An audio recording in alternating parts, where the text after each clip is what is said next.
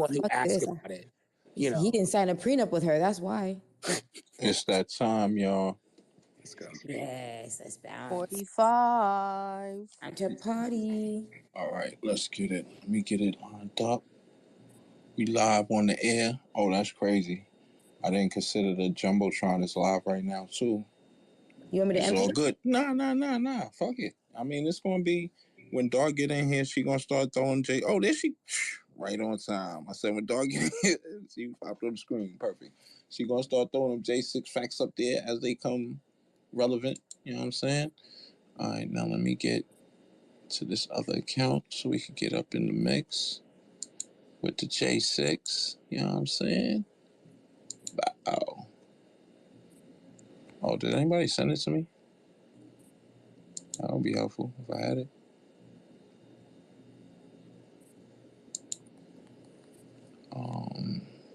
Let's see. I need to link to the joint. Queen, there you go.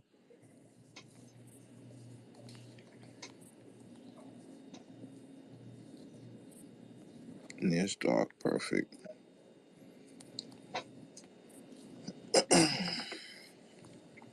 Queen coming up right now. Dirty, you gonna hang out up here with us? Probably not, but Okay.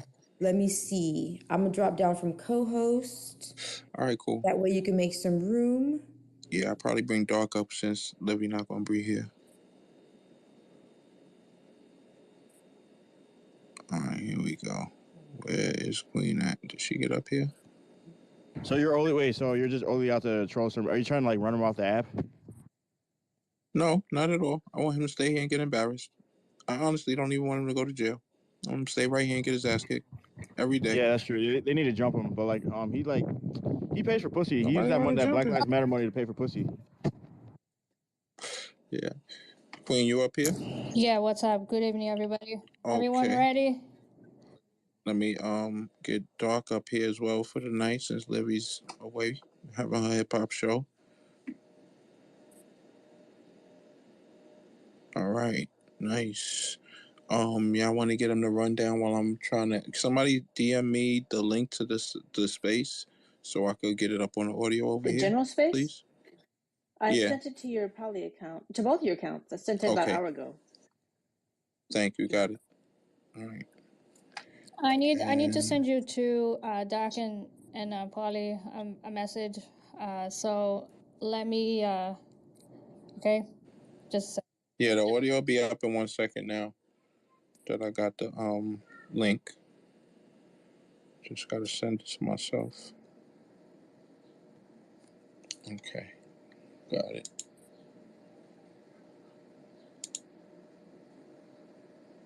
Hope everybody got their beverages, got something to smoke on and all that. You know what I'm saying? Some snacks. We're about to have a party. It's a party. It's a party. It's a party. Which account did I send that from? Oh, here we go. Wow. Good. Copy message. And here we go.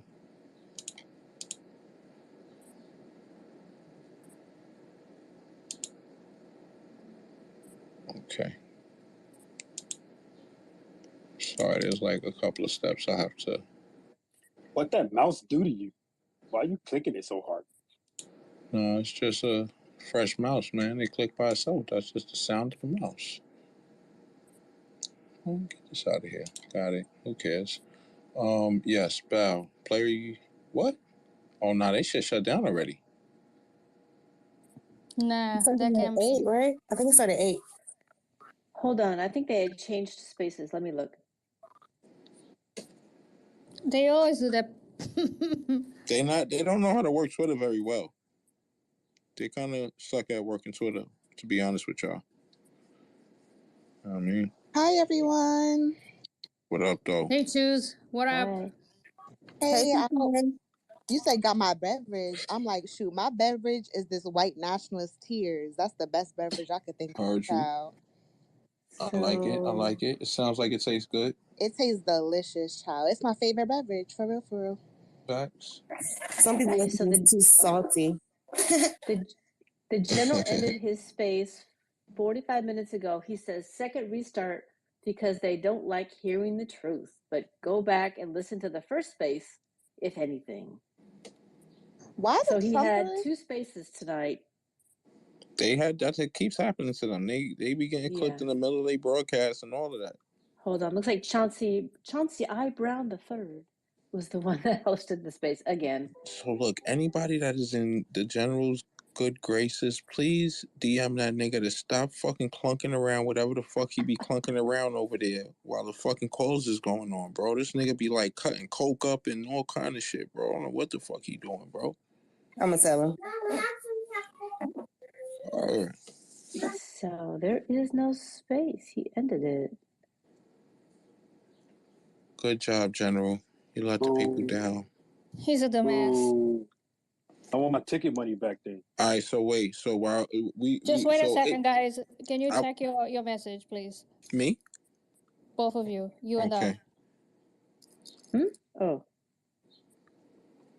I mean, I'm not opposed to that's your call. I'm not opposed to ops hearing what we got to say.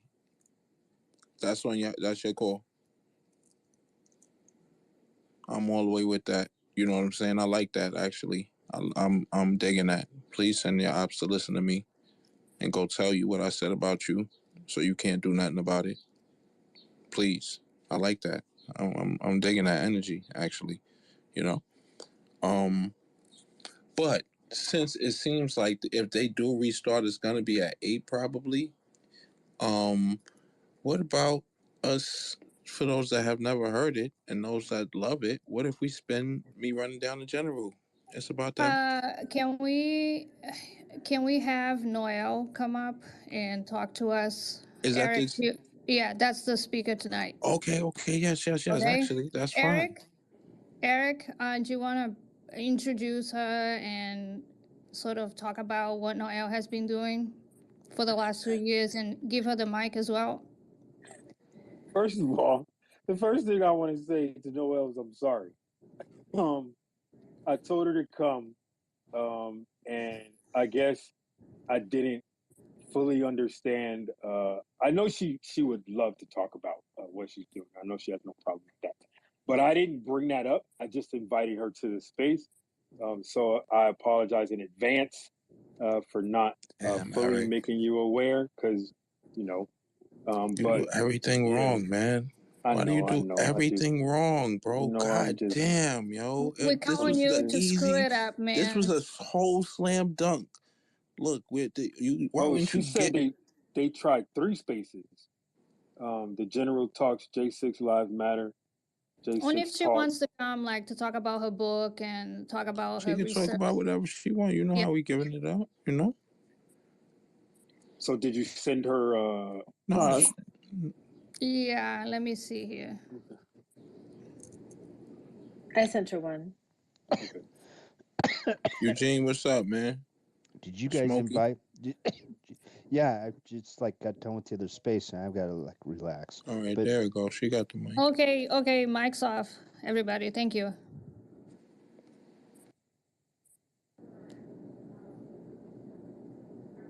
Hi, Noelle. How you doing?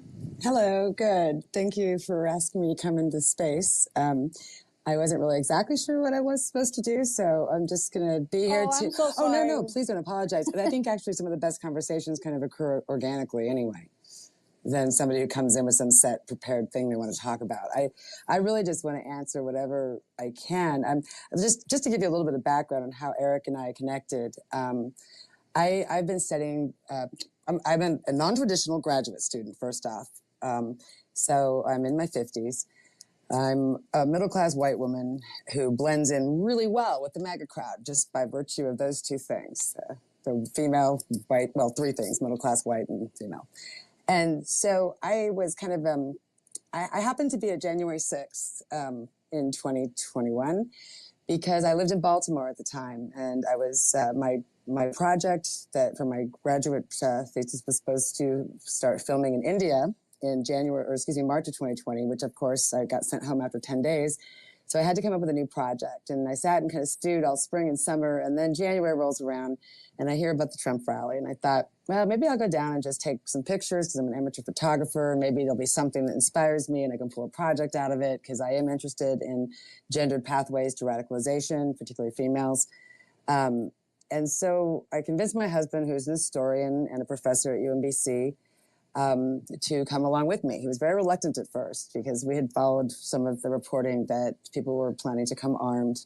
And I was very cavalier, thinking, is Washington, D.C. will be fine. I've never been in D.C. when there's even been a hint of trouble, when everything was just shut down.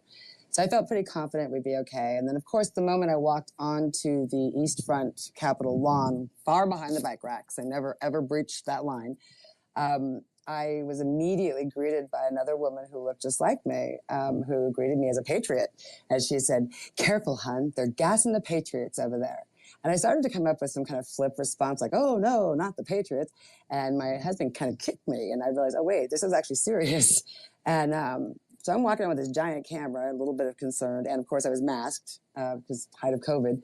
But I wasn't harassed at all. Again, just the fact that I was a middle-aged white woman who wasn't yelling things at them in a negative way allowed me to be completely accepted and to move freely and do what I wanted to do. So I took a lot of pictures. Most of them were crowd photos from a distance because I never did get super close to the building at all. And so that was, when I went home, we had no idea what was actually happening. You get no self-service in those kinds of crowds in DC. And so it wasn't until I got back to Union Station that text started rolling through and I started to get some idea of what was happening.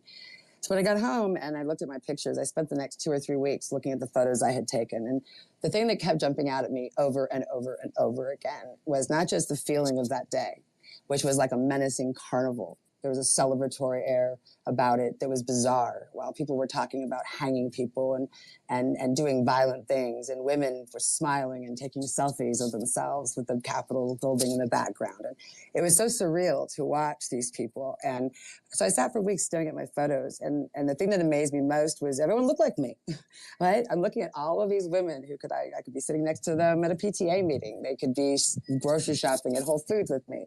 They could be my neighbors. They could be the guy who put the addition on my house, right?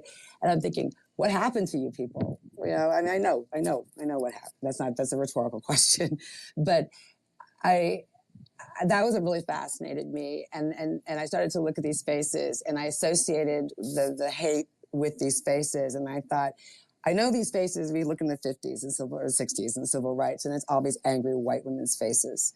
And that has never changed. It just got a softened look. And Donald Trump, when he came onto the scene, really kind of gave everyone permission to say what they all been thinking and saying in their private spaces, but they got permission to say it out loud, and they've done it with a vengeance. And so I started to look at these women, and when I made a chart of the first 90 women who had been arrested, I grouped them by generation. And the vast majority of the first 100 arrests were all Gen X, which is my generation, or either very young boomers or older millennials. So we're looking at the ages of 40 to 60. So I'm trying to figure out like what happened to these women. And if you look today, that's still the demographic that's holding on to this identity so fiercely. Most of the really young ones have kind of gone away, done their thing. They're in many of them are much more violent groups that know better than to like broadcast their plans on the Twitter Spaces that's recorded. But it's really that same demographic that's still keeping this, quote, movement, at least this online movement, which is really what it is for these people, kind of moving, where they're willing to spend 10 hours a day in spaces, which is literally what some of them are doing. And I've watched this kind of a fascination as it started after the first of the year. It really seemed to get go. Well, it was Elon. It was Elon Musk kind of inviting that stuff back in. And then they all started doing the spaces. And as a researcher, it was super easy to start following people and listening to their spaces and kind of being, laughing to myself as people were incriminating themselves prior to ever going to trial. It was really strange. And then when I saw Pam, it got my attention because although Pam is not one of the three that I finally settled on writing about, I have 3 different composites I've chosen. Pam was also someone that I still was able to follow because, once you run in one of those circles, they're in all of them somehow. And so I've monitored off and on for years. And when I saw her name pop up in a space, and what caught my attention was someone I actually follow, who I consider like a legit researcher, was in that space with her. And I thought, what the heck? So I joined it under my sock puppet and I listened. And I did that for a couple of months while she was still, I believe, still fans of Donald Trump to a point, but was starting to reject the J6 narrative, as she said. But what was interesting is I watched all this up until the point where it was right before she denounced Donald Trump and right before she did the CNN interview. And I talked to her on the phone and she explained to me that, and this is nothing confidential, I'm not breaching confidence here. She explained to me that, yes, she had had an easier time kind of coming out of this because she had the 12-step program under her belt. And I commend her for that. And I think that's true. I think that she also was a counselor. In the 90s, it looks like she probably has a master's, and she did a lot of addiction counseling. And so she understands the language and the vocabulary. She has the vocabulary. And so I was very curious to see how much was legit and how much of it was another grift, maybe a continuation of the decade-long grifts that have been going on with Pam. And I was starting to think that there were some genuinely curious questions coming from her. And I think there probably were some questions that she was actually interested in a real answer to. But it wasn't until this past weekend when I was listening to, well, I didn't listen to the space, it was 10 hours long, but I started listening to recordings, fast forwarding through different parts of it. But when I heard Eric come up on her space, and I'd heard Eric speak before, and he was always reasonable and rational and put up with quite a bit, actually, from a pretty ignorant community. And I listened to him try to explain in the most benign of terms. I mean, like, we're talking like, let's learn racism 101. Okay. If a marginalized community comes to you and says, your actions caused us harms, it's not up to you to determine the level of harm. It's not up to you to determine if, in fact, there was harm. You're just supposed to listen to the community that's telling you what you did so that you can learn maybe not to do that again. It was really a really basic message, to which he was responded to. And I'm not exaggerating when I say this. Eric can back me up. The message Pam returned was, that's not my problem. And it had even more venom than that, but I'm outside and I don't want my neighbors to think I'm screaming at my husband today. So that was when I went, okay, all right, my gut's probably right here. And so I wrote a big, long 10-page rant about everything I know about Pam. And I was going to try to publish it. But unfortunately, this is the problem with news cycles, right? Nobody can actually publish the details so that you really have a full picture of who this person is. And there's no way they flipped overnight. They flipped because their grift was up with that world. And MAGA started to turn on Pam. And they started calling her a Fed because her own manipulation allowed her to get behind the police lines during J6 and film the crowd from a vantage point no one else had. And so being with a conspiratorial-minded group like J6, immediately they start saying she's a Fed. She is not a Fed, I can promise you that.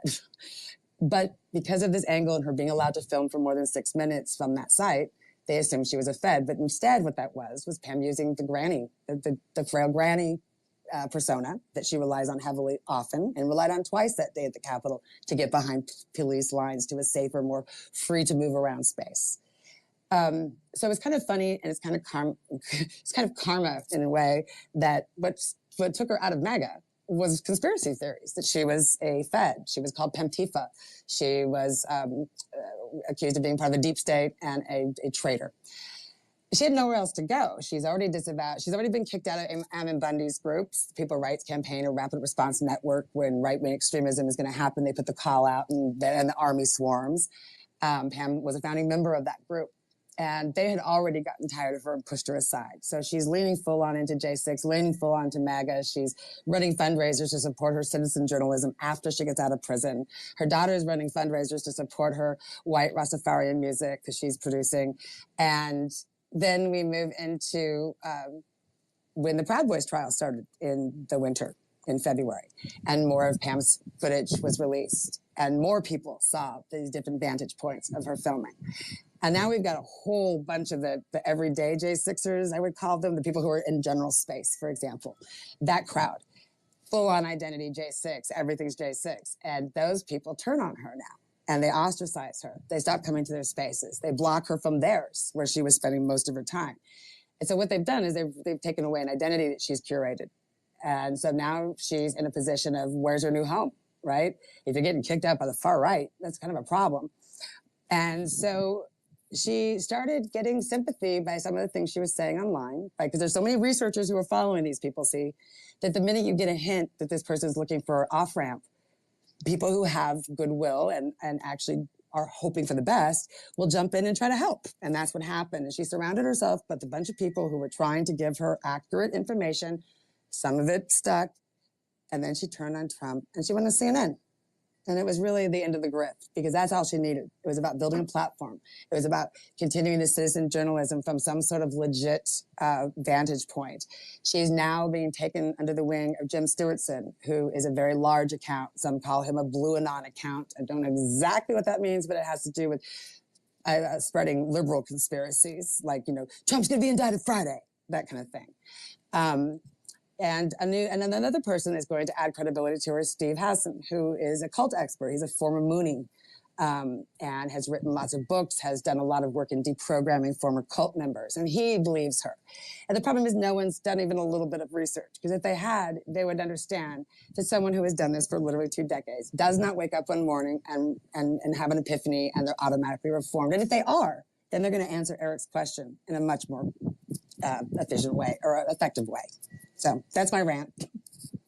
Noelle, and I'm gonna thank you for, you know, all of your work and for unfolding and, you know, going deep. And some of us have done not nearly as half of what you've done, but we have watched her completely breakdown and inconsistency with her stories. And when she's pressed, you know, when you press her against the wall, that's when you actually see her go back to her old ways. And I've been saying this pretty much in every space. When you have been living that kind of life for decades, and people can go and watch her videos on YouTube or what she's done, especially for the BLM, because that's one of the things that I would like you to go and talk about, because she was an instigator on that as well. And when pressed here about where is the video of people trying to attack you, she left the space, right? So yeah, I do know about that. So yeah, so it's interesting that I've never met you, and you have come to the same conclusions that the 3 of us or the 4 of us here have, right? That this is this is a grift, and 100%. And she's been grifting, and she's not somebody who is reformed. And that's not even a little. No, you can't. I mean, and this is what that I don't mind. You know, you're gonna make mistakes in your life, but here's the thing: she uses her knowledge of being a counselor to manipulate people online, and people are actually falling for this stuff. And your book is gonna come and fill in some of those, I would say, holes that we have of how and why they are falling for her lies. You know, maybe you've been listening to her more than I have, for sure, because, you know, there is so much that we can do in 24 hours here on these spaces, and maybe you have some knowledge about the characteristics of the women that actually go into these spaces, right? You've said some already, white middle-aged white women, right.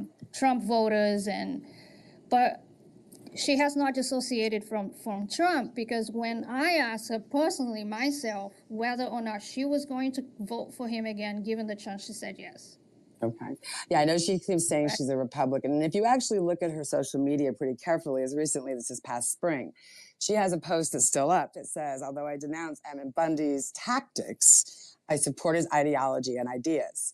Okay, well, the tactics he uses that she objects to, and this is the one thing I can say is legit, she does have a problem when they push back against police officers in a physical way and when they scream in their faces. I've seen her own videos where she has been trying to get her fellow agitators to stop yelling at the police officers, you know, because in Idaho, typically the police are not going to get your face anyway for what they're doing.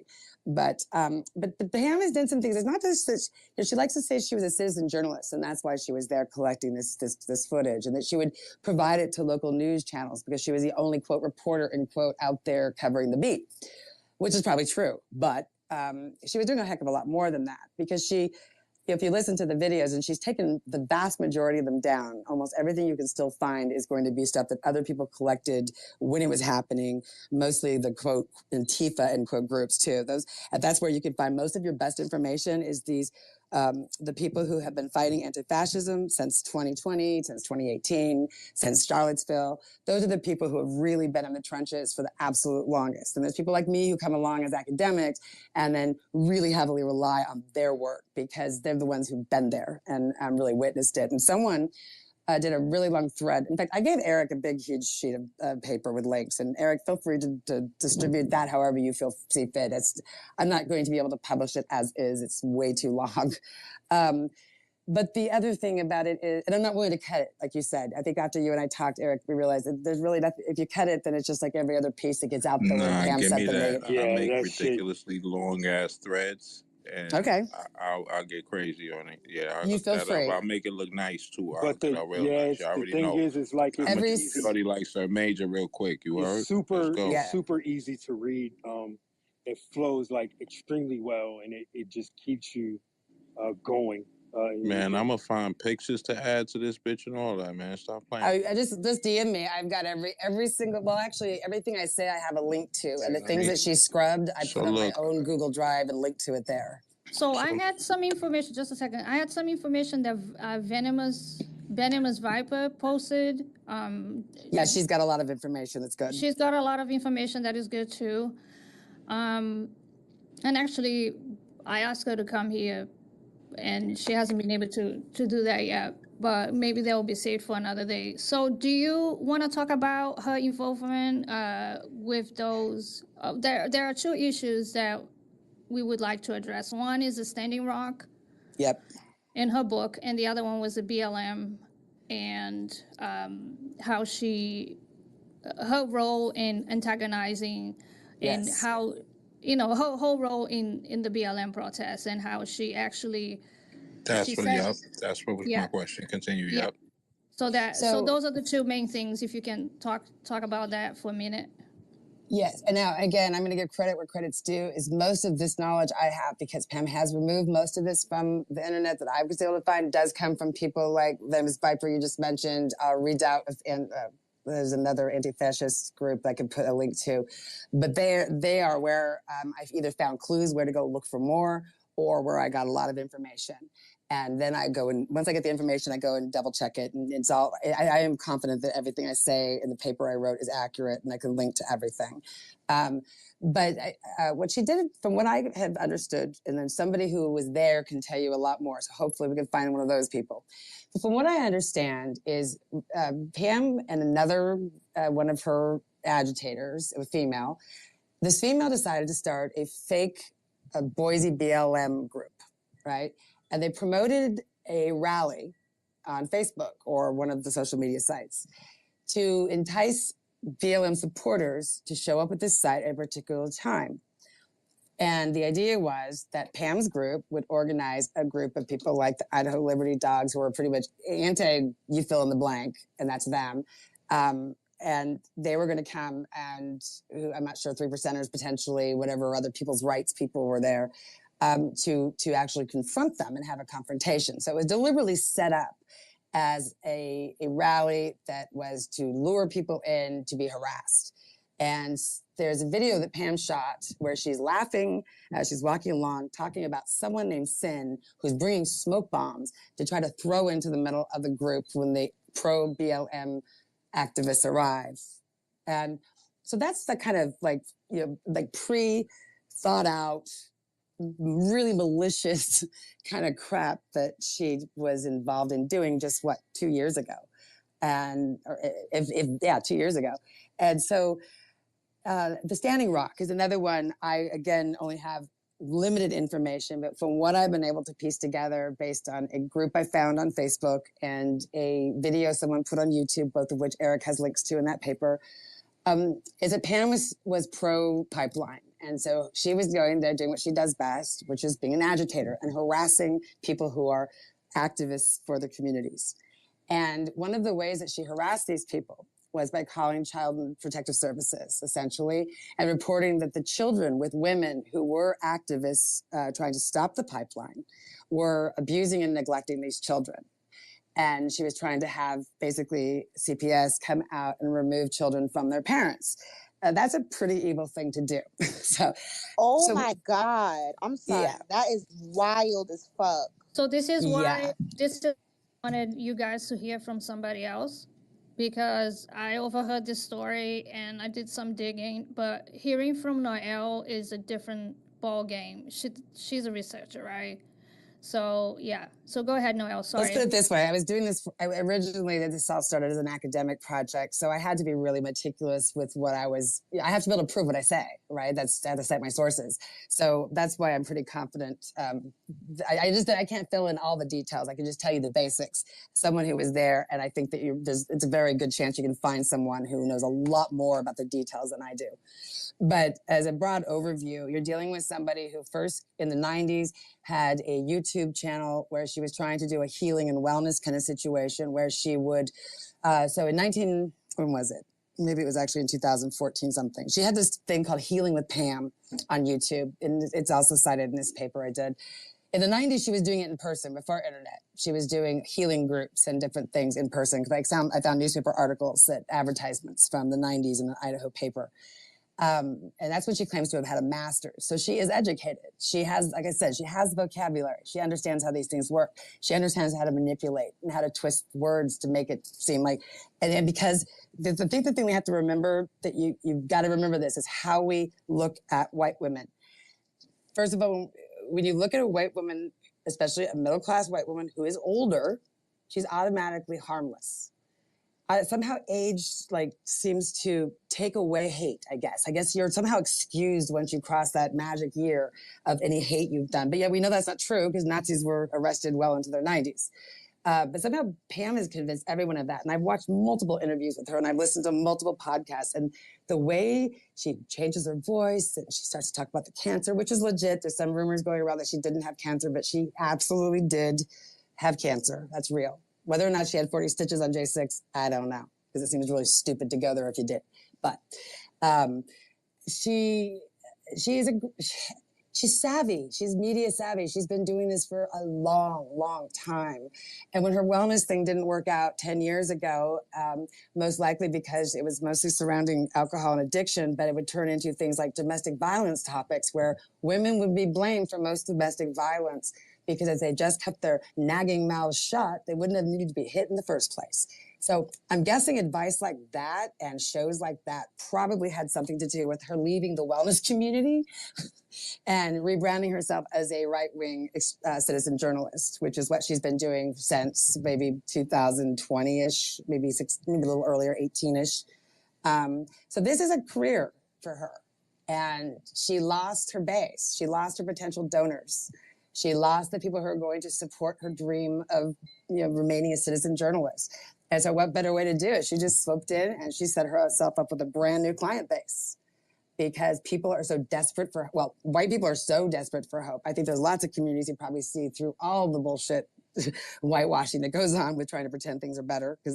But Pam, the people want to find hope so badly that they're just willing to take her at face value. Well, that was then, this is now. She's 70 years old. It's a generational thing. No, it's not a generational thing. And someone who truly, even if it is, let's say it is a generational thing. Let's go ahead and blame it on age. Even if it was, when someone articulate and calm and reasonable like Eric tries to explain in a really basic way to her white, and that response is met with hostility, anger, and denial. That is not someone who wants to change. That's someone who's trying to control the narrative 100% all the time. So don't be fooled. Anybody who's fooled, just don't be. And maybe if I'm wrong, then you can all come tell me, but I can pretty much guarantee I'm not. No, you're not. I'm not. So I probably was like, how can you go in chemotherapy and have 40 stitches to such a heated situation? I don't think she had stitches. Yeah, I'm not gonna say much, but I am 100% sure that she did not, because somebody with 40 stitches, if you know what it looks like, yeah. Well, you wouldn't be able to move along. Right, Yeah. and during those BLM protests, her videos, her face is very puffy. It does look like someone who's having cancer treatments. So you can see a difference in the puffiness of her face when she's undergoing chemo. And typically, you would have a lumpectomy, and then you would start your radiation and chemo. So she would have had stitches like a year before, unless they went in and did something secondary. So that's probably something I shouldn't even surmise, because it's total 100% speculation on my part. But we can say this, I think, with certainty. If you actually had 40 stitches and you're going through cancer treatment, then putting yourself in the tunnel, essentially, or the doorway of the East Front with a huge crowd of Oath Keepers and other violent paramilitary type people surrounding you is probably a really bad idea. Right, so we can use we can call it bad judgment for sure. Yeah, we got some hands here. Do you mind taking questions? We have Choose and then Eugene. Yeah, nobody's sick of hearing me. Sure. I'm not sick of hearing you because this is fascinating.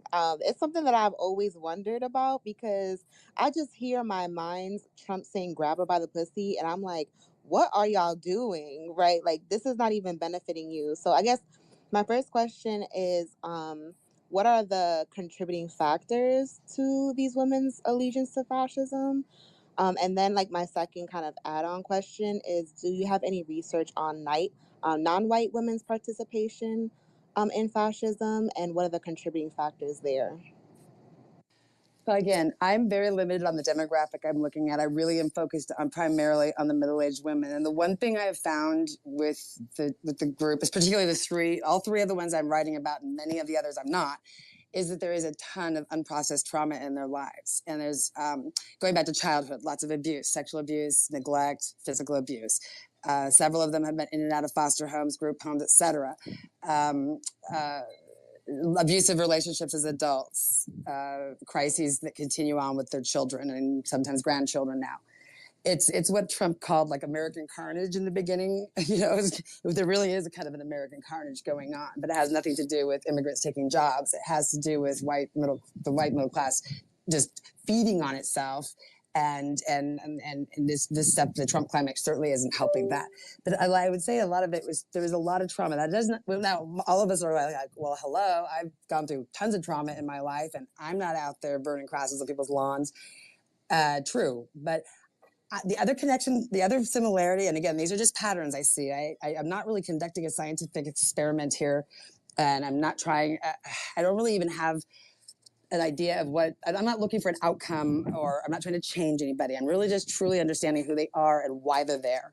And the other thing that I would say, especially again with middle-aged women, is as women in general, we're invisible after we're through our reproductive years, right? I mean, once you're no longer, even feminism, white feminism, says that basically, 18 to 49, and after that, you're kind of surplus.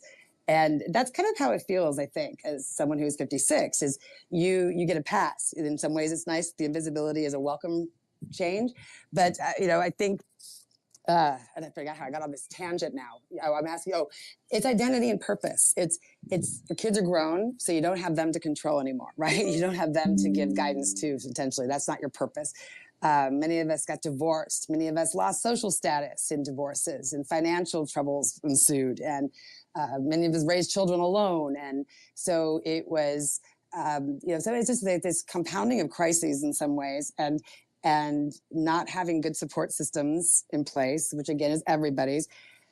The other thing was kind of, many of them had a belief in Pentecostal faiths, which require some, this is all my opinion, this is I do not want to step in this religion discussion, but there are some branches of religions where suspension of disbelief is more important than in others. And a lot of them had the ability to suspend disbelief in lots and lots of ways. So when you couple that with the trauma they've involved themselves with, or they've been involved in, there's a disassociation that happens, I think, which is why it becomes so easy to believe in conspiracy theories. There's also wanting a savior, right? So when lockdowns happen, a lot of these women reported they stopped being able to go into their brick and mortar churches.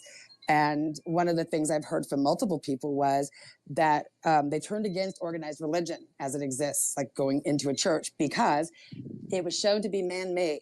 when mandates affected the closure of churches, it was no longer something they thought was ordained by God, because God would never shut his doors to his followers. And so many of them turned to like messianic preachers online, which we know what that looks like. And then you get a whole bunch of people following what they don't realize is dominionism.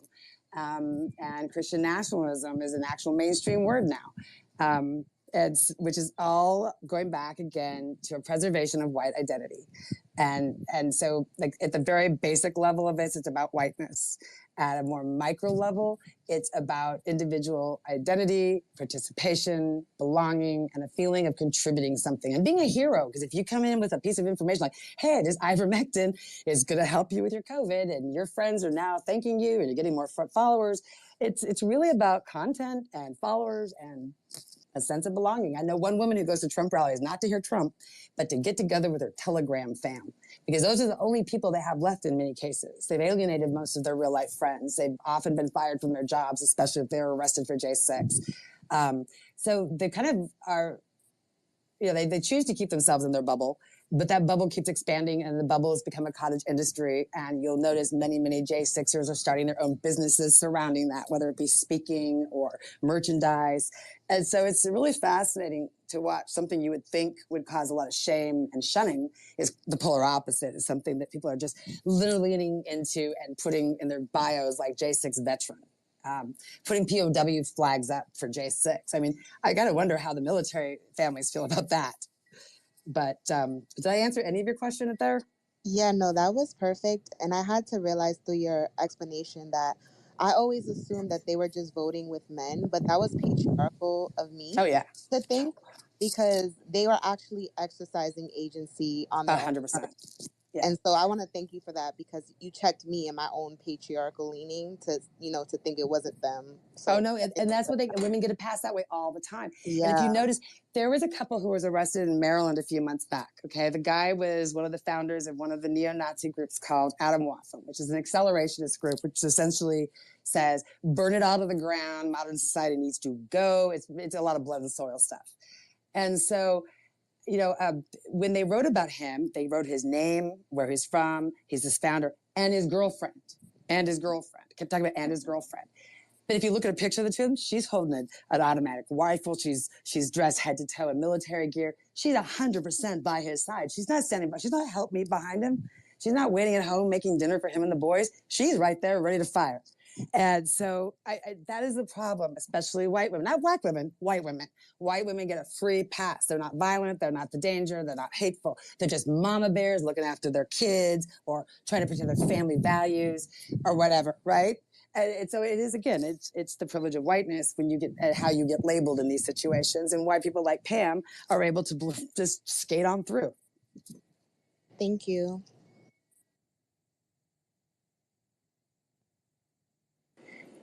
Eugene, I think you were next. You know what? If Dark Garland's got a question, Dark Garland, if you've got a question, I'm chewing on some things right now. Sure. No, well, this has been such a welcoming event. I'm sure I speak for a lot of people that we've done, a deep dive in a very quick fashion, trying to find out how this woman has become so popular so quick, how so many people have continued to either believe her, or how she's regenerated her base so frequently, so effectively. And it's quite something to see visually, here on the social media platform.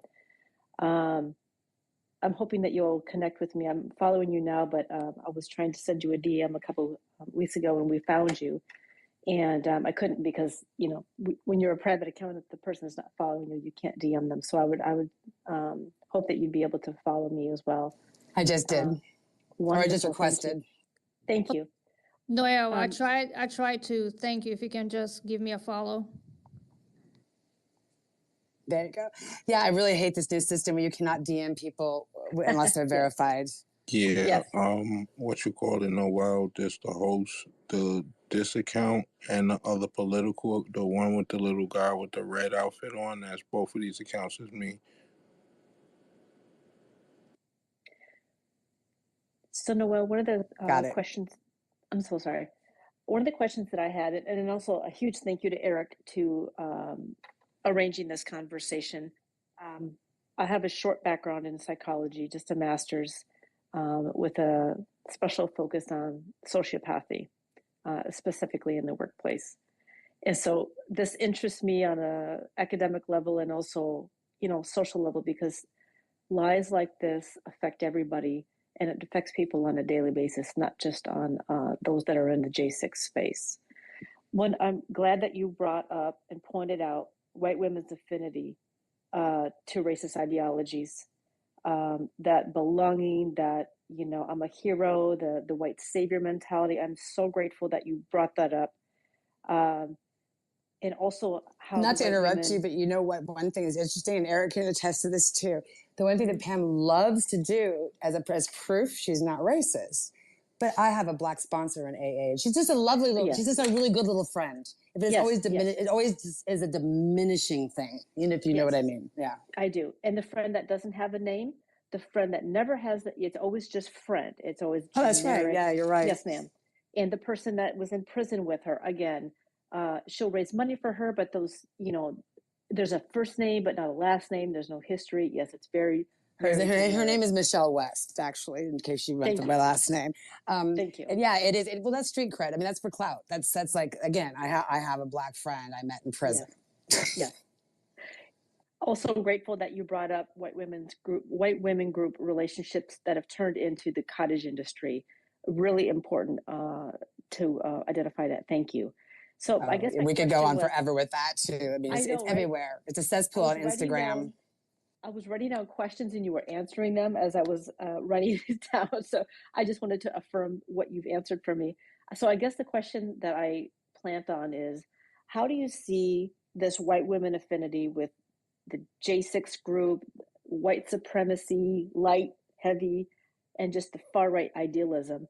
How do you see that panning out, and how do you see that working in the long term for them? Do you see them idealizing themselves as leaders or grifting participants? Does it depend? How do you see this panning out for them in the long run? I have a little bit of a myopic view here because I started this so early, right? I started tracking them from like the very first handful of arrests. I just kept going through the women and again, mapping them out by generation. So I've missed a huge swath that's come through since probably, January 22, because at some point I had to stop. It was like drinking through a fire hose. And honestly, I don't have a lot of hope, because I've long not really believed that much has changed in this country since I was born, right, in the late 60s. And I just think that we learned how to code it better. And I think that the social norm required coding and dog whistles and not say stuff out loud. And then, but since 16 has been this let it rip thing where when Donald Trump was being as crass as he was and gave permission to say it out loud, it's okay to fly a Confederate flag from a pickup truck in Maine now, right? And it's always been there. It was socially unacceptable to talk about it or to use it outside your house or whatever. And honestly, my demographic isn't going to change, I don't think, because there's too many years of conditioning into demonizing too many groups of people. And that's what Moms for Liberty is doing right now to solidify all that. I mean, again, I blame the media a lot for not doing their homework and not warning people what they're dealing with and giving free passes. I watched a CNN interview with the two founders of Moms for Liberty sitting with Anderson Cooper from December of 2021. Now, they were founded in January 21. They called themselves a grassroots mom group. There's these attractive middle-class white women, and no questions asked. They're raising all their funds through T-shirt sales. And 5 months after their original founding, a grassroots group of moms selling T-shirts were able to host a fundraiser where Megyn Kelly was a speaker and tables were sold for $20,000 a piece. They were able to secure spots on Fox News, on Tucker Carlson, on Rush Limbaugh. And I don't know very many grassroots mom groups from my kids' schools that could have done that. And so that should have raised a lot of questions for everyone who interviewed them. And the interview I watched, Layla Santiago was the one interviewing them, and she did have a skeptical look on her face, and the tone of her voice even was like, T-shirt sales, really? Yes, T-shirt sales. Well, if she had done her homework and looked at the cost of this table I'm talking about, she might have said, well, how was it that you did this? But because an hour-long interview gets whittled down to 5 minutes, you get a bunch of nice moms trying to maintain wholesome values for their families, and that's what they're up against with curriculum. And that's what we're all told, right? And that's so far from the truth. And now we're starting to see it because now it's getting more obvious. But they had a full year and a half to start to build that momentum before they started getting called out. And it wasn't until someone stupid put a Hitler quote on their newsletter and made national news. So the media needs to do a much, much better job when they're reporting about women. The flip side of this, if there's any question where racism lies, they have no problem being derogatory against Black women. Never have a problem with that. If there's an issue with children, it's a negligent mother at fault. It's not fierce mama bears trying to protect their children or whatever, right? So and I think honestly, the only way out of it is educating and ideally higher education, but even community in education. These spaces could be used in a really constructive way if they had people who weren't there to exploit or grift, right? And that's the problem. This is a great, I have found Twitter to be an amazing space for me, especially since my master's project is on hold right now because I wasn't able to maintain the kind of academic distance I wanted to maintain to make it my project. So it's now a book. But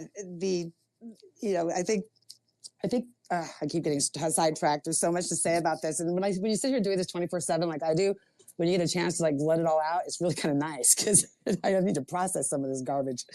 I don't think it's going to change though, unless people only change when it's something personal. And I noticed that with a couple of my J6 women, for example, who had a history of very anti-LGBTQ stuff in their social media. One of them's son came out gay in 2020.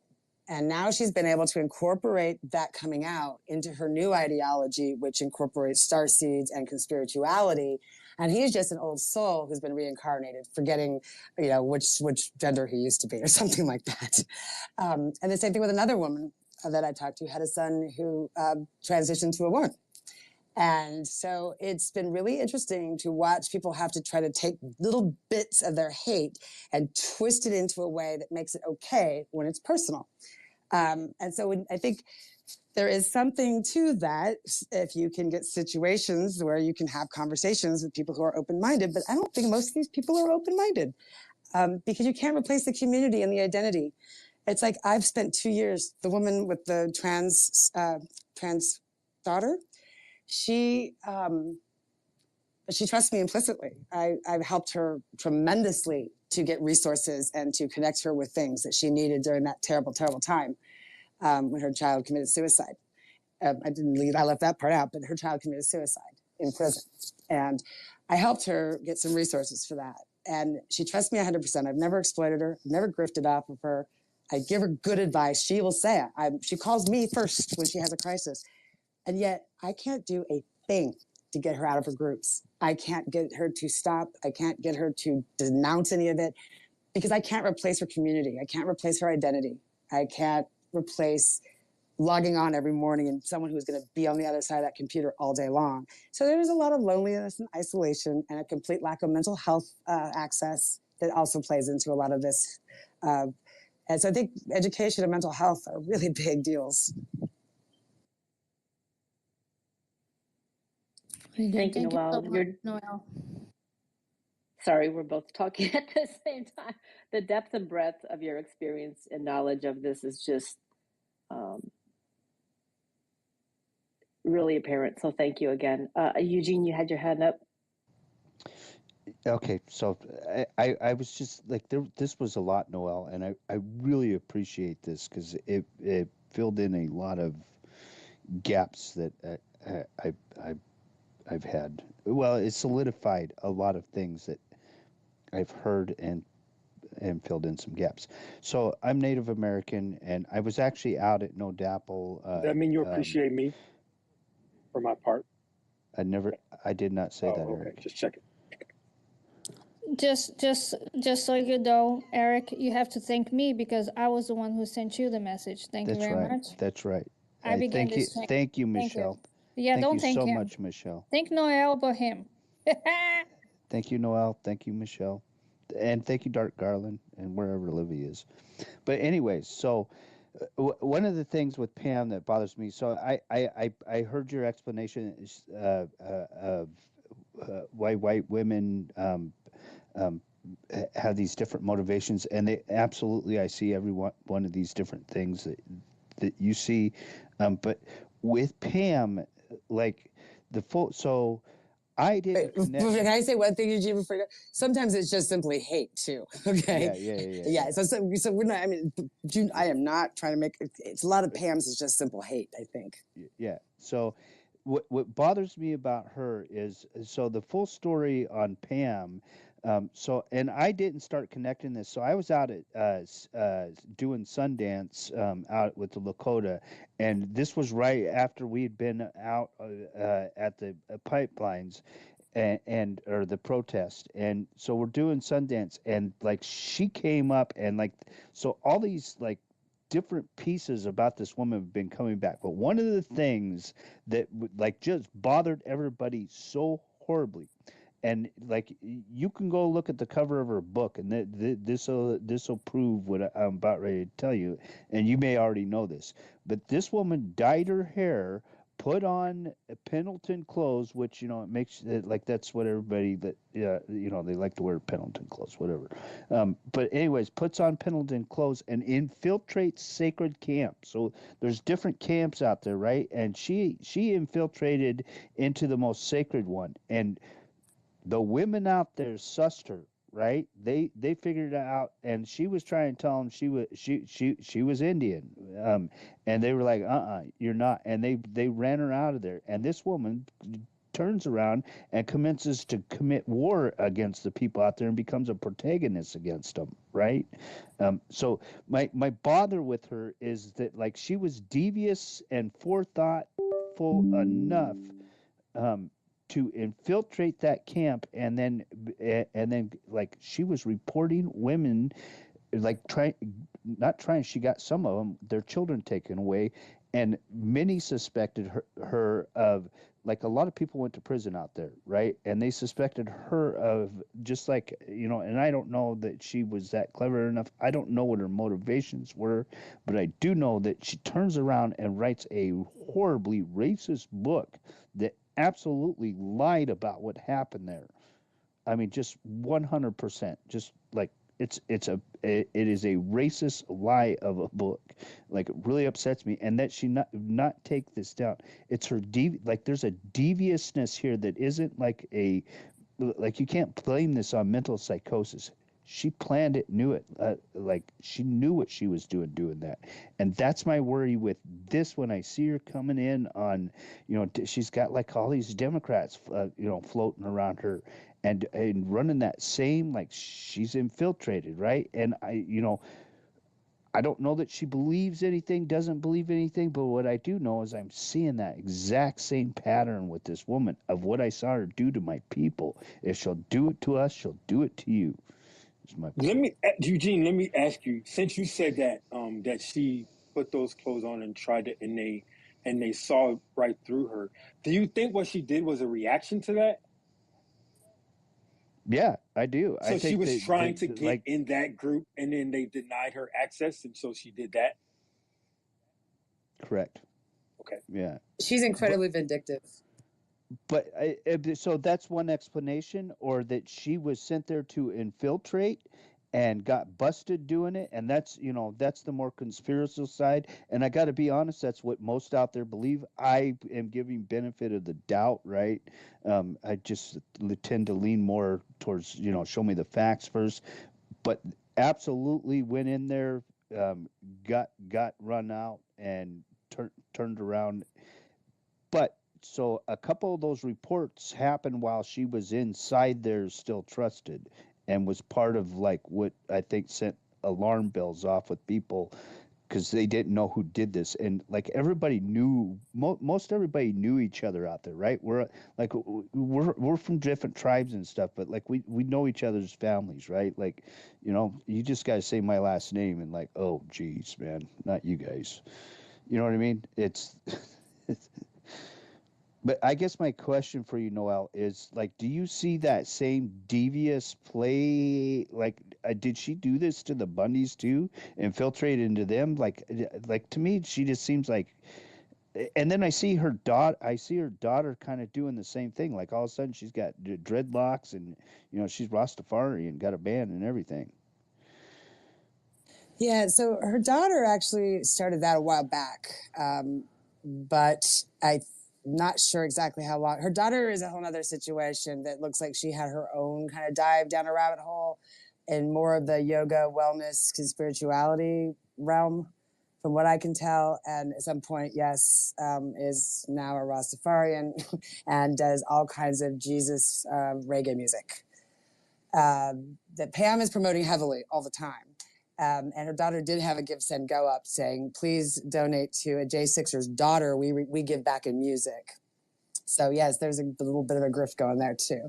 I was actually looking for that Pendleton, or that shirt, or that picture. I have it somewhere on my computer. Unfortunately, I have so much junk on here about Pam. It's hard to find it at the moment. But when I do, I'll put it in the link. It's actually linked, I think. Oh no, that one is not linked. But I'll put it in here for you guys if I find it. So I don't think she's changed. No, it's a grift. Pam is about Pam. Pam is about making sure Pam's going to be okay. And she is evil. She is vindictive. I was curious about your conspiracy theory, like when you said that she was sent to infiltrate. Who do you think sent her? Oh, those oil boys were trying to pay everybody to get in there. Fact is, I had two of my guys that were bringing in. They were Hispanic, right? And they were bringing in a truck of solar panels for me. And they had stopped at the truck stop, and these guys had told them, "We'll pay you if you can find out any information." They told them that, and they. Then you know what? Then you might have something here, and you know why? Because I know in her background she lived in Bakersfield for a while. In fact, got her degree from Cal State Bakersfield. Bakersfield is a big oil area. Yes, it is. And when I looked into her background, I actually saw something about Oildale, which is a part of Bakersfield. So she has a history in Bakersfield. And if you want to DM me, are you verified, Eugene?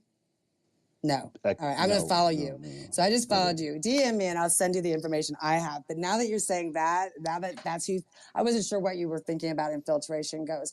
What year was that? 2016? So I was out there in 15 and 16. Yeah, so 15 and 16. Okay, that's before her time with Ammon Bundy. Yeah. So she left out of there, and then so I live up in the Northwest, right?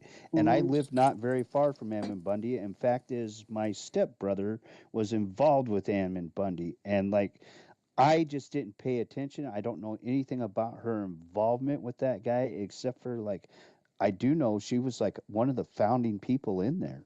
Like he started the beginning. He started a group called People's Rights in 2020, and it was basically a group of anti-government extremists, far-right extremists, who were serving as a rapid response team, essentially, so that like when Eamon would refuse to put on a mask to go in an office and they threatened to arrest him, he would put out a plea to his People's Rights Army, who would all then flood that place to harass the employees trying to do their jobs.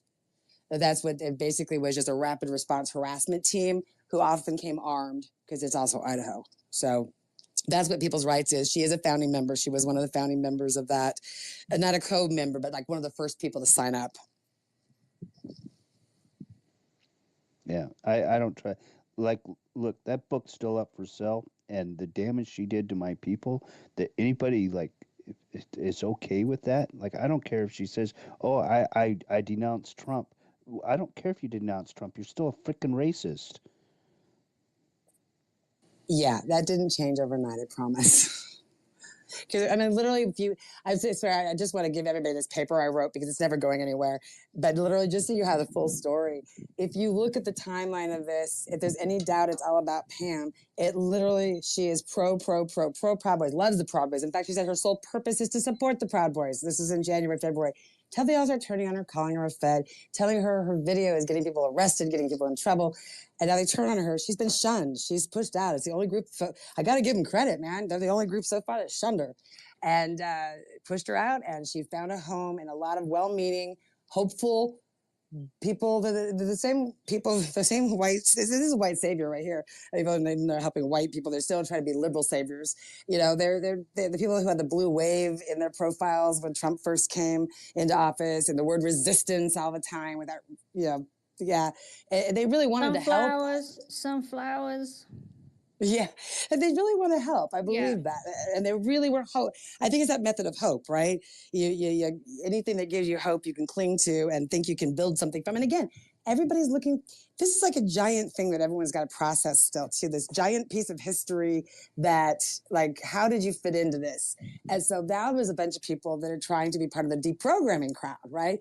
Well, what I did during the resistance, I was in there trying to help the MAGA people come out of the dark hole and find the light and to embrace, quote, woke culture, right?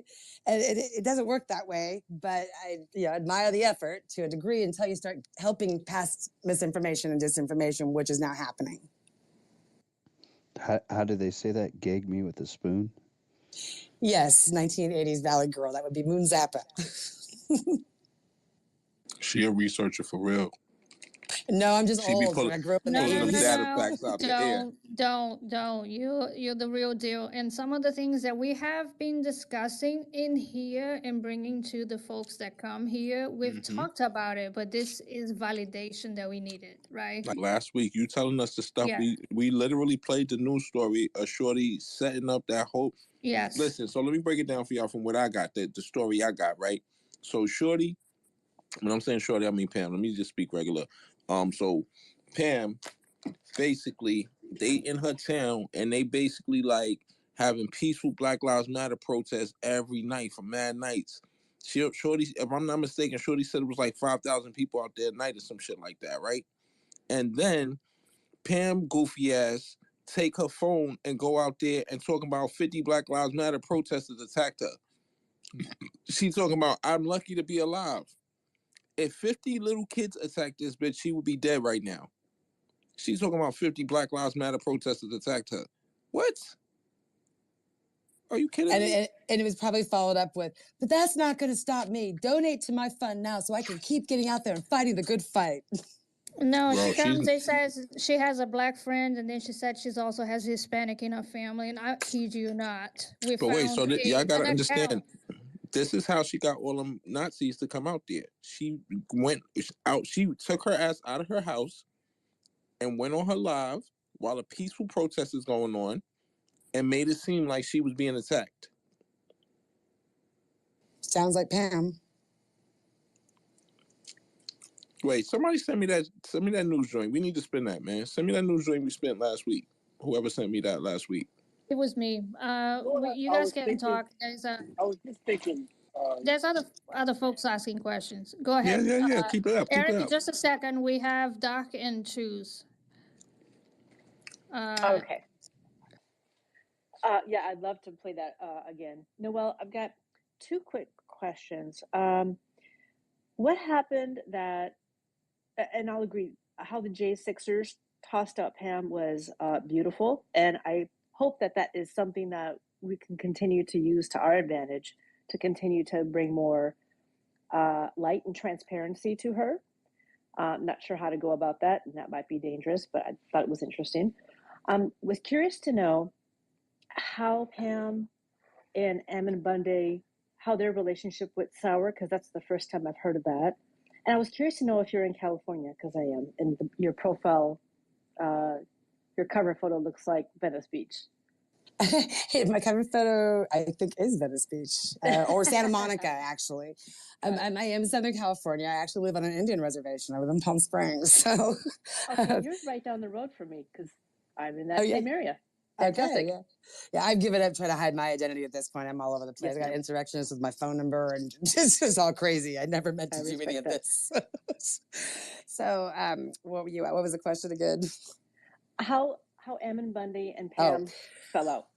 I don't know the absolute reason, but one thing I have been told was that they were real sick of her with the camera in their face all the time. And the one video that I think is probably one of the last she took for them was during what I call Baby Cyrus Gate, which was happened in March of 22, when an associate of Ammon Bundy named Diego, his grandson, I guess had some issues with health and was taken to the hospital by his parents, and the hospital called CPS because the child was severely underweight and malnourished. And this was, I guess, an ongoing case where this kid was having trouble gaining weight for either medical reasons or whatever, but the parents kept missing appointments for checkups. And so when he came into the hospital dehydrated and malnourished, they said, well, these parents aren't doing the stuff that they're supposed to do for follow-up, and they opened an investigation. Ammon Bundy called it a medical kidnapping when CPS entered and took the child in protective custody. Rather than looking at what the facts were, he then put a call out to the rapid response team, and they all descended upon St. Luke's Hospital in Meridian, I think, Idaho, and then harassed them. And to the point where the hospital had to go on lockdown one day, which meant that ambulances were deferred to other places. It actually caused a lot of problems, and they're suing Ammon Bundy right now, and there's a big standoff going on because they're trying to serve him, and he's calling the rapid response people to come to his home to guard the driveways, right? This is a man who likes to have standoffs.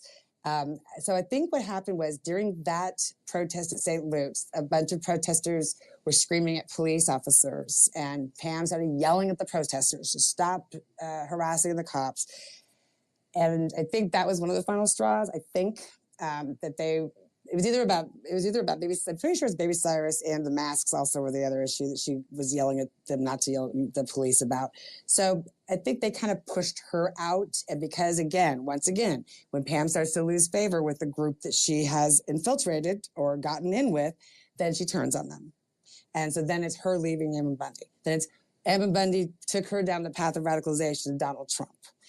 And Pam did this all by herself again. If we go back and look at her videos from her self-help stuff before she was ever political, she's telling women they're the reason they're getting beaten. Okay, so this is not a woman with sound judgment. This is a woman who has very far-right ideologies. She's been spewing them for years and years and years. It just wasn't until Ammon Bundy started this people rights campaign that she got hooked up with them. So she made it look like they'd been buds forever, but it really was just in those couple of years that she had latched onto them to hone her title as citizen journalist. It was footage she could collect and then disseminate to the local news channels to get her name out there. And she did something similar with her J6 footage. She was not arrested until August. So she was in control of her phone and her original J6 footage from January until August. And I noticed that someone was running a clip 2 days after January 6th that gave her film credit. So I don't know if she was selling footage that early on or if she was giving it away, but Pam's number, you can tell, here's this woman who was at this insurrection, who knows what happened inside once she actually got away from there, was able to turn on the news, and just all she can focus on is getting her footage out there to make a name for herself. So this is just whatever is going to benefit Pam is what she does. And then there is the vindictive streak for sure. If you mess with her plans, she's coming after you. Choose, I think you were next. Yeah, this is really informative. I'm not gonna lie. I never thought about the intricacies of the MAGA movement because, like, to me, they're just fascists. But it's interesting to hear you speak about the kind of different archetypes that exist within the movement. You're saying, like, there are people who are aware that they're fascists and they're quoting Hitler. There are people who are, like, in it in a spiritual way. Can you, like, explain some of, like, the archetypes that you've observed while studying this movement? Because that's really interesting to me. Yeah, it's been really strange. And this was, I had hoped to never have to delve into things like QAnon when I started this project, but that was impossible. Because what I see, and I don't know how to, the only way I'm able to describe this to, like, I tried to describe it to a friend when I was asking what I did. And I view this movement, this current movement, as like a trade show, right? Everybody comes in the trade show, they set up their booths. Some people have bigger booths than others, they're more prominent. Other people have little small booths in the corner, but you might make your way to them. And each booth has their swag, and you get your little bag, and you walk table to table, you take your swag, you throw it out on the floor, you pick out what you want, maybe you'll get some anti-government, here's some anti-vax. Yeah, I kind of want to keep my kid. I don't want total segregation, but 2 kids in the class of color is fine. I'm going to go with Moms for Liberty here. And then you pick your ideology. And it really isn't about ideology. It's about group identity. It's identity politics. You could be, you might not have neo-Nazi ideals, but you're okay being adjacent to them. And that's the thing about this movement. is you might not share the exact ideology, but it doesn't matter. You're still in that same swag bag because you were still invited to the same event. And so as long as you're in that same event, it's okay if you believe the earth is flat. It's okay if you think you're a Lumerian from a distant galaxy or a lost, like Atlantis type of situation, which lots of them actually believe too. Because at the end of the day, the bottom line is maintaining whiteness as an identity the way we always have in a dominant position. That's really the bottom line for this entire trade show. That's good. Thank you. Oh, and people of color. Someone asked me a little while ago about do I look at women of color who are radicalized? And I have not. That was me. I focused primarily on insurrection. I always focused on day 6 women, and I, so far, don't know of any Black women who've been arrested. There have been a couple of Latina women, but no Black women. And so, I don't, Black women have their own role in white supremacy, as I'm sure you know, right? But they can uphold it in looking for that acceptance. Candace Owens is a perfect example. Okay, she's a Black woman who's adopting the values and ideals of a white identity to be accepted in whiteness, right? Like it's an internalized racism that she's totally fine with. There's a lot of people like that are able, again, they don't mind being adjacent to. And I don't understand that part. I've not studied that part. I know about internalized racism. I know that internalized sexism. I know all of that stuff. But I don't understand the dynamics and the psychology of it exactly. Except again, I would assume it's for acceptance in your niche, right? Yeah, no, that makes sense. I mean, when you said that they're doing 20K a table, I'm like, maybe I'm gonna slap a relaxer on my head and call myself Candace Owens because that's a lot of money, right? And you could do it. I No, was they saying the get same big thing. money to talk. They get big money to come and talk that fuck shit. I'm telling you, they get like, what was the hold up at the Trump rally? They paid that girl like $63,000 for a 5-minute introduction. What we talking about? Because they love a token, right? They love a token to give them credit. Oh, no, this was a white girl, but still, I'm just saying the speeches in general. That they at their lips, that girl got paid like $63,000 or some shit like that. There's a lot of crazy money going around these groups. I'll tell you that much. There is a lot of crazy money. No, that's good because it makes sense that there's like these different silos that like some are like conspiracy theorists, some are like actual Nazis, but they're all okay with being in association with each other for their shared vision of protecting whiteness. That makes exactly, and I think that's what's different, and that's where the internet comes in. See, and we all wanted to start this out saying these were little fringe groups. Oh, don't worry about them; they're a fringe group. They're going to go away. And maybe if it was a cornfield in Iowa with a small group of neo-Nazis, they wouldn't have the reach that they have today. But when you have an internet and you can put these people in groups for hours on end every single day, you got a worldwide movement. And that's what you have. In my sock puppet account on Facebook, I have friends from literally South Africa talking about their First Amendment rights, right? Well, they don't have a First Amendment right because they're South African, but they're racist. And they want to uphold whiteness, and that's what it all translates to. Whether you're American, Australian, from New Zealand, or it's really pretty clear.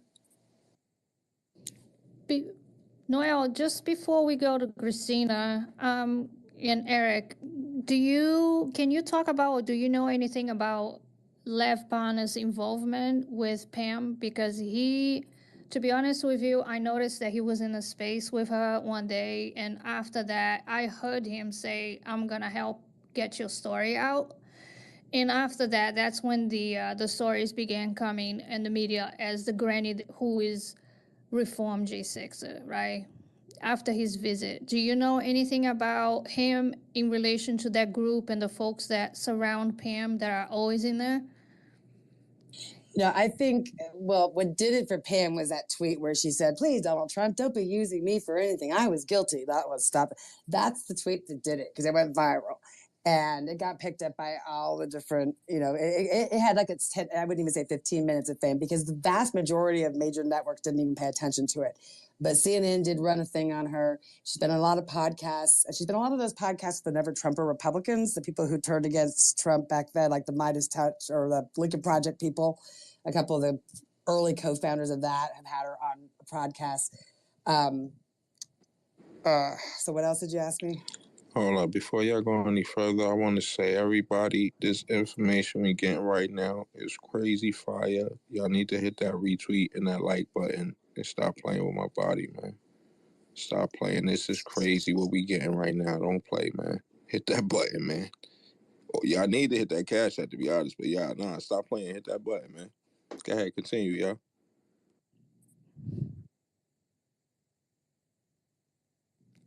Yeah, so the because I know she made that space with the saying for Donald Trump not to, not me, Donald Trump, but left partners. I particularly remember seeing him in that, saying that he was going to help her get the story out.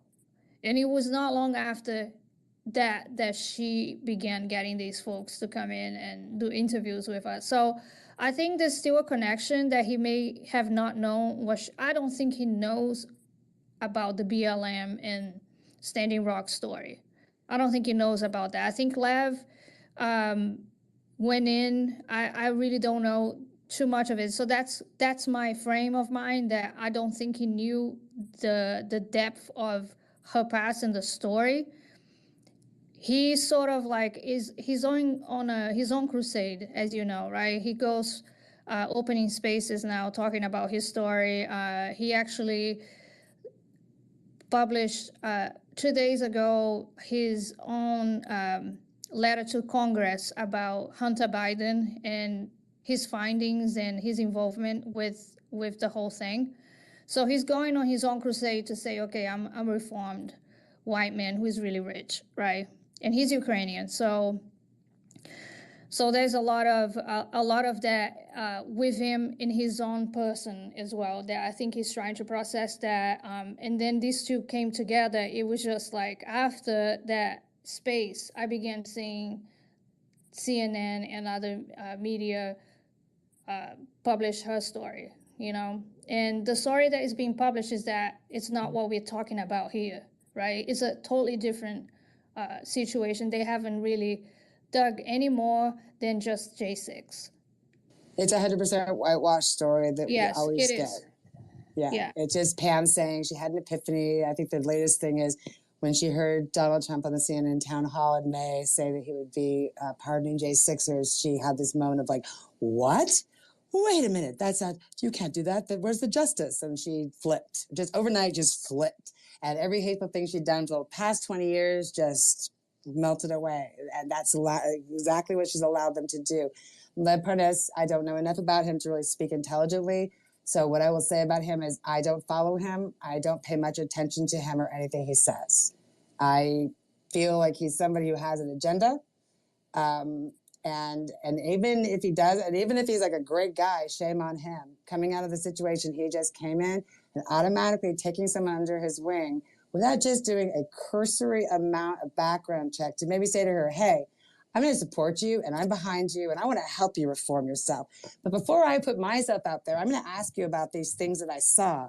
I want to hear what you have to say about them. Now, my guess is if that had happened, he'd be blocked and no longer on her spaces because I toyed with the idea of asking her if I could come on and ask her some questions, but I'll just get blocked. And I just, quite frankly, I already know enough to know she's full. I'm too jaded to believe anything she tells me anyway, because I know there's some ulterior motive. And I probably at this point shouldn't even look into Pam anymore because I already have such a biased opinion. But my bias is based in facts. And unless she can tell me something or do something to show me how she's legitimately changed through action and you know what? She's not even trying to do it through words. Because if she was, she would have BS'd her way through Eric's question last weekend. And she would have said, oh, yeah, I'm going to think about that for a little while. I'm going to really think about the impact my behavior had on your community. That's all she would have had to said, actually, to probably get a pass for another week. But she couldn't do that even. And that tells you a lot. If someone's sincerely wanting to make amends, like she's been taught for 42 years in AA, she would have had a better answer when she was asked why she'd misgendered someone and then told them if they didn't like being misgendered, they should get a male name. Or to a Black person who said, do you understand the harm you've caused with your setups in the BLM community? Rather than saying that's not my problem, which is pretty much verbatim what was said, the answer was like, maybe I don't understand it and I'm going to take some time to teach myself You know, that's literally what the community is waiting to hear, I think. It was really that simple, but there's not even that attempt. So I'm going to go out on a limb here. It's not really even a limb. It's pretty much a huge log, and say nothing's changed. Nothing's going to change. And this is just going to continue with Pam because this is who she is. And people don't, you know, it's really hard for people to change who they are without some serious work. Yeah, we had her in our space a week ago. She came actually in the middle of the night. And yeah, she lied through her teeth. And when I did back it down, she started, you know, her typical insults. So having to, because obviously, you know, she got her, you know, her back against the wall, and she was like, well, don't you have, haven't you done anything wrong in your life? I said, ma'am, this is not about me, it's about you. Right, you're not the one trying to You reform came your here. hateful Oh, behavior. I'm going to leave. And I was like, yeah, you can leave if you want. I'm not going to hold you here, but you're a liar. But see, she And gets a free pass with the media. She can yeah, tell them that, and they just look at her and nod and here. say, "Oh, you poor thing." Well, yeah, exactly, which is Not why here. she'll avoid that. So I'll be Anyway. blocked tomorrow as soon as I'm sure there's someone in here listening, reporting back to her. Oh, And her I was just handlers going were to here. mention. Her I was handlers just going were to here mention for earlier. I They have see plenty me of sock puppets, so I'm not worried about it. Sorry, I was just going to mention for the new folks in the room, Noelle has joined us. She has a researcher who has spent quite a bit of time following at least 3 white women who have been radicalized from the far right, and has done so in her academia and is writing a book. And she has in-depth information and background regarding Pam from years ago, starting with the People's Rights Group in Idaho with Ammon Bundy, following through at J6, and since then. Thanks, Noelle. Does anyone know? I think Christina had a question. Yeah, I have 2 questions. First question I wanted to ask you is, sorry if I'm going to be kind of on the, sorry everybody here for getting kind of academic-y. I just wanted to put that out there. But I wanted to ask a question. By studying characters like Pam, what is your like bigger endeavor? What theory or what like type of hypothesis, or what are you trying to get at in terms of thinking about women and the far right movements? That's my first question. And then the second question I wanted to just ask you, and maybe for the room in general, but particularly you, Noelle, because it seems like you really have a very good psychosocial sense of Pam. Every space I go into, every political space I go into, Pam is being mentioned.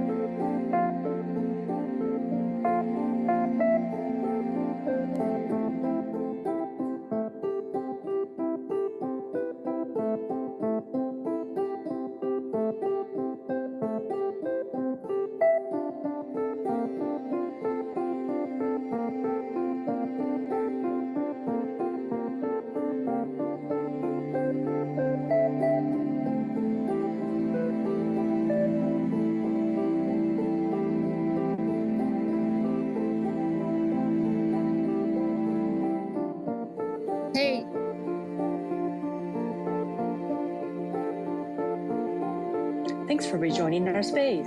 Thanks for rejoining our space. One You moment. must report me, bitches, but we're still here. Please stand by. Please stand by while we continue.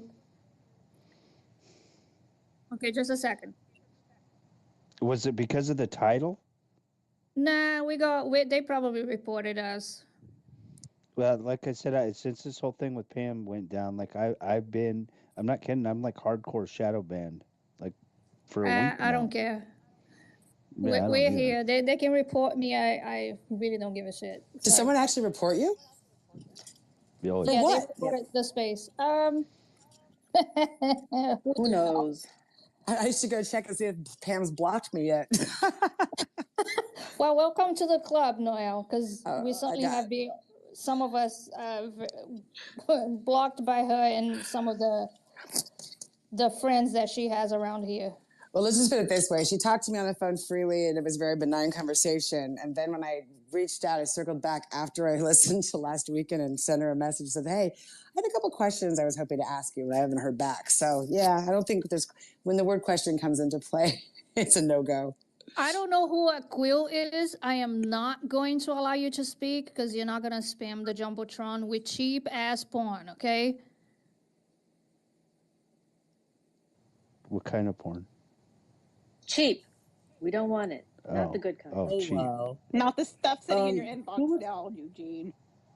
Come Who on, was Eugene. the I hate Antifa from the last space? Okay, Can I finish my questions? just a second, Christina. Eugene, can you take a look at your account, please? I sent you a DM. You keep. Thank you. Go ahead, Christina. Continue what you were talking before, or asking. You were Yeah, it asking was a just two question, I think. questions. So one question. Go Hey, ahead. I'm Noel, so joking. my question for my question, Your Noel. service is nervous, Christina. Christina, you in the matrix, hon.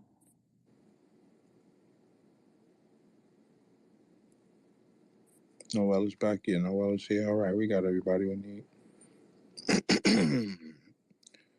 Love, what up? So, Mr. or Mrs. Fuck Antifa down there, did they just creeping or what? I don't care. I like when my ops listening, so they could go back and report to their big homies how I don't give a fuck what y'all think. So they could go tell their big homies I ran the general down like he was a little girl in here, so they could go talk about that. We gonna spin that because I don't think Noel got that. You know what I mean? Not right now, but before Noel leave, we gonna spin that, and hopefully, who's this down here? Oh, fuck Antifa. All right, so hopefully, fuck Antifa sticks around so they can hear me running down their big homie and treating him like a little faggot. And that's not directed at homosexuality. It's okay to be a gay. It's okay to be gay. It's not okay to be a faggot. If y'all understand my meaning. It's a lot of straight faggots walking around like this general homo ass nigga y'all be chasing around. That pussy is scared of the. Anyway, we're not even gonna talk too much. We know what it is over this side. When that recording get played, and y'all see what he played in the group chat for y'all, and y'all hear what the real recording is, because your man made a fake recording for y'all and put it in y'all group chat, and y'all don't know we in y'all fucking group chat, goofy motherfuckers. The general. Dollar General Nuts is what we call them on this side. Dollar General Nuts is what we call them on this side. Clown. Anyway, let's Polly. get back to this Pam ho. Polly, What up, sis? Does Miss Noel know about our J6 Gulag Cry-A-Thon? Oh, I don't know. I'm not aware if she's aware of what's happening right now. So here's the thing, Noel. About I think half a year. It's gonna be now maybe 6-7 months now.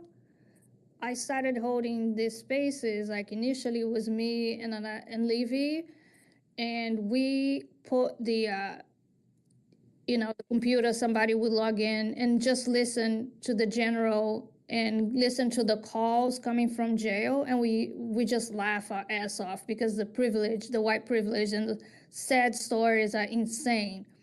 So then I got Polly. So this is like, we've been together for how long now, Polly, doing this? I would say It's been at least 8 episodes, and so probably like 2.5 months or something now.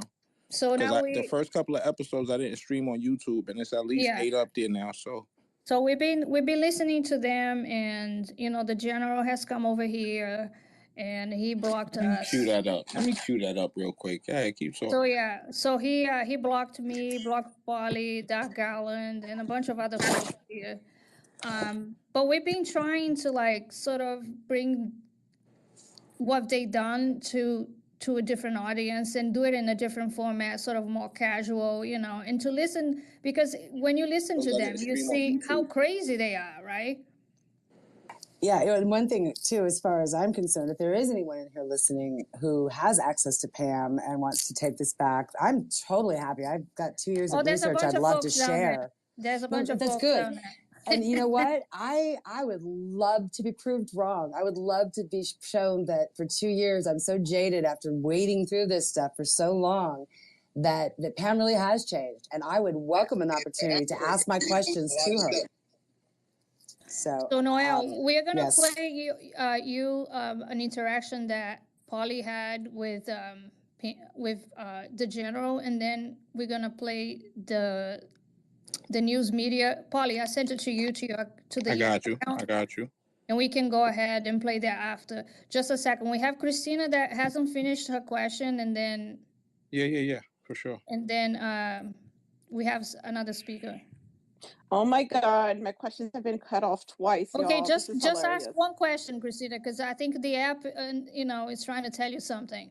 But hold on. Let's be clear. No, your questions haven't been cut off. Your service is nervous, and you coming up here with this choppy mic. You got to get it together. All right, cool out. Okay, go ahead. Ask your question. Noelle, question. In your opinion, okay, so every political space I'm joining lately, Pam is coming up as a topic of conversation. This one I intentionally was interested in because I wanted to hear straight from you. Everybody's been citing you to me. In your opinion, how can we make her less visible and less of a topic of conversation?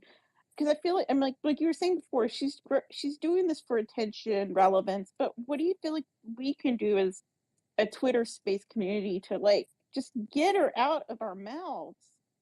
It's making me crazy. Well, here's the good news. Here's the good news for that part is that when I wrote this ridiculously long thing, it was supposed to, to get published, it needs to be like 2,000 words. And I think I wrote 5,500. So, but I have a friend who's a reporter and she does a lot of work and gets published in, Politico and Daily Beat, a bunch of different the things that always are scrolling through your Twitter feed. And she looked at it and she said, here's the problem you have is this isn't a national news story. This is a very niche story. And if I wanted to get it out there, I have to make it a broader message about how media misses the gendered paths of radicalization for women and how women are allowed to silently uphold white supremacy in these various invisible ways. Well, okay, that's all great. But again, I personally was focused on this story today. I'm watching Pam rise. I've watched her Twitter account go from like 12,000 to 20,000 in a matter of a month. And I see a platform building and I see and because I know the history, I automatically assume that it's a new platform for new grifting, right? And again, if I'm wrong, please somebody have me talk to her directly and I will be happy to say I'm wrong. So I don't think it's as big a deal to most people because if you actually do a Google search for her name, it will come up. It's mostly going to be YouTube videos. You're going to see a lot of YouTube videos about Jay Sixer denounces Trump. CNN was really the major network that ran that story. Maybe a handful of others had a little clip about her, but it really wasn't the national news story that I was making it out in my own head to be just because I was like, this can't go on, without some questions. But so that was the best thing. And someone told me it's really not actually going outside of, it's not as big a deal as it is outside these spaces, I don't think. But it's part of a bigger picture and a bigger problem of white women being allowed to set the narrative. And I will say, Christina, and to anybody who is bothered by the constant mention, there is a reason why people are talking, and let's not forget that J6 happened not long ago, and she's a big part of it. She's part of it, but she's a big part of it because she has she has given a name to herself as somebody who is reformed and who is not. And the whole point of this space is actually to talk about those issues, right? She's not, and why, and bring Noel's perspective. Other spaces, when I'm hearing people talk about her, it's always based on opinions, right? This is actually probably one of the first factual-based spaces that I've seen that addresses the issues with when she began her story as being, part of the J6 from Bundy to now. So we haven't had this in Twitter spaces. So I think if this is bothering anybody, they can always not come to the space, because we hold a Thursday night Cry-A-Thon every Thursday, and this is what we focus on. Okay, there you go. Go ahead, Lava, and then I think Shy is next.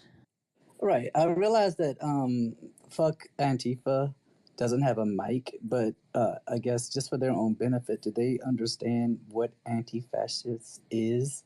Or do they know what fascism is in order to hate an anti-fascist? They get it. They get it. They with the shits, man. They all the way with the shits.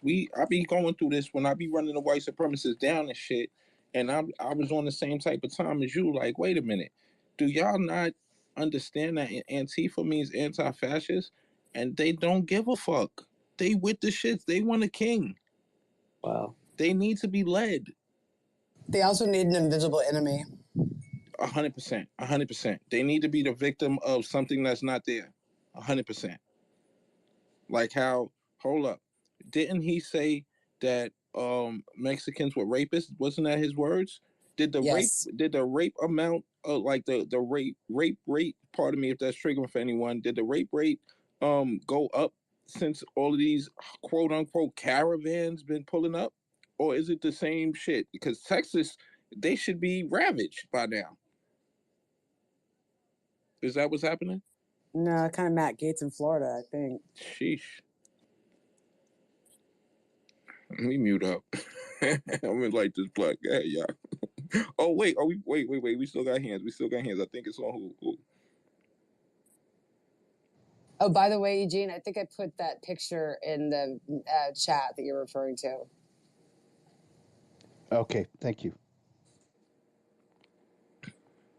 I think it's on me, so I'm just going to jump up on in. Go ahead, sure. I had a couple of things to say on the rape thing that you just said. Like, man, it is a little bit of a trigger word for me, but you got to get on through that.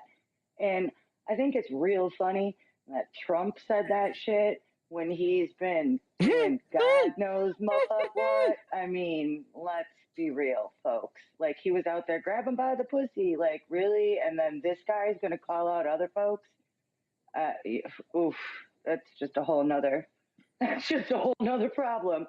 On the general business, if he didn't get no calls through tonight for his little Cry-A-Thon, he just doesn't have the right connections, apparently, because they got the calls through at Freedom Corner outside the jail tonight. Maybe they shut him out. I don't know. I'm just saying they got calls through. They had sang happy birthday to somebody who's getting to visit his family tomorrow. They got through for their fucking let's sing the national anthem business. Wait, not to cut you off, Shy. Apologies. So I need to cut you off though. Cool. So look, wait, check it out though. So look, we need a link to their broadcast. Next time we need both broadcasts just in case that happens, because the general is trash. He don't even know how to operate Twitter. They goofy as hell over there. I think he got fired. Do you mean like to the Freedom Corner bullshit? Yeah, like the broadcast I want that broadcast. They do it all on YouTube. It's live streamed every night. There's a few streamers down there.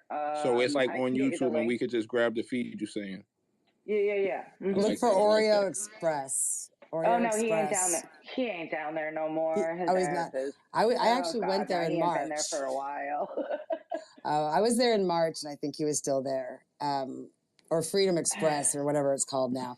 Oh, Freedom Express ain't there anymore neither. Like, they got mad. Him and Tommy Tatum got into a little kerfuffle, it seems, and you know, Not he Uncle took his Fester. he got into it with Uncle Fester, and he took his sound equipment and went home. So they had to Oh grip some man, new not shit they out of it. breaking apart. The group is breaking up. No. Oh, that's been a while. The Chinese bought him new shit. It's fine. Not is there First the hard in Fat the Boys house break tonight. up. Now this shit. Like, how much more can we take? You heard me, Eric. Not is there hard in the house tonight. So hold up. Let me. Hey, Let me. How sorry, are they sorry. how are they fundraising for commissary? Bruh, Those hold boys up. on the Nah, we're corner not doing can't this right afford now. nothing. Speaking of All kinds commissary, of ways I they're got a doing it. recording. I I need mean, some people to hear that might not.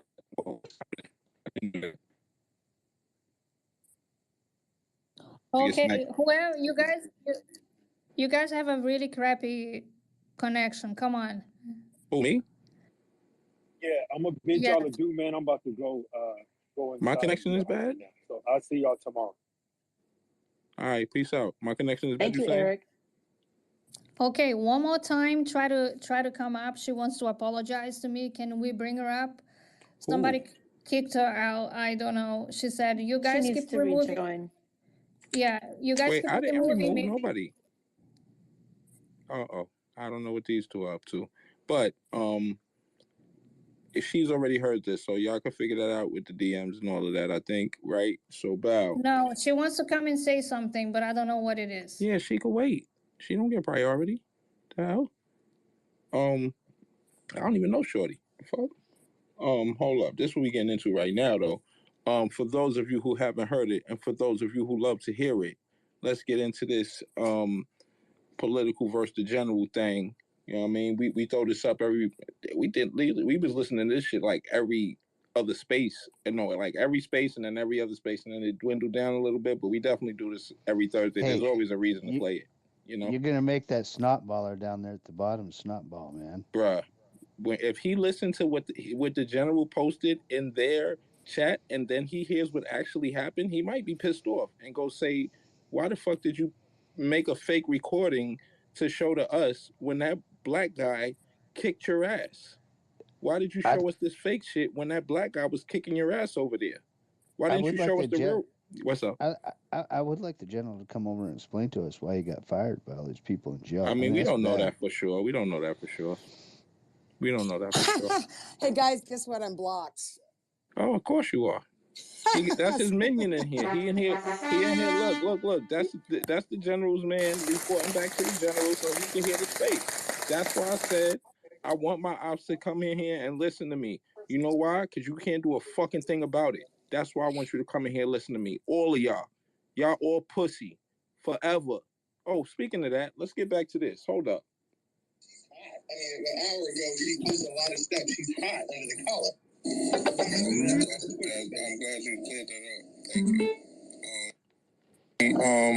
Is somebody that is very passionate about what she believes in, and oh well, hello, we have a special guest. Welcome. Look who's here. I don't know if you can hear my voice, but I'm kind of giddy at this point.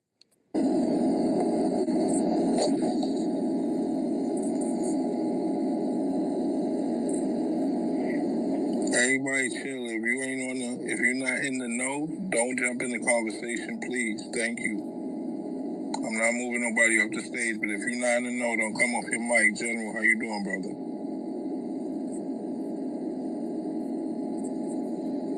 Is this the hanging on these nuts space? Oh, you're nice like that. No, don't get cold. Michelle.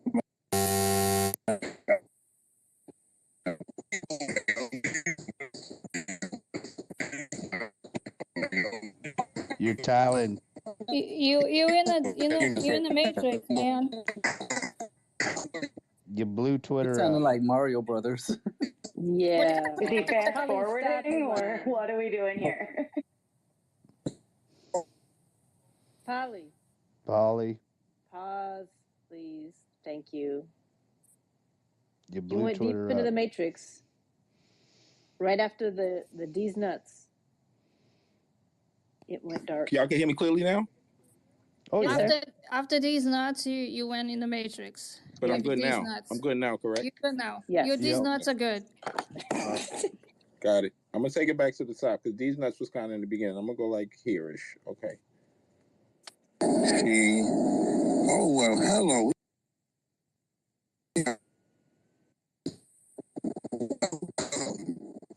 You blew Twitter up again. Elon's mad at you about this. He does not like this thing being Your played. mic is messy. All right, y'all can hear me personally now? love the Mic check, 1 2 1 2. Party Oh, people in the yeah. place to be. Now we can, but it is when you play the Nah, I'm stuff, on a go different after these account right now. Can you hear me good? Okay. Yes. Yes, sir. Yeah, I switched accounts. I'm on the other phone. Okay. We Gucci now? Good money? All right, bow. I can't hear nothing y'all saying though. Okay, So. shorty, go on. I heard that. Shut up. Everybody chill. If you're not in the know, don't jump in the conversation, please. Thank you. I'm not moving nobody off the stage, but if you're not in the know, don't come off your mic. General, how you doing, brother?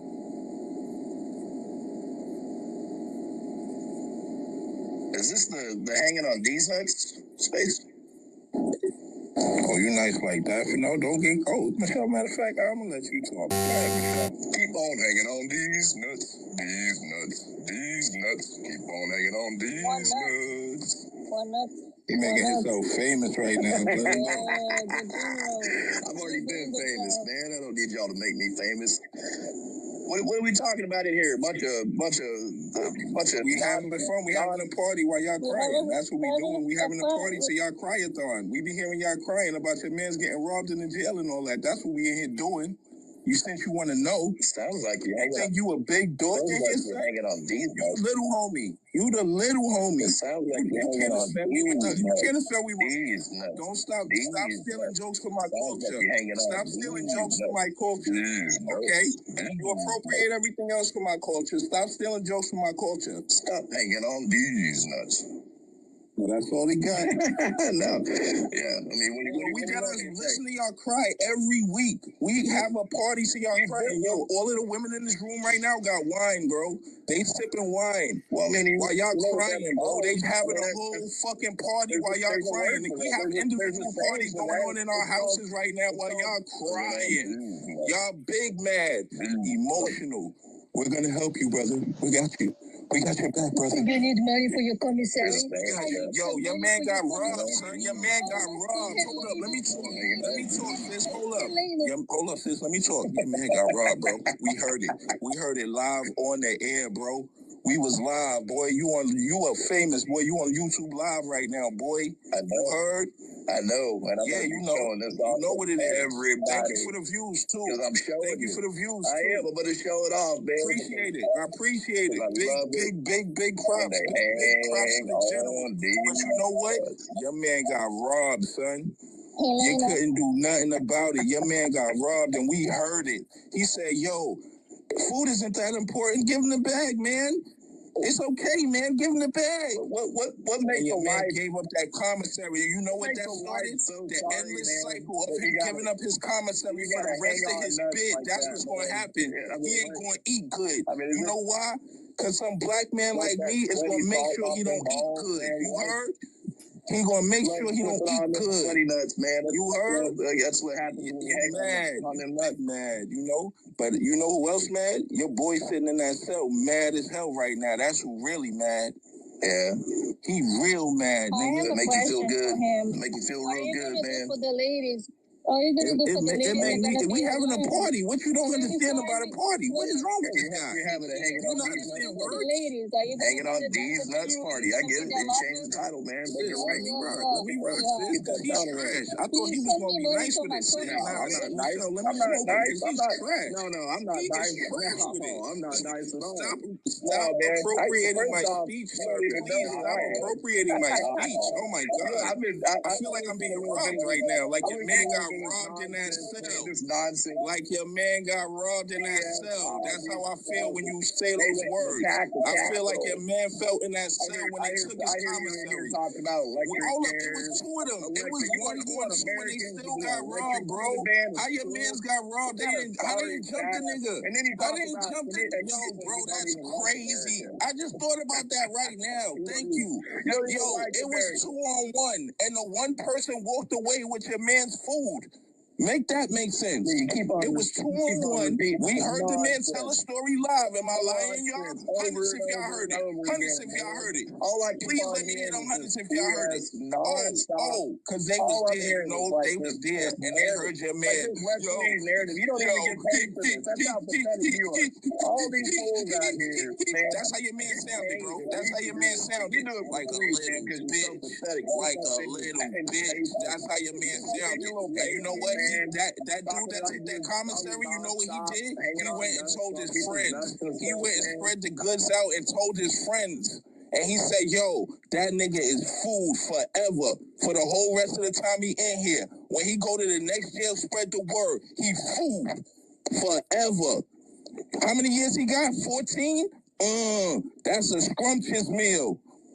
Keep sending him money so my people can keep eating in there. Stupid. Keep sending him money so my people can keep eating in there. Stupid. You know what it is? You got worms in your brain. How pathetic. How pathetic. They should be getting a fucking death penalty, dummy. They should be getting a fucking death penalty, dummy. What are you talking about? You came into the wrong space, dummy. You should do something better with your time. Like they need to do, because they got a whole lot of time on their hands, dummy. That's what it makes you. It makes you. That's all you got. That's all you got. That's what you are. You know what you are, man. You know who don't got nothing? Your two mans don't got nothing.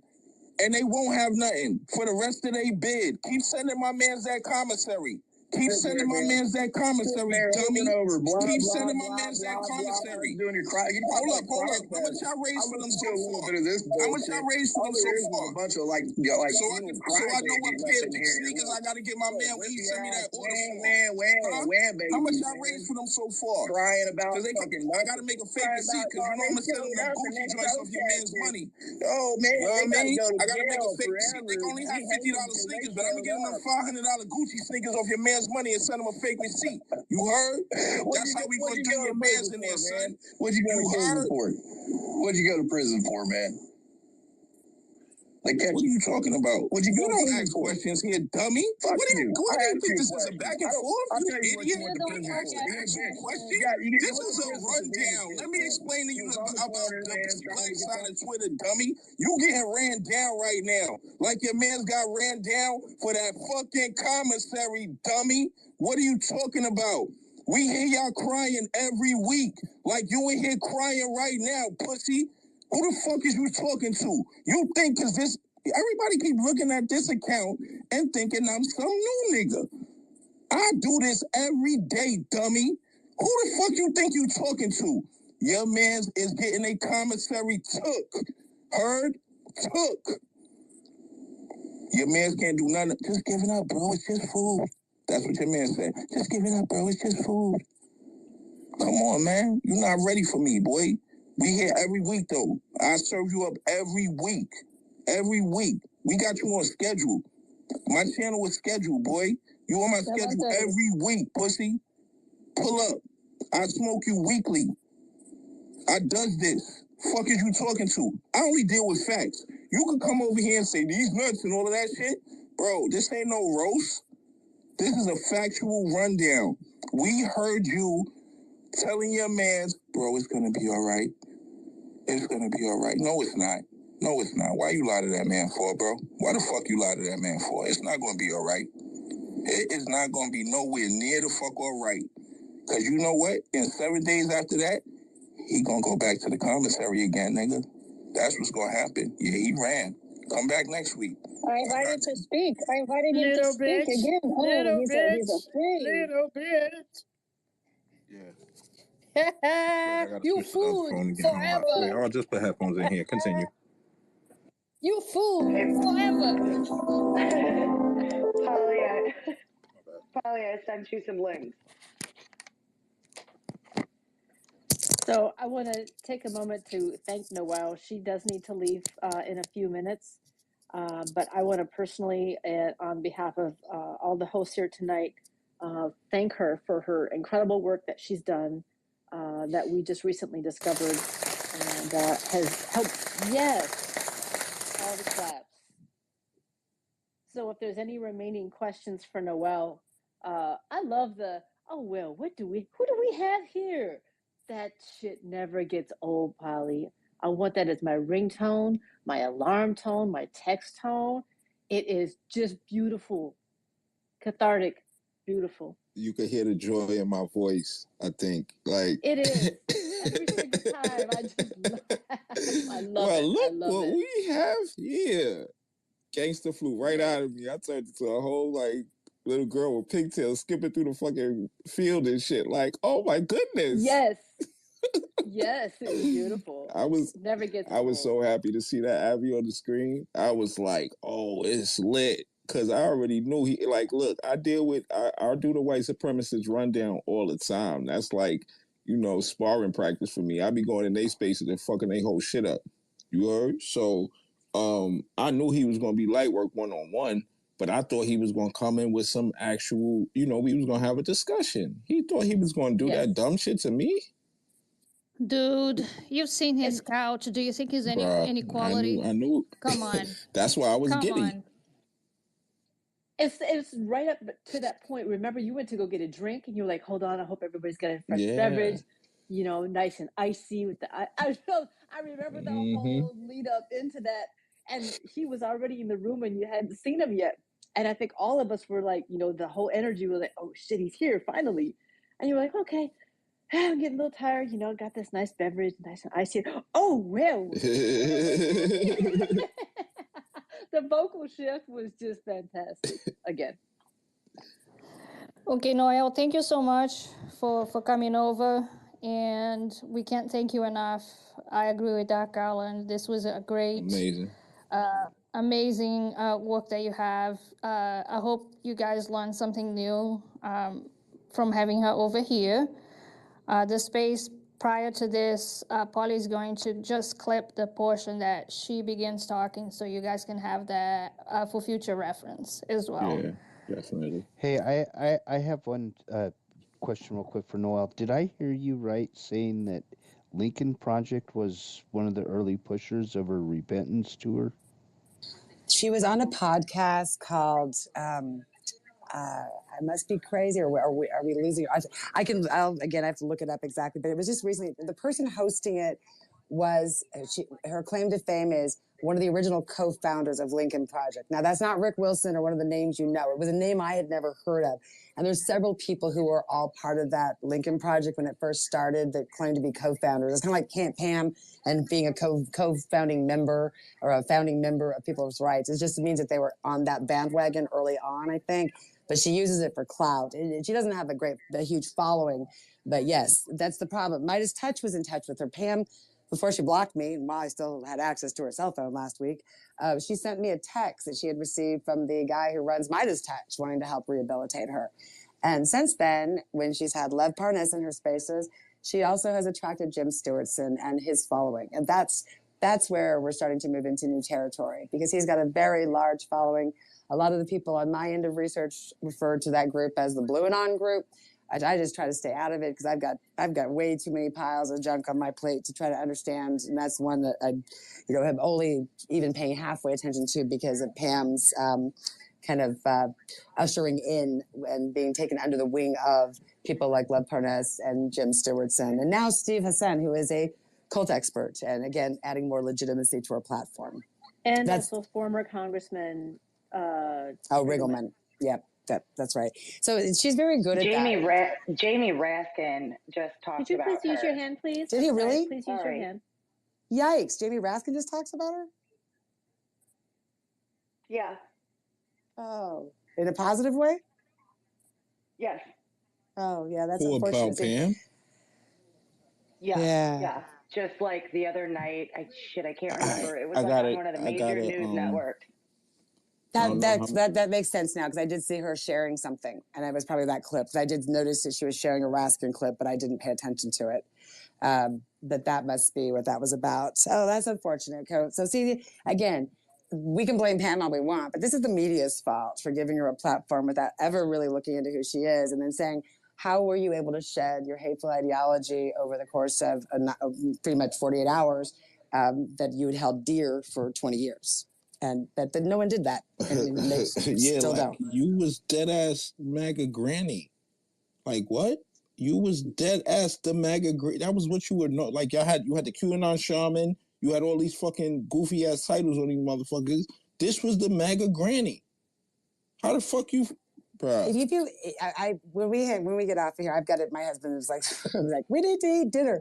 So I was like, what I'm going to do is I'm going to send you a link to the thing I wrote, and if you want to download it and you want to have that as a reference sheet, I'm going to pass it on to you. I've already decided at this point, now that I'm blocked and everything else, this probably isn't going to get published because it really isn't national news at this point. But I'm gonna write a bigger article about media's failure to investigate and just go on tropes, right? I mean, so and then, huh? Let me cut you off for a second, right? Yeah. So, I'm currently trolling a fake Black Lives Matter activist that stole $500,000 from Breonna Taylor and George Floyd. That's my op right now. I got a couple of others, Pam included, but that's the focus of my trolling at this moment, right? So, with that being said, what I would suggest is for you to begin gathering everything you have about her, and everywhere that there's any mention of her, put all of the information right below it. Like, make it part of that thread. Yeah, right now I've got 5,500 words with links to all the evidence. It's gonna. I've got to obviously pare it down a bit, but yes, I will do something with it. Do you mind send? You can. Do you think you can send these documents on the DM? I can send you a link to Google Drive, and you can view it that way. That's the only way I know how to do it, unless I make a JPEG out of it, but it's too long. So no, it's okay. Yeah, I mean, like I said, none of this is like some nefarious like detective work I did. It's all public record. Same here. Yeah, let us help you. Okay, Noelle, thank you so much, and I can't thank you enough. And thank you for your time. We here every Thursday night too, man. Yes. So if you want to come and hang out and see the craziness, we're here. Yeah, and if you need any research, if it's a woman in particular, I will probably have it. So feel free to hit me up. And excellent. So in the meantime, thank you so much for having me and letting me go on like this. My family thanks you too, because everyone here really hates to hear about my research at this point. So it's always nice to have a fresh audience. No, that was fire. It was fire. I ain't gonna hold you. Like, you linking the news stories and everything. Beautiful. Thank you. Enjoy your dinner though.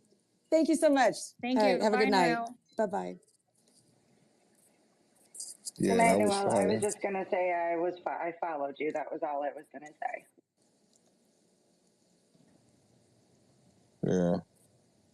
Hey, Michelle. I got some mid-40s lady I need to get out of some cults, so maybe she's got some tips for me.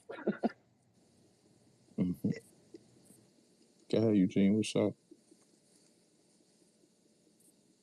Eugene, you checked my messages, right?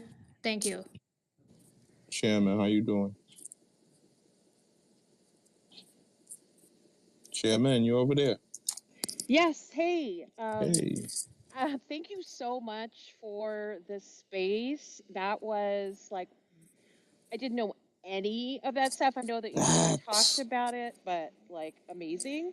And before I'm gonna go, I'm gonna go wheat paste for these assholes for the J6 Vigil stuff.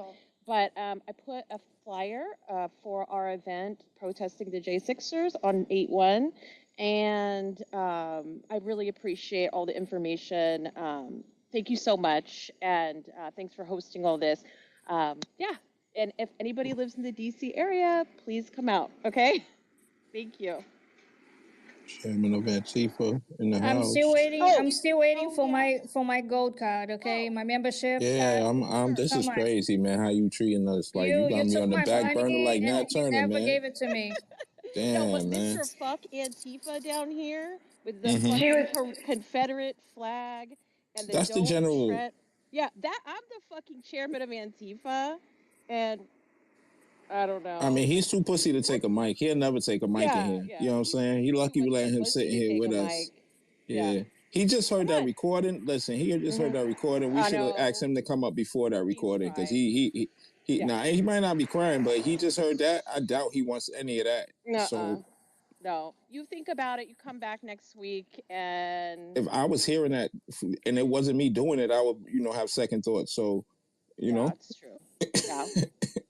All right. Well, have a good one. Thank you. Same to Have a you. good night. Yep. Yeah, man. The information was fire. It was rapid fire. She was spitting some shit, and it linked up. I wanted to play. Maybe the next time she comes, we'll play that news report about Pam and stuff. I forgot about that one. And it sort of all links to the things that we've been talking about, right? Like on the back channel, me, Doc, you, and Livy. I mean, we're just like discovering this trove of information. I'm like, how can people not pick this up? How can people not see it? These news reporters is fuckboys because look, it's simple as this, man.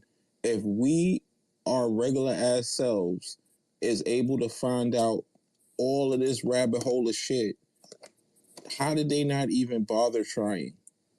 Because she's white and they are here for hits and money. That's not how you do that, though, man. That's not journalism, man. But these it niggas isn't. is We don't have clowns, man. journalism in this country is dead. This shit is crazy, B. Like, what do we even where are the journalists writing blogs? Like, what the hell? Where are the real journalists at? Because this shit is crazy. They're not doing no research whatsoever. For you to prop this lady up with the BLM shit and all of this and the Indian reservation shit and the books, the racist ass books that she still got for sale, that she's still profiting off. For y'all not to do that little minuscule inkling of research to figure this shit out. You search her name, her books is gonna come up. What are you doing? The fuck are you doing? They don't care. So here's the thing. Lev goes into her space and we start seeing her on news, right? They never vetted any of that information, any of it, right? Because it only took us a couple of weeks to figure this out. Like, okay, this is crazy. What she's done in her past, I mean, we've been listening to the stories. I mean, if we can do it, if you were ethical with your journalism, you would find that out as well, and not publish information that it's not 100% vetted, right? So this Lev person, right? If anybody would like to be a little bit messy, y'all could take this little arrow at the top of the screen, right, and click it, and it's going to give you an option to copy the link to this space, right? And then what you're supposed to do is go to Lev. We're going to figure out where his Twitter is and post this space all over his Twitter under all of his comments and tweets and shit like that. So maybe he'll bring his ass over here and we can have a word with this young man. You feel me? So if y'all want to, you know what I mean? Anyone that want to be messy, I know some people don't want to get involved and all that. I know some of y'all pussy. But, for the thoroughbreds in here, grab that link and let's see what his timeline is built for. See if he buy his phone at the moment. You know what I mean? See what happens. You know what I mean? I know some of y'all messy too. Y'all be acting like y'all all sophisticated and bougie and shit. Y'all already got the link. That's what's crazy. Y'all ain't bougie. You already got the link. You done already fucked the whole package up. The bougie package out the window. You can't be bougie if you're hanging out with me. The fuck? Hey, you need a thorough nigga? I'm here. What do you need a thorough? Oh, Jesus Christ. Oh, we found a thoroughbred. There you go. Who gave this guy a microphone? Come on. You already checked in early this morning, Paul. Let's get Akima, wow, we need he beat me to the punch. That was good. That was good. He knew where I was going with it. We need you to get Lev partners in this room. Who? Lev partners. Who's that? A bitch ass. Exactly. All right, never mind. Akima Day. No, just give me the target, bro. I just need the target. there was no. Oh, Jesus Christ. No. So Polly, check your DMs. I just sent it to you. Good. Thank you so much. Let's post that in the jumbotron. I'll do my job. All right. Gracious. We need you to do our dirty work for us. Come on. I never get any rest for being the only real nigga in this space, man. All right. Just go ahead and give me the space. You're the thoroughbred, Akima Day. I was just trying to enjoy. For some reason, sometimes links and stuff don't be working on the damn phone. Has that ever happened to y'all? Like you go on a message and the link don't want to open? Yeah, I've had that too. Yeah, so here's the thing. Man, I've been your doing voice something just changed. My accounts have been a little bit messy because I think I'll keep it quiet. But anyway, The thing you was talking about in the group chat, I got you. yeah. So I tried to open a space for tonight, and then I couldn't open it. Mm. Do you see what I mean?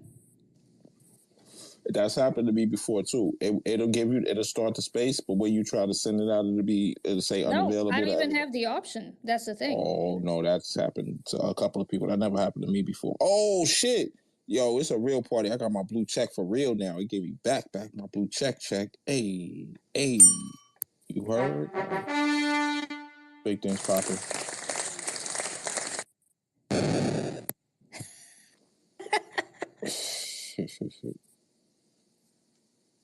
Yeah, man. I hope y'all like my Abby. That's my brother, Sean P. He passed away a few years ago. He was an LMC and shit.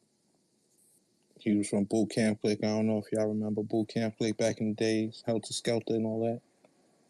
But, yeah. Gang shit. Hey, Mary.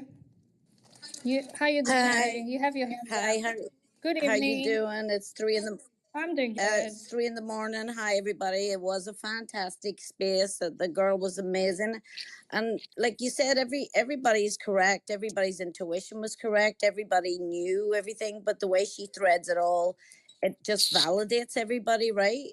So it's just to have the concrete proof is always much better, and the way the media focuses on other bullshit and who they platform, you know, they make more money with chaos. And a matter of fact, I follow somebody, I think they're called at Empty Wheel, who is really pretty good. But today I had an interaction because somebody she follows, I guess, posted something, and they're like, oh, today there's evidence that January 6th really was about race. And I just commented that, duh, who was at the January 6th? It was all white people. It's always been about race. And he just like give a snippet. I'm commenting. I said something about, of course, the media has ignored this all along. It's always been about race. And he immediately just got really snippy and wrote, I'm the media. I'm reporting on it.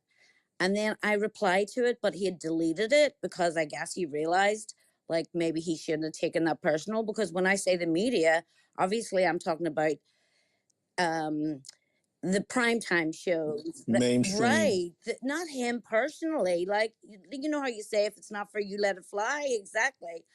And if it don't apply, let right, it fly. I couldn't remember what that phrase was.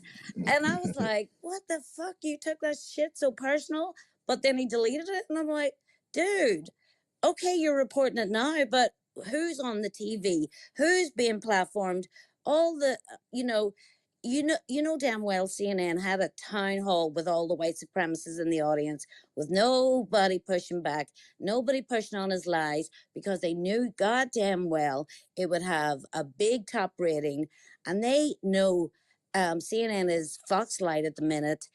It's not even Fox Light because there's no pushback. Even the ones that I would have normally kind of liked a little bit. What's that, Jake Tapper? I don't know what the fuck has happened to him. But anyway, thank you anyway. The space was amazing. And I know, Eugene, I'm sure, like, I know you've been struggling with the Native American aspect of Pam, and I know that's been tough for you. So hearts and hugs for everybody. Thank you. I'll land there. Thank you. Thank you, Mary. And What thank you happened, for coming and staying up until 3 a.m. Well, one of the reasons, well, I had a broken leg. Long story short, my sister died like 9 weeks ago. I broke my leg on the day of the funeral. So I've been in the house and my nights and days have been mixed up. So I'm now for 2 days out of my cast, and I went to physiotherapy today. So, and now my leg is killing me because although he was kind of cute, the physiotherapist, that's beside the point. But so my leg got a workout, and I'm going to be starting to walk again and being let out of the house. So I might not be on here as late as night anymore, but actually I've kind of become addicted to these spaces because you've been my company. And for that, I really appreciate it. So love and respect for that. Thank you. Thank you. Yeah, it's been a pretty dope space. I can't hold you. Even though they mass reported us earlier, that shit don't stop nothing, man. But unless you going to break my phone, I'm dead just keep making spaces right back to back, keep mass reporting, I keep making them. And then, I ain't even going to do all of that. You know what I'm saying? But you understand, I don't know if y'all goofy yellow circles understand. I'm literally, your man is in line right now. That's all that's happening. That's the only reason I ain't on his neck. He's in line. And I'm only dealing with people that have been on TV. If you haven't been on TV, you can't be my op. You too little. You're not big enough to be my op. Your man been on TV. He was on a Jumbotron in Congress, matter of fact. You heard? So if you go look through my timeline and see what I'm doing to this other nigga right now, and he can't do nothing about it, like your man can't do nothing about it, that's what your man got coming to him when I get to him. It just ain't his turn yet. That's all. The general. The fucking. Yo, man. Are you gonna play the BLM protest thing? No, I mean, I was only I playing it sent for it to you. her. I was only playing it. I wanted her to hear it. Some of these folks have not heard it. Maybe they need to Yeah, I'll like. play it. I don't mind. Let me see. Hold on. Give me 1 second here. Fuck Antifa might want to hear it. Facts. Oh man, he'll really be mad if I played that TYT story about how the FBI is who really started all that fucking violence in the summer of 2020. He really wouldn't like that. Let's see what we got here. Okay, bow.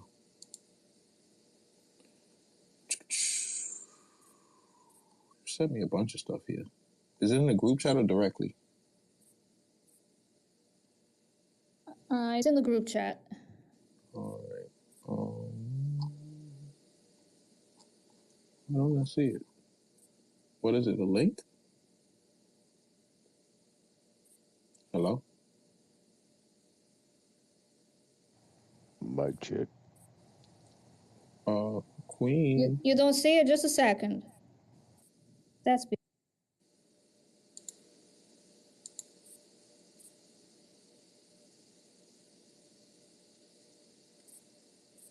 Where we at with it? Hope everybody got something good to smoke on out there. You know what I'm saying? Got you a beverage. Don't be a thirsty motherfucker on the space. okay. If you go to the group chat with the four of us, you have to scroll up a little bit. There is a photo of the spaces with some red dots around. Yeah.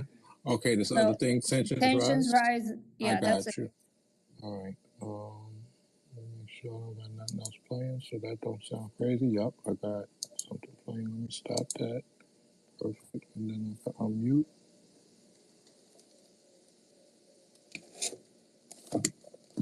Little apple. I mean, no. There we go. Okay, here we go.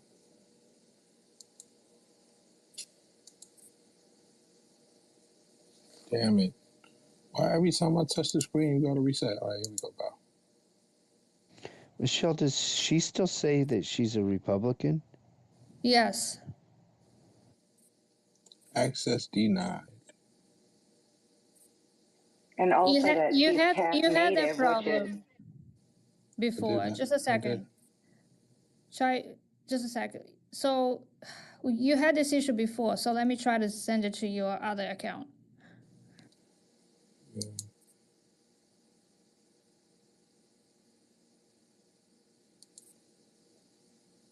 Yeah, last week I think somebody else had to play it, right?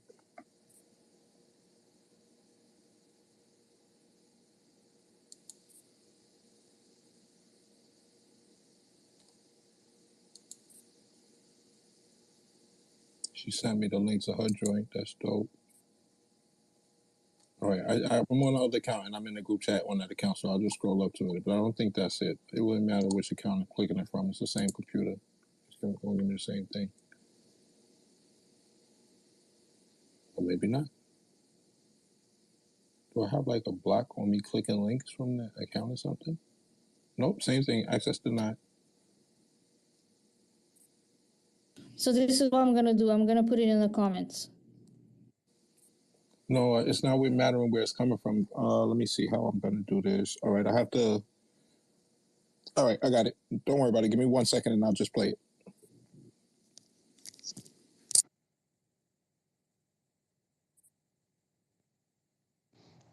Please stand by.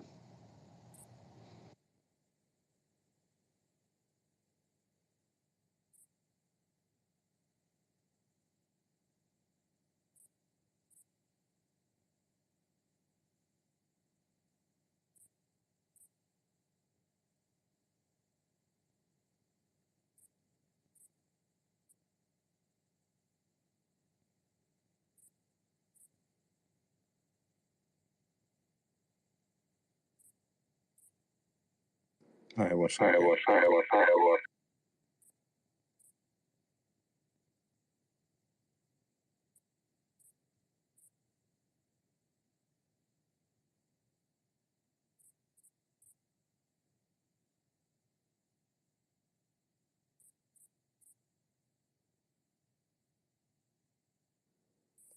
Yeah, can you hear me?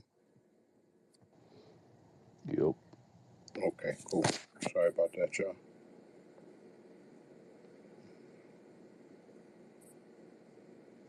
All right, here Maybe we go. blow out my smoke too fast. Sorry about that. Don't be afraid.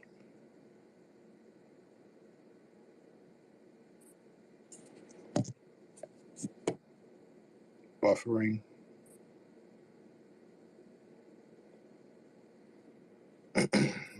Well, the city of Boise has taken it to the next level when it comes to racial and social injustice protests. Last night saw hundreds of people descend on downtown.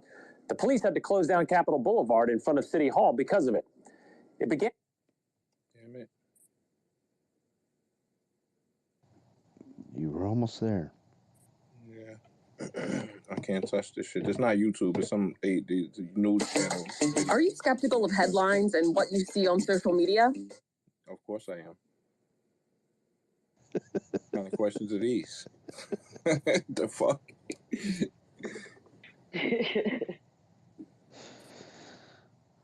All right, here we go.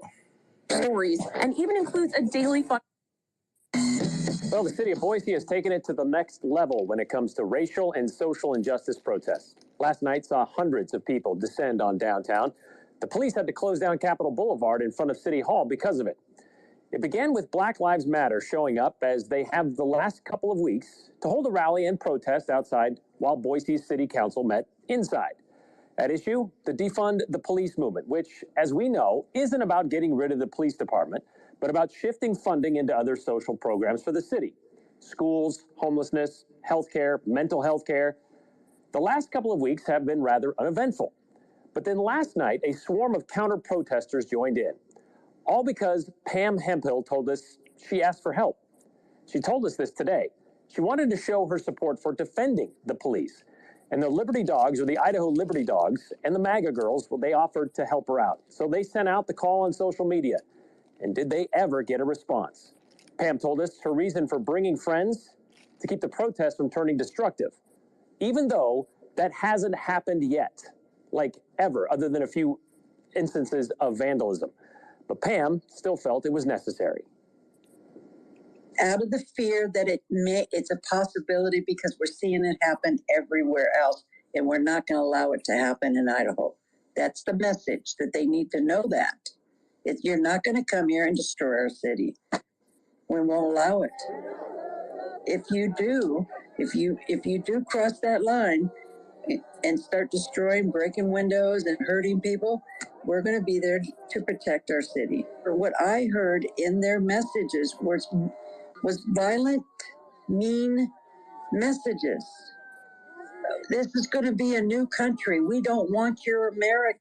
Yo, this is the same bitch, bro. She acting like this is the same bitch, bro. That's how she talked to this day, bro.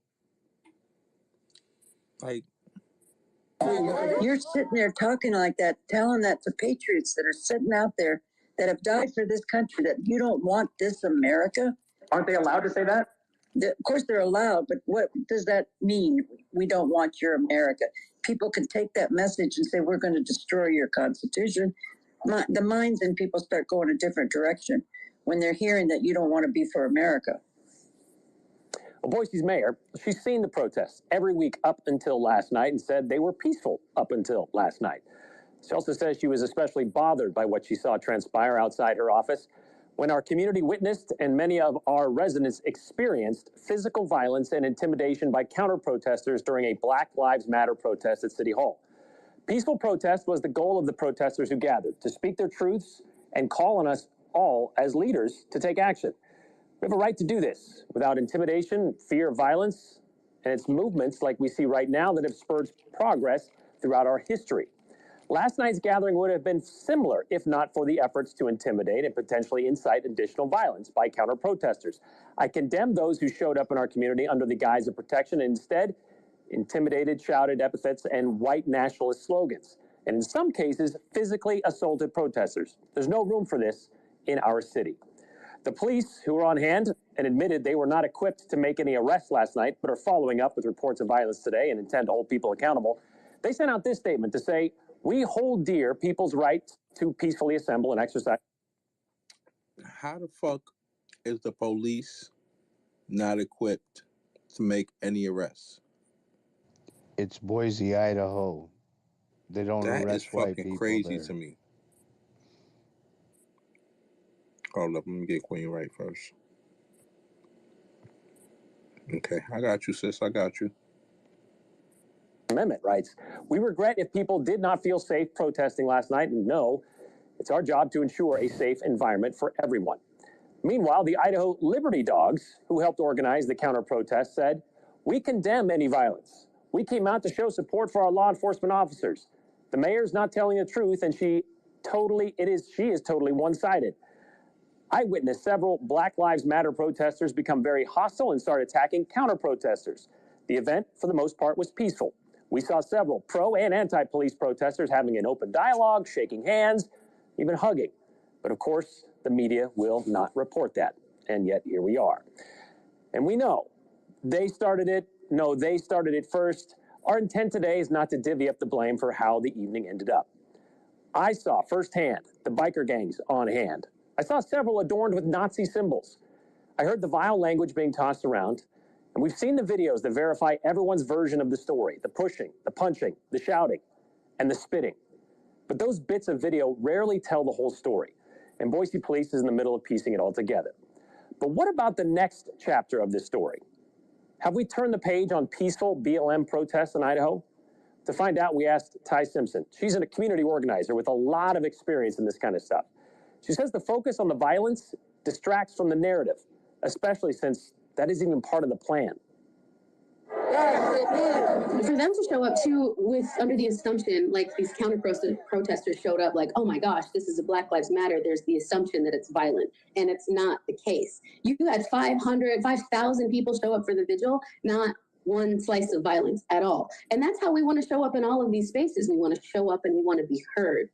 But for some reason, because of a serious lack of understanding, a serious lack of compassion and empathy, are they able to hear us and hear us in a way where the conversation can get going? Violence and revolution have always gone hand in hand since humanity, right?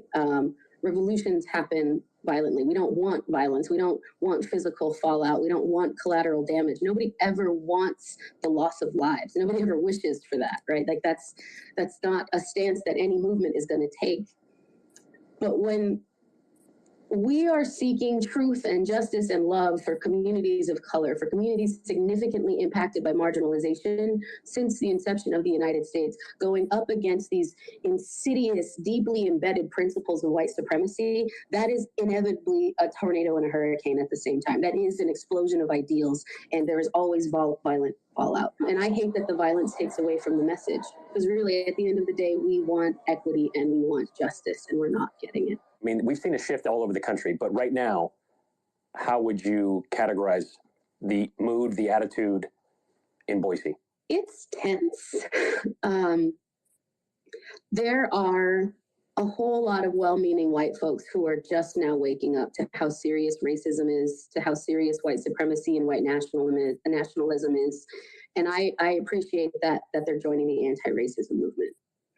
But on the flip side of that same coin, folks who have traditionally held power, both conventionally and forcefully and violently, are now feeling the fact that their overt and covert racism is no longer appropriate in our politics. It's no longer appropriate in the social setting in Boise.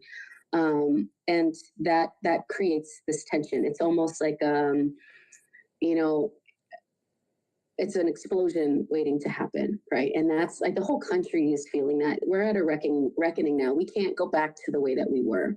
In this reckoning, it's uncomfortable. Everybody feels uncomfortable. Everybody feels unsafe. Everybody feels tense and pressure, which is why these conversations in community need to happen. The more we talk about it, the better we get at talking about it. I'm not asking them to change their minds overnight. What I'm asking them is to sit down and have the conversation, put their guns away because those are completely unnecessary. And listen, like they spent their whole lives shouting and feeling entitled to all of the narratives, and that's not okay. There's an entire swaths of Black folks in Boise and in Idaho, and they all have a voice, and now they're using it loudly and forcefully, and it's time. Ty says she hopes the Black Lives Matter folks plan on returning for the next city council meeting, but we'll see. Here's what is known, though. Last night, one of our reporters, Misty England, in trying to cover this story, was cursed at and spit on. You can't stress enough how demeaning that is. And to the person on that side of this narrative who did that, you're a coward. There's no point in trying to both sides this thing. Opinions are one thing, and we're all entitled to have them. But if you're on the side that is intending to intimidate or stop someone from fighting for what they believe in, for freedom and fair treatment to which we are all entitled, but not what all of us have been granted access to, well, you're on the wrong side of this one. Facts. I like it. Can't front. It's pretty dope. Man, that is powerful every time. Yeah, man, I like that one. That's gonna go in a rotation, man. That's like I'll be playing a lot of records the same all the time, but I'll be playing them in different order, and y'all don't notice. You gonna spin that one? Is that the song he played the other day? I don't know. Sometimes it do be the song I played the other day. Yeah, man. I'll be like, let me play this real quick so I can go make me a sandwich real quick. You know what I'm saying? But I'm glad Shorty pulled up though. That was very informative, and she put a lot of pieces of the puzzle together that we would have never had if she wouldn't have pulled up and shit. Livy is gonna be pissed off she missed this one. I hope that hip hop show was lit. That was real good. Hey, I wanted to real quick say to Dart, can you hear me? I can now. So, I talked to a relative of the person you asked me to track down. Thank you. I don't know that that person will be available, but man, I got an earful. I bet you did. That person will be. Sorry, I just put on another phone. Go ahead, Eugene. Sorry. No, I got an earful. Like she really left a devastating trail, and like she was when it came to Polly, what are you doing? Polly, you all right? When it comes to the person that we're talking about, there was such a clash that she had to leave, right? And it was directly between her and Pam. Pam was the front of that whole Bundy whatever thing that clashed with her, right? And she ended up having to leave. Her family made her leave, basically, is what happened. Which I agree, that should have happened. I don't trust them. They're racist, right? Yes. Maybe we can connect over the weekend. Okay. Yeah, Thank you. absolutely. Thank you. But hopefully, like she pops up and but like the relatives I talked to, they were real pro her popping up at this point because of being targeted. Interesting. We'll see. Interesting. Thank you so much for doing that. And here's the other one is this person may be up on a pipeline right now, protesting. So that is good. There are like we don't that no DAPA wasn't the that hasn't been the only one. It isn't the last one that is being protested. I'm really proud that each generation has stepped up on this now. Like I'm old now, and the people that were there at No Dapple, like they're old, but this like each generation just keeps stepping up and saying we cannot have these coming across our land, and they keep trying. Like up by that Minnesota border, man, they really want to cross there. Yeah, I'm familiar with that one. That was the tribe that my grandfather was in.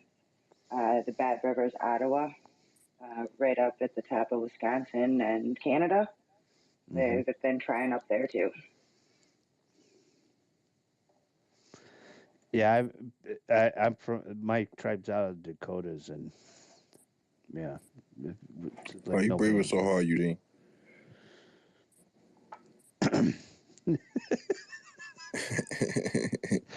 I got this new headset mic thing, and I don't know how to. Oh, it's like all the way by your face. Yeah, I gotta figure this out. Like, I don't know. This is like I went over to the recording studio. I feel like I hear the nostrils of your hair dancing. I mean the nose hairs dancing around when you inhale and shit. That's what it sounds like.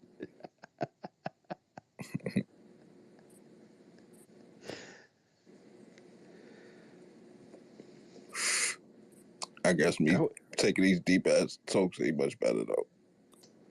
That was crazy that y'all got her in here like that. Like that was big thing I would like to popping, see, man. That was like journalism right there. Damn it. Oh, it was. I'd like to see Viper come in. Well, I got in touch with her, and I'm not sure if she's going to be able to come this week or next. But she was supposed to come this week, but she didn't. Oh, this wasn't even a person you was talking about. No, this was a personnel. It was her. Oh, okay. But I had Viper. There's another one though that's I had Viper really, as well. really sharp. Copy.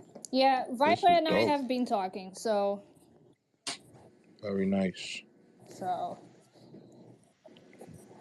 Yeah, because I was like, one thing is for us to talk about these issues. The other one is like there are people with a lot more credibility, and I want. No, that's a fact. We just looking at stories and giving our opinions on the stories we see, So and what we get from her. Yeah, I wanted to give credibility to the story and not just be hearsay and all that kind of shit, right?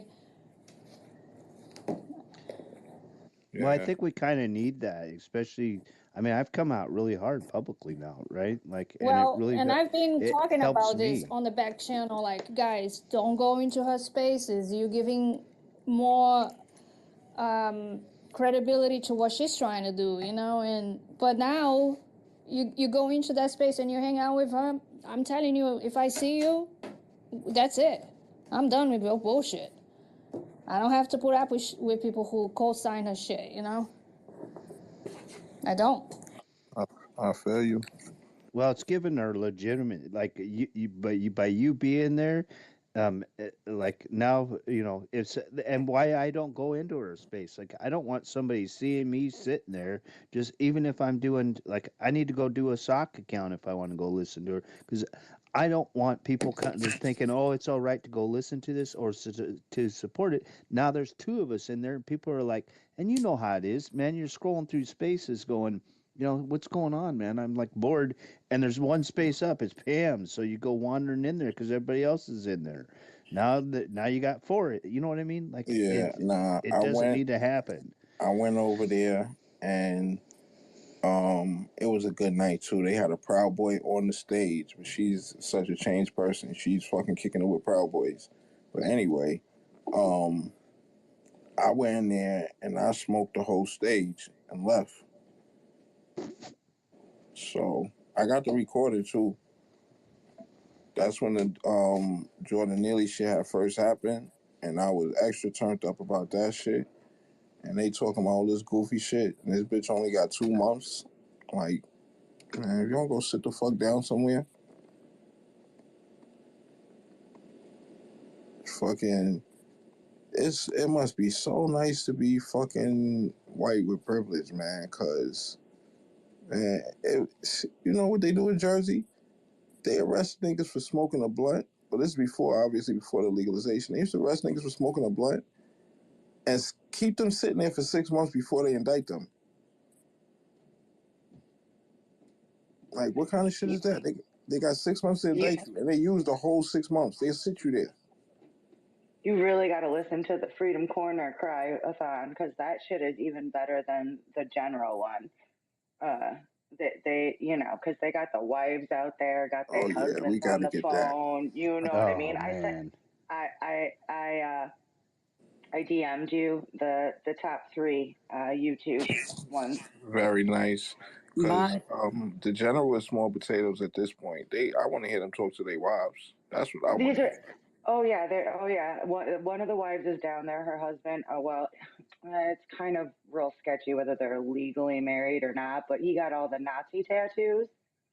And she's down at the corner every night, sitting up in the committee hearings, like, you know, Okay. all of that shit. And there's recordings of all of this on these YouTube channels, correct? Yes. Oh, this is going to be fun. So look, we don't even need them anymore, because we could go back and start from the earlier recordings and have spaces listening to the old Cry-A-Thons, and you know, because there's things we've missed. We've been focused on the general and the real and when J6. the counter, the real J6, Shane Jenkins, he calls in. That's real J6 guy. He calls in to the corner like almost every night. I mean, some of them claim to have gotten their phones taken, but clearly they got to sing the anthem again tonight. Yeah, no, I think not all of them was involved in the fight. That's what happened. Only the ones that was involved in the fight lost their privileges. So some of them probably still got it. But yeah, like for that last week, they probably locked the whole shit down because it was like a couple of days. And then when they figured, you know, deciphered from however they gonna do it, they gave them their privileges back. The ones that wasn't. And you got Uncle Fester down there trying to be the MC each night. Like, oh, that's always entertaining, man. He is really down there trying to talk on a microphone. It sounds like he's eating said microphone because sometimes real hard to understand what he's saying. They bring a generator down there, like a gas generator down there on the corner, like set up tents and all kinds of shit. Remember when they told Ashley Babbitt's mom's car with all the equipment inside? I do. I sure do. You should have seen that night, man. She got arrested right down there at the corner. Good. Twice. She got arrested at the corner once. So did Tommy. So did what did she get arrested for? Well, Mickey's been arrested. Ashley Babbitt's mom, Mickey, she's been arrested twice in D.C. The first time was like they were trying to do some march. And the cops told her, like, nah, you got to stay on the sidewalk. And well, she said, nah, I'm not gonna. And so she got arrested. Like, hello, fuck around, find out, man. Yeah, all right. And that was a real quick one. And then the second time, she smacked counter protesters. Like, she stalked across the street and grabbed a counter protester's like megaphone and smashed it on the ground. And like Tommy, big Uncle Fester, got all up in this little girl's face. I mean, she's not a little girl; she's a grown woman, but she's like not a small person. You know, she's a small person. Yeah. You know what I mean? Like, so Ashley Babbitt's mom is Antifa, is what you're saying? No. No, it was Anarchy. It was Anarchy Princess that she shoved her and then she went and grabbed the microphone. I mean, and all of it was done on live stream. Wow. And then the next night she didn't get arrested that night. All the cops watched her do it. I mean, it was in front of all the police. They got all the cops sitting down there. And they didn't arrest her till the next day. That girl went in the precinct with a broke megaphone. Like, who paying for this shit? They was like, nah, go get that lady. I ain't messing with this. No, the cops were right there. They were right there when No, it I know, but happened. when You she know. came in the precinct with the broke megaphone, and they was like, all right, she was like, all right, which one of y'all paying for my megaphone? Since y'all ain't want to arrest her ass, they was like, oh, nah, let's go get this lady. I ain't messing with this other lady. Let's go get that other lady. Maybe, I don't know. But then the next night they arrested her. Yep. Same thing with fucking Uncle Fester. He snatched the sunglasses right off of a counter protester's face and then broke them. And he didn't get arrested till the next night either, and that happened in front of all the cops too. They got like 10 squads sitting down there.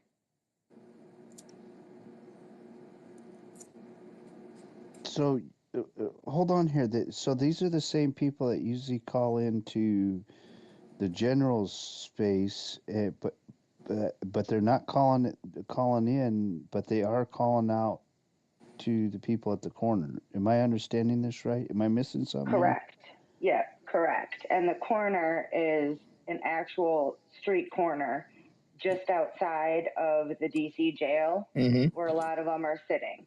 And they like sit down there and wave their flags they used to be able to see, the prisoners used to be able to see out the window and see the flag waving. And they'd flash their lights. Well, they moved them, so now they can't anymore. I know, right? I know, right? I think it's hilarious. But they're still sitting on the corner, and the prisoners call out every night at like 9:00 and sing the national anthem with that the shit corner. be funny as hell. They be singing their little hearts out, man. For sure. We need to. And all the people who. I was just going to add, and all the people who have gotten arrested from down there. I mean, mind you, it's petty shit, right? But they all got non-papered, and like there is nothing happening, and they just get to keep like convening on the corner outside the jail and making a ruckus in this neighborhood. But I thought the system was all messed up, and they getting persecuted. How they getting let right out? I mean, right? And still making the same argument. If the system is so messed up and they out to get you so badly, why are they grabbing you, and why is it catch and release? I thought that was only the left that was happening to. Yeah, I mean, they like to have it both ways, man. They like to have it both ways. Sound like my other app. But anyway, love, what's going on? Oh, Mary, you want to say something? Just gonna. I know, lover, you were gonna go. I'm just gonna say good night. But thank you again, and can we please join the corner some night? But thank you all for the space, and I'll bid you all good night. And in Irish, it's Ihooi. Ihooi, everyone. Good night, Mary. Ihooi. Thanks for joining, Mary. Who said Ihooi back? That was brilliant. Eugene. Oh my God, that was perfect. Ihooi. Ihooi. I just wanted to take it back to what you were talking about, the situation with drugs in New Jersey. My first job in healthcare, I started in 1999 when I was 19, and we had a contract for the state of New Jersey, and it was a common practice that we would have to constantly send medications back to the facilities. Oftentimes it was like medications to bring you down off of heroin or whatever drug you were taking on the streets. Most of Jersey, like most of the bigger areas of Jersey, heroin is drug of choice. Newark, not so much Jersey City, but like Atlantic City, like most of the big cities is. It was like Essex County, Elizabeth County. Same shit. All of that shit. You already know, guys. So they were identified by county more so than the city. But the thing was specifically within the state of New Jersey, and we had contracts all over the United States of America, but they just kind of stood out because the guards would like shake down the prisoners, take their drugs, and not give it back after the shakedown. So we were figuring that they were selling the drugs on the streets to get extra money, and then they were selling them right there in the jail. Why are you gonna take it out of the jail to go sell it? Sell it right there in the jail. Well, the state, would wind up having to pay for replacement meds, and it was ridiculous. But in Oh, you comparison talking to about scripts? I thought you was talking about like they was confiscating like contraband drugs from the prisoners and taking it out of the prison and going to sell it on the street. no, they were taking their prescriptions from the doctor. So Gotcha. like, Understood. yeah. So I mean that was like 99, 2000. I think maybe I probably worked there into 2001, but uh, shoot, I mean it just in comparison to other states that just was like glaring. There is no comparison. So that there's some major problems with New Jersey and. It really is. Their court system is real bad, man. I ain't gonna hold you. That shit is like it's real bad, bro. That wait, like holding somebody for a fucking blunt for 6 months is fucking insane, bro. That is fucking insane, bro. That is like communist China shit, bro. That is like Russia shit right there. That's like crazy shit right there you talking about. Holding somebody for 6 months before you indict them? When I was in New Jersey one time, I kind of felt like I was in the Alameda. The Alameda is in Baltimore, Maryland, where I'm from, and my younger brother, who has far more street credibility than myself, he told me one time, he's like, in the Alameda, they done locked up all them niggas. Like there's only girls in that neighborhood because they locked all the dudes up. I mean, I literally felt like I was in the Alameda because it was like crickets, like almost like a ghost town. Like there's no one here. And it's crazy that they can target, neighborhoods or cities like that. But I mean, prison is big money, and locking people up. I mean, you get a lot of money from the government, and checks from the government don't bounce. It's a sure thing. Baldina in the house. I just came from that fucking shithole. They don't believe in plastic, bruh. Paper Damn straws, it. paper Definitely just cups, came from paper Jersey. bags.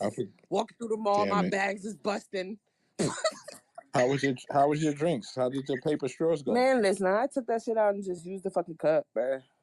Damn. That shit tastes like cardboard cereal box. And them shits be disintegrating so man, fast, and it was hot bro. as shit in Jersey today, bruh. It was 92. And nigga, what? The fucking shithole. I'm like, You don't got a collapsible straw? yo, I forgot it, bruh, because I brought my little purse. Homie. And I'm like, bruh, the less shit I gotta carry, the better.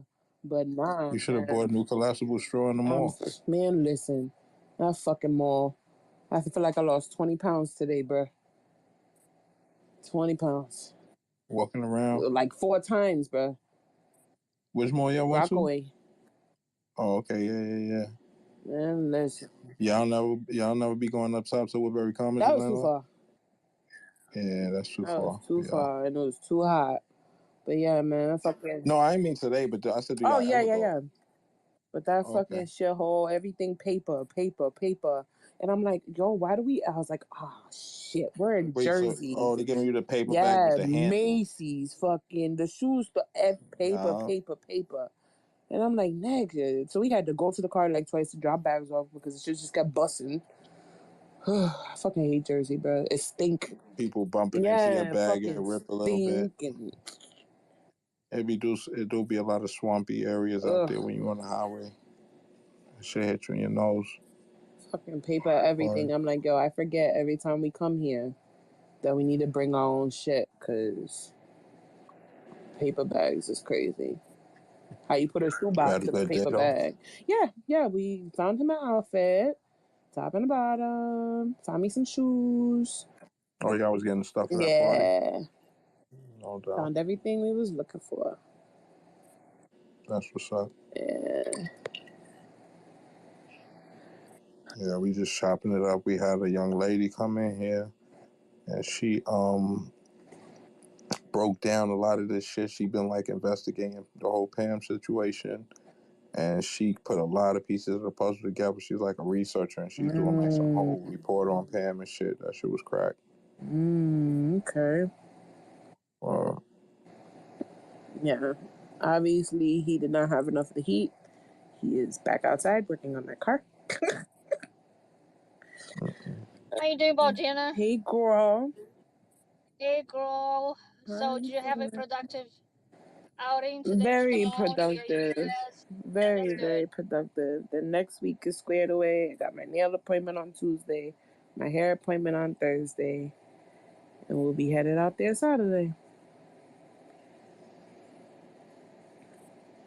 Make sure you're in a space the whole time. Everything you're doing. Child, I'm gonna come in there, my nail appointment and my hair appointment, because if I don't, I will be stuck with my head lady speaking like this all day. She is African, okay? She be trying to Talk teach to her. me. She be trying to teach me French and shit. She get on my nerves. That's dope. Nah, all she watches is fucking news. All she watches the news. They You know love what's the crazy? news. I learned French when I was younger in school. I went to private school and I learned French, and I forgot that whole shit when I learned Spanish. And then I forgot Spanish when I stopped using it. I still remember a lot of shit though. Like I do speak a little bit of Spanish. Okay. But yeah, I'ma be a busy gal next week. But I'm glad we got that shit out the way. My pop of color is gonna be Barbie pink, you heard? They mass reported me earlier. What? Nigga, what? Yeah. Yeah, I thought I had time to come in here earlier because we made a couple stops and I was sitting in the car, but then I was hungry. So, they mass reported us the space crash, and some of us had very, very serious issue with our account afterwards. Who? Oh, yeah. We had to. Never mind. Oh, okay. Queen, if you ain't got no haters, you ain't popping, Queen. Period. Let's go. I just listened to that song too. Haters, you love me. Damn, son. That's crazy. And what else happened today? Well, that happened while you was gone, actually, before the J6 situation. What happened? I be missing all the tea. Well, a lot of stuff with Adonis and all that. We got the again. I was here for that. Okay. Well, Riley came in the room and shit. I mean, it was other things from that, but yeah, pretty much that's you know the gist of that situation. Yeah. And I mean, Djibouti and North came in here. They was talking about that shit. And then I don't know, bunch of drama. You got to spend that other space that's before this back, probably. Oh, come on, that shit is long as hell. Yeah, I mean, you skim through it though. Nah, bro. Or you could play it at high speed. I need an update. Oh shit! Wait till they come back. All of them going to tell you because there was arguments and all kind of shit. But now my brain is January 6th out. I had Dirty and God is co-hosting, and I feel like there was somebody arguing with. Oh, I mean, I feel like the argument was all that stuff with this goofy nigga, white boy, Adonis. Yeah, I mean, Polly, so what we're gonna do? Are you gonna be able to get the recording into one session from when Noelle began of course, to when she left? of course. I'm a Okay. It's you got to remember it's gonna be really easy because it's Okay. the end of the first space and the beginning of this space. Yeah. So it's really easy to find. I see Okay. the Because devil in this house. See my nigga that Joe. probably was one of the best Yeah, that was spaces. fire. That was Who? pretty. Noelle. No, not Noelle. you. Who you said in the house? Joe. No, not devil from Australia. Oh, the devil you mean? No, okay. Yeah. So and she sent me you know the. she ain't. She with the other boy now. And she sent me the Nigga, she came in paperwork. here while I was sleeping. Oh really? Yeah. God is trying to Sorry, wake me Queen. up. Sorry, Queen. But yeah, she tried to wake me up. And she was like, "Oh no, don't wake her up, don't wake her up." So she kicked the ass out. She's like, "You can come in here until she wake up." Yeah, she bugging. So And I anyway, don't she know. sent me the Go ahead, sis. paperwork. She She did. She sent me sent the this to me too. Mm-hmm. yeah. So we're just gonna have to like Take our time and go through it. And yeah I mean, go through it. I'm gonna post it up in a digestible format for Twitter. Yeah. And it's a lot of information, but I'm gonna make sure it's all there. Once you start the thread, if you're gonna go through it, you're gonna go through it. If you're not, you're gonna close the thread. You know what I mean? That's all. It ain't that serious. There's a lot of information, but I'm gonna break it down how I've been breaking all the rest of this shit down and keep it moving. That's all. You good to go. You know what I'm saying? But oh, we got a hand here. What's going on? Oh my God. So I don't know what to call you. Is it political or do you want me to call you progress? What is It's what would Polly. Just Polly is fine. Polly, I did not realize you were so funny until we ran the little clips of you talking. Oh my He's God. hilarious. He's hilarious, You're Christina. hilarious. By the way, and I'm sorry, Queens, about earlier. I actually enjoyed this J6 space.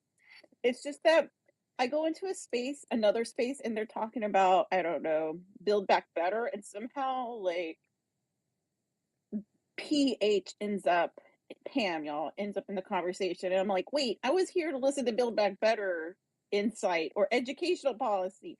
Like, it's one thing if this I space can is understand that. yeah, if it's intentionally built around it, that makes sense. Like, I know exactly what I'm walking into. It's just like what the fuck? I be Anyway, getting you progress. mixed up with another girl. I swear, I don't know which one you are. Okay, so there's another Christina who's Are been you the one like, that be crying? Or is that the other Christina? no, there's another Christina. I was crying at one point. Okay, that's you. Well, there is another Christina who's been wrecking havoc around Pam, and everybody continues to mix me up with her. Mm. But I Where's was Are that you the white Christina? Christina or the Mexican Christina? I'm the Chicana. Yeah, I'm the Mexican. I'm the crier. Oh, you the crybaby. Okay, I just had to make sure I have my crybabies right. Okay. Hey, let's affirm people. Everybody has different ways of expressing themselves, you know. Yeah, but you can't cry on Twitter, bitch. They'll drag you. Yeah, it's true. I'll give you that. But anyway, I just wanted to say I had no idea you were so funny, Polly. Oh my God. I'm going to start joining your spaces just to hear what's the next thing you're going to say. That's dope. Remember that part about when I said they drag you? That's this space. So be careful. Oh, they totally don't be crying in here. This Oh space my is the God. place you get your ass dragged. See, the thing about Switzerland is this, right? It's fair for everybody. And I'm not grabbing nobody's arm once the swing is start. So just keep that in mind. You know? Did you record that one, Queen? Which that is one? Such a that's such a polyism. I'm not going to let go once I start swinging. Yeah. I'm going to start usually calling... me, he got a whole back. Ooh. Well, anyway, I'm going to start calling it polyisms because you are very quotable and very funny. Thank you. I'm going to be quoting you and repeating you at work, so people think it's me being funny. Don't say the wrong phrase. Hey, Libby is here. Oh, Libby. Yo, Libby. Yay, I love Libby. Libby's the best. Oh shit! I'm awake. I'm Hey, awake. Libby I'm girl. awake. I'm awake. I'm awake. Libby's here. I'm awake. Get your hip hop ass up here. She got on shell toes right now. Don't wake up on my account, goddammit. You got bamboo earrings? Twinkling. She's twinkling. At least 2 pair? Am I here? Fendi Am I bags in or the bad building? attitude? Yeah. Okay. Like check 1 2 1 Girl, 2. hey, Party Libby people in the girl. place to Right be. on. Woo. That was fun. Who performed? Big Daddy Kane, Rakim, Nice. Nice. and Dougie Oh, Fresh and shit. Slick Rick. Big Daddy Kane, Rakim, Dougie Fresh, and Slick Yep. Rick. Oh, you know what? That ain't gonna be no fun. You just came from the concert. Never mind. What? I was gonna spend some Oh yeah, drinks, but you you just gonna came from play hearing everything they I just shit. fucking heard. You're right. Yeah. Never mind. Yeah, that was fun. Hey, Roro in the I city was too. like, We oh, see I already Roro had down my there. finger on the iPad. I was like, wait a minute, she just heard all this Yeah, shit. I did. Literally. I got it on film too. That's Yeah, lit. I had to get everybody. You said who? Roland Martin, Roro, he down here too. Oh, okay. I thought you said Lolo. I said, who the hell got I my don't name? know who that is either. And then Ricky Smiley in the morning show. They've been doing the morning show here. They did it this morning and they'll do it tomorrow morning That's dope. from downtown Fountain Square. So, yep, the city is lit, y'all. The city is lit. Okay, and I'll be right back at the concert tomorrow. Jill Scott and a few other people. I don't know why I can't. I ain't gonna front. That nigga can't be spinning the Hey, he fucking rocked block. the mic, yo. Hey, What? first of all, he even had to sing half the fuck songs because the whole goddamn thing was singing Yep. his song. Yelling. Yes, it was going ham. We was in the building. That shit was fun. That's dope. We got this thing here. I was just talking about it the other day called Summer Stage. And I think they do it to keep everybody out of trouble because while them concerts is going on, I know the crime rate drops. Of course. You know what I'm saying? So they be doing everybody in the free. city was just there for. Was they in New York or was it Philly? What was like in June? Who, What was like a month ago? for Kane and them? Big Daddy Kane and them? No. Like it was a big concert, like y'all's way. Was it Rock the Summer Jam? Bells or was that? You talking about Summer Jam? No, you said that's coming up, right? I don't even know what Summer Jam is. I don't be going to that shit. That shit, I don't know, bro. That shit is like overrated to me. It's very overrated. Okay, well I don't know, but half the city left and went to New York or Philly that weekend. And I was like, it's probably Summer Jam. Okay, Summer Jam then. Yeah. That's the biggest concert in the country of the year. They get every huge hip hop artist to perform. Yeah, and it all day like too. If you had a lit song that year, you performing at Summer Jam. Okay, yeah, that's where half the city went a couple weeks ago. That's why Diddy got in that issue because they put the video with the shit on the Summer Jam stage. What? And What you talking about? Did he beat somebody up? Oh, recently or back then? No, that's a dumb years ago. I might that even shit be was conflating Shine? stories, to be honest. Nah. It was Nas. He had that "You Can Hate Me Now." Oh, yeah. Hey, the, Nas was flaming crucifix. everybody back then, okay? I got all them albums. I think Hov got him, man. Nah, not with that ether.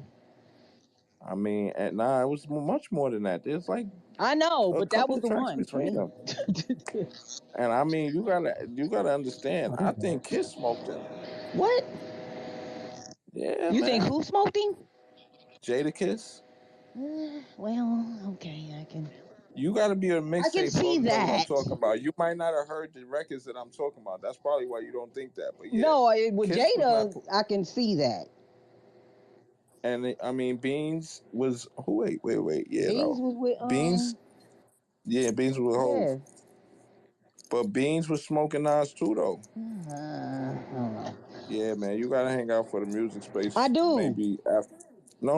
I'm saying like on some and I'll play the specific joint so you can hear and decide for yourself. Okay. You know what I'm saying? Well, you gotta set that up. There's probably a lot of joints you never heard because it's disc records and you listen to commercial music mostly. You know what I mean? I mean, I was a big album buyer back then, so when I bought your album, but that's what I mean. Yeah. Like, if there's certain songs that you it's on certain discs you only hear on DVDs. That's what I'm saying. You know what I'm saying? I was a big. I got hella albums. So I'm like, I'll listen to your shit. If I buy your album, I'm listening to the whole thing. No doubt. But a lot of the diss tracks wasn't on albums. That's what I'm trying to say. They was okay. I see what you're saying. They was underground mixtapes and DVDs and shit like that. Like that was like how you got. That was like the internet. Them DVDs. That was the internet back then. That's how we seen all the other shit. Okay. You know what I'm saying? Smack used to run around with that goddamn I was about to camera. say Smack. Yeah. Yeah, man. That was Living Girl, did you get your thing? Yes, I did. Do it thing. Yes, I got it. I'm glad y'all thanks is thangin'. I ran to the car. Shout out to that. Oh, it's raining. Oh, I like that. And now it started raining and the car's locked. I like the rain. Yeah, it just started raining as soon as I came outside. Well, don't fall. You don't need whatever was in the car. I never locked my car. I must have been thinking I was still downtown.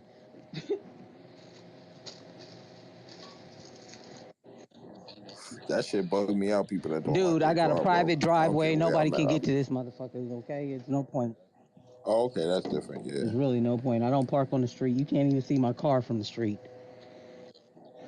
Got you. Like, if you back here, you in the wrong place. Bitch, I live in the middle of the woods. We lock every motherfucker. I mean, I lock my She house tonight. fuck around. Now, hold on. She fuck around, come back to the car, be a whole bear sleep in her No, car. nigga, I don't live in the motherfucking woods like that. I'm not up I'm north. talking I'm in the about city. Lotus. I'm Oh, talking about Lotus. well, that's a different story. Goddamn. She in the forest. I don't know if you call that the forest or the woods. What's the difference between the forest and the woods? And pause at the woods. Now, where's the weed? It's kind of the same thing. That's why I came back to the car. It's really the same thing. Yeah. Ooh, I know the jungle is a little bit different. What's the difference between the jungle, the forest, and the woods? More trees. The jungle got more wild animals, like exotic, like cantus. Cantus. What the fuck? Toucans. So the level of animals determines whether it's a jungle or a The forest? level of animals and the level of altitude. You said altitude? Mm-hmm. Really? Mm-hmm.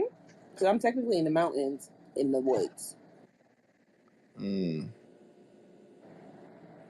Or would that be forest? I think more woods. Yeah, it would be forest because the woods is kind of like lower, not so high. Shit like that. But yeah, we lock the doors, the patio door, the basement door, the windows got alarms. Yeah, So it basically goes forest, woods, jungle. period. Okay. Y'all know I'm hot right now. What's going on, man? Hold on, let me let this person out. I'm talking about the jungle and the forest and shit. We're about the same speed right now, I think. The fuck? You wrong? Can you hear me? A little bit. What's up, y'all? I had to look up an article. The difference between woods. Can you hear me now? Pause. I said, can you hear me now? No, I'm talking about him. He said the difference between woods. That's pause. Woods and forest comes down to canopy cover and tree density. While forests are known for thicker canopy cover, the amount of land covered by the tops of trees. Okay. Oh, they're going with the Google definition. Hey, I like to get clarification for us all. And I live in the forest. So it's the density of the foliage overhead? Yeah. The canopy cover and tree density. Okay. That makes sense. Well, I definitely live next to the woods. I wouldn't call it a forest, but I definitely live next to the woods. Does a So how do bat you know shit there's in no the bears woods? there? Does Yes, a bat shit in the woods? Yes, it does. I've stepped in it. Y'all is a mess. Damn, what I come back to? There's a bat shit in the woods. Same If it's fuck an shit, animal, Floyd. if it's an animal. Hey, Yeah. Livy, if you live next to the woods, how do you know there's not a bear in those woods? Because I'm in the city. Oh. Like city. So you like don't I'm have 10 bears? minutes away from downtown. No. You got to go up north for that. Like by my mom. Just about an hour away from me. Go up there, yeah, you get coyotes, hawks, all types of shit up there. Coyotes? Coyotes, yeah. Okay. Fuck, man, I had a bear run through my yard like a couple of weeks ago. I mean, I don't know. Where the hell you live? Closer to Canada than Chicago. Yeah, I live. When I tell you every day the Ring camera go off and it's a bear, okay? Damn, what? homie. Oh yeah, you in the Poconos. Yeah. That's right. How big are these bears? Big as shit. They bears, nigga. What you mean? Like what? You got to fight one of them next. The fuck you mean? How big are these bears? Does it matter? Nah, Get there's the no shit out of wings. me. It Baby, doesn't. how big are the bears No out here? wings. It doesn't matter. It really How, doesn't.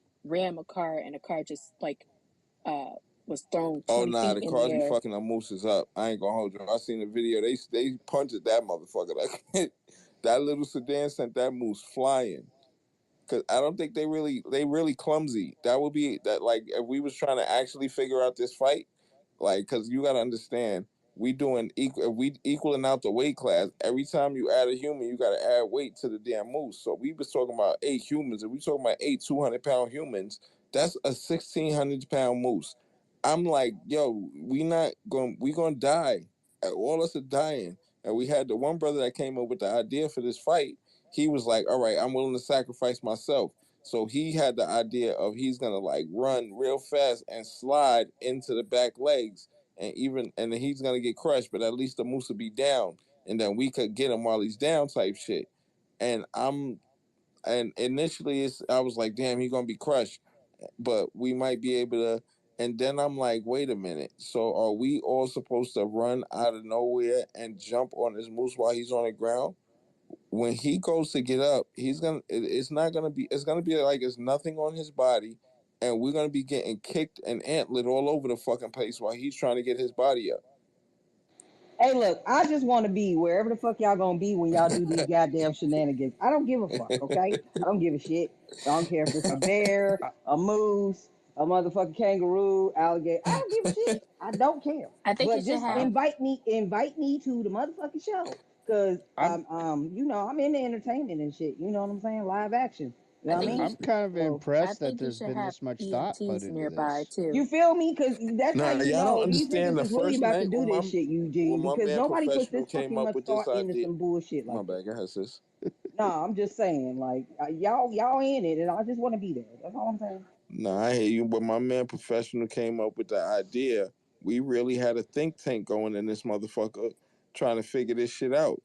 You know what I'm saying? We You was had a really think trying to tank. break this shit down. Like I we You know had had a this think doesn't several. tank. sound like a lot of thinking to me. Listen, we had several great minds working on this. Fred was in here with us talking about this shit. I'm dead telling y'all, we was seriously trying to figure this shit out. How could we beat a moose? And like, if it was fair fight. And here comes me I saying the know. I was Buffalo there, Run. dude. I Do was there like the for that. Buffalo Run. It's simple as that. And you guys were like, Nah, that's not a fight though. That's not a fight. doesn't matter. But It come does on. matter. We might as well take knives out at that point. No, you can do a quick fight. Like, get Kimade dressed up in red. Like, you gotta watch some This is bullfights, not a man. bull. It's a moose. They don't care about red. He said, "Get his Yeah, keeper you day dress dressed up in in red red." or some shit They like do that. not care about no damn red. They gonna look Hey, at a she keeper setting day. motherfucking Akima Day's ass up though. She Wait, put so him wait, up wait. for Let a me tell y'all the fight. scenario that I did come up with. Hey, Were we to Polly, but do come her in plan, style right? Because that too. shit was hilarious, right? So, pal, Akima Day, I guess apparently dressed in all red, comes running full speed out of the forest as fast as he can run, right?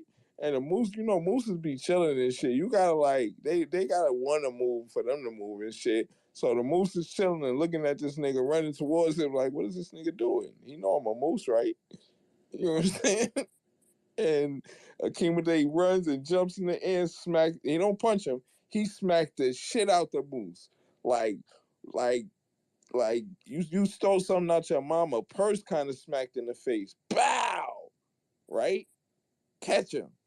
Right? And now he don't see nobody but Akima Day, and he just got smacked in his face. So they running right now. Akima Day running towards the cliff, right? Now the other 7 of us come out from wherever we hiding at, making noise, scaring the moose in Akima Day's direction now, right? Hopefully it doesn't bust a U-turn like what y'all niggas want to do, right? We that's our hopes in her plan. This is her plan right now, right? But this is me narrating her plan, right? So Akima Day gets to the edge of the cliff, and then it's like a cartoon. He just falls down in a ball at the edge of the cliff, and the moose runs right over him and jumps into the crevice for some reason. It doesn't put the antlers down and throw him over the cliff like why you smacked me. But I don't know. That's pretty much how I had thought about it would go. So I have some problems. I have some And problems then with and this then who scenario. else? Oh, Frederica was like, "What about if you have some climbing gear?" And I was like, "That's cheating. You can't have Yeah. that." I have some problems with the scenario. Obviously, none of you have actually been around moose. For one, he would never outrun a moose. I didn't think he would. They run about 3 times as fast. But this is the only thing. It's the same thing with the kangaroos. The Matrix They got have to you, get Libby. started. You said the Matrix got me? Nah, Livy. Nobody be hearing it. I don't think Livy was talking. No, Nah, she wasn't you got talking. her. She wasn't talking. Cause I would have heard the levels on it, man. Who is Oh, it? she just dropped down. That's Ryan. Yes, I'm the guy, the master of the Irish goodbye. Who you? A person. Who are you? Queen Head Honcho. You heard? Oh, great. You want a cookie? Hello? Hello, can you hear me now? Who mans is this? Who Yeah, man we hear you. is this? Who? Ryan? He cool? He's Ryan. He good? Not talking like that, you know. I was just trying to see who he was. I heard the an master unfamiliar of the voice, Irish goodbye. and he got sassy. Well, he gonna be the master getting booty. He keep fucking with me. Proceed, but yeah, you was talking, Livy. Yeah, I was. No, someone was I told asking y'all who it she was was. Who was talking. this? I'm like, it's Ryan. Oh no, I think they I were told trying to y'all she figure was out. talking. Yeah, I was saying something, but I was just bullshitting. I wasn't saying nothing for real. But For the kangaroo thing, you should have a waiver in case if you die from the kangaroo. Who is this? Oh, I'm gonna write this waiver to the forest. No, I meant We're like not going to write any waiver. The only thing that I need you to do is to, before you die, write a living will, leaving What all the your hell are y'all talking about possessions dying? to me. To the kangaroo? Y'all, why Do y'all you not not know talking how about the powerful the kangaroo kangaroo writing the Just do will? that. Write a living will, all your possessions, give it to me. You don't I don't need got nothing. your plants, your babies. You could have those. I call dibs on the electronics because his house looks like Best Buy. Okay, Thanks. I have the babies. Wow. I'll get some extra money. That's crazy. For doing what? His house looks like Best Buy is nuts. She said for doing what? She said Best Buy. I don't got no. Yo, look, man. I got an iPhone 7 and an iPhone 4 with the big plug. Especially if you do that white widow special. Some major. Yeah. That's you said you got major an package. iPhone 7 and an iPhone what? 4 with the big plug. Good God. Yeah. So you're gonna. Lie. That's not what he's using right now. What? Livy What is you gonna talking claim about? that. I'm not I think I lying. have my iPhone 4, but it definitely doesn't You get have used. one, Yeah, but I that's got not one. what you're using Hell right no, now. I got an Oh. 11. I'm using an 11. Why are we playing word semantics all of a sudden? Hey, The fuck? because you can't even upgrade them Because I motherfuckers get no the more. electronics and they need to work for what I need them for. I mean, they work. They don't They need to work for upgrade what no I more. You need can't them get the for. latest Okay. iOS. Wow. We are all fighting what we're gonna take from I get the Polly. That's chain too, y'all. crazy. Sorry, I get the chain too. You getting what Period. too? The chain. Thanks. What chain? Nigga, don't play with me. Oh shit. Hey, Rock the I get all chain, those bro. beats. Not you trying to hide your possessions before you get killed by a kangaroo. I mean, I would too. Like, So what chain? please fill out your That motherfucking chain. will, please. That's crazy what's happening right here. Hey. I know. Adult, Don't you need. want the speakers? Wow. Damn. Wow. Well, At what two, size shoe you Brutus? wear, first of all? How about that? We're not doing that. Oh, damn. You said no. Put these in Nah. the museum. Hey, don't And wear I get anything first too dibs Nah, I'm on not the nice. telling y'all fridge. what size shoes And I hold wear. on, and I get the first dibs on the fridge. Y'all know this nigga got a year supply of oxtail in there. Mine. Oh, Dibs. she told me to take the chicken out. Thank you for Oh, saying that. fuckity fuck. Queen, Hey, Dibs. check the don't Yeah, go wear ahead. anything too DM. nice. So Don't wear what anything am I too gonna nice have to the kangaroo fight. besides the plants? Is everyone cleaning up That's all you the asked whole for. thing? I said it first, so you Yeah. lose. I'll have dibs on your Okay. bank account. Queen, can you hear me? Yeah. Oh. Check the DM. I'm sorry. She We all getting got bus fare. seniority, Gayla, so you I don't know about that. She gonna get her some bus fare. I don't know about that. Oh, she can have the Bus bus fare. If it's bus fare. fare, she can have I it. don't want no Yep, she damn can have it. bus fare. Who's tricking for bus Nope. fare? You ask and you shall receive, bitch. You get the bus fare. God damn. Damn. I'm much is bus fare? $2.50. $2.75. Damn, I was close. That's What about now? what's in my bank Dang. account. Still COVID. That's I don't about want to what's be in my bank crowded on account no right now. damn bus. $2.75. It might be $3.50. Bro, ain't you getting on the damn train? Who? Who with you? I'm making some food right now. I'm making some mac and cheese and some I don't greens and understand the some bus. candy yams and some You oxtails. gonna All like share? on it. Of course, y'all gonna hear me smacking on it. Ain't that some shit? Anyways, who's getting on the bus? Not me. Me neither. I got Gayla. wings. Be crammed on that bus with a lot of people. And plus, it's Oh still fuck COVID. no! I rode the bus for 10 years. I'll never do that shit again, ever again in life. I swear to God, ever. Hold on, y'all. Y'all know I come with a +1. Baby, we splitting up Polly's possessions when he get fucked up by that kangaroo. What you want?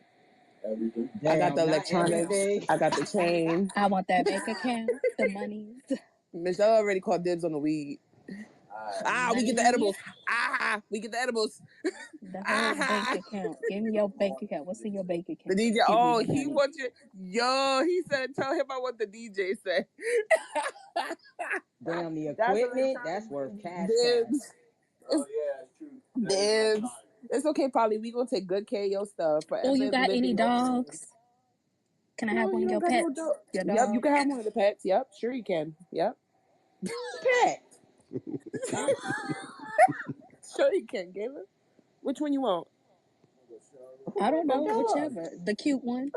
Not y'all Okay, giving we. away my non-existent pets. Oh, that's what I'm trying to figure out. Like, who got a dog? Like, I don't think he has a dog. Okay, Oh, let me yes, be he do. quiet. Shh, shh, shh, shh. It's okay. Yes, he do. Yep, you can have him. All of them.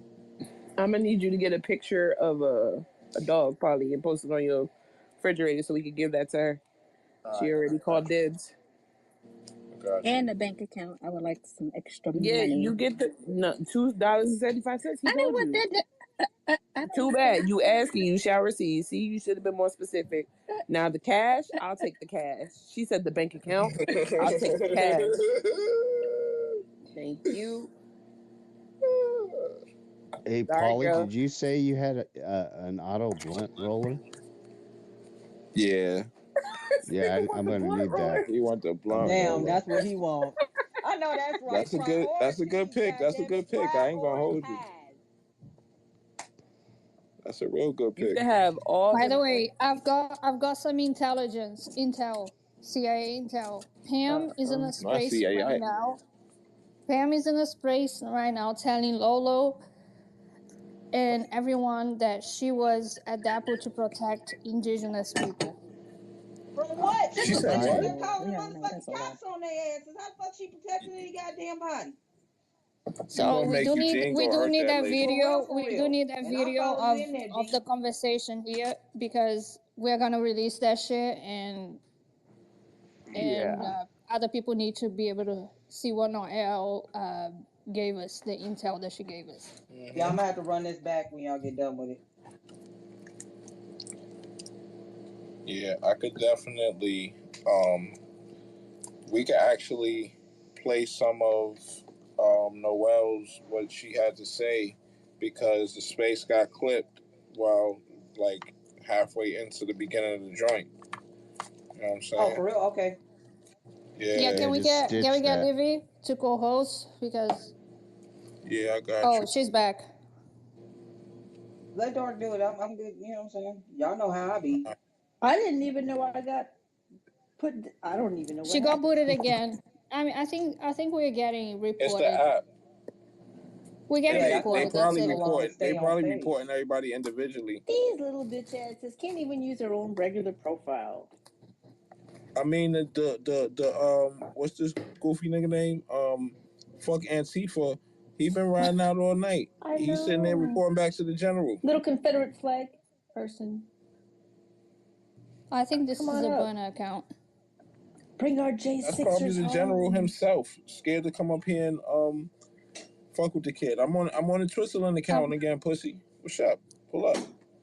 Give me some more content, dummy. Pull up, bitch. We got some nuts for you. Some more nuts. I'm gonna heat up tonight, these. goddammit. Let's go. Damn, that's crazy. Do white supremacists eat oxtails? They do now. That's They why the better fucking not. prices go up so goddamn high right now for them motherfuckers because of them Right. assholes. Need to stay away from oxtails. I don't even think they eat oxtails. They don't even know the joy. And then Dude, they don't even have the cheese to eat I'm oxtails. telling y'all. Oh, they don't. You saying they don't have the seasonings? That it Probably takes to not, make but them? Cheese, that don't mean they ain't cheese, buying them Oh, motherfuckers. cheese, oh, cheese. teeth, not seasonings. Teeth. Okay, or both. You're right. They That probably part. gave That another part. name for oxtails like they usually do. You said, oh yeah, they probably got a different name for They it. probably do, but it's still the same shit, and they eating them all. Just telling you. Right. Because I read a story about that not too long ago. That's why the motherfuckers are so goddamn Oh, they high. onto it now. Yeah. Oh, Cal, you know they dumb. No, They but probably but think the y'all understand. oxtail I'm is not. a I don't. cowtail candy. Y'all know the I don't. cowtail candy. That's probably what they think it is, dumbasses. But y'all know I'm not talking about just white people in general. I'm talking about white supremacists. I think they won't eat it probably because we like it. These motherfuckers They eat oxtails. they watermelon like shit. They eat They fried they eat chicken like and black shit. oxtails. culture but hate Hell black yeah, they do. people. They I eat can't fried find chicken none and of them watermelon shits. and everything else. You damn right. Them motherfuckers Why eat that wouldn't they? shit. That's a stereotype for the birds. You come down here, you gonna hunt for that shit. I'm pissed. Yeah, they You like got to go to the Asian market. I'm There is telling no y'all, such thing they here. mad cheap. What Asian? Oh damn. Or the Hispanic market. Can you go to the Hispanic market? Because, Hispanic? you No, know, no, no, Latin honey. America. Hold up. You're dealing with No? white supremacists. This is the Bible Belt.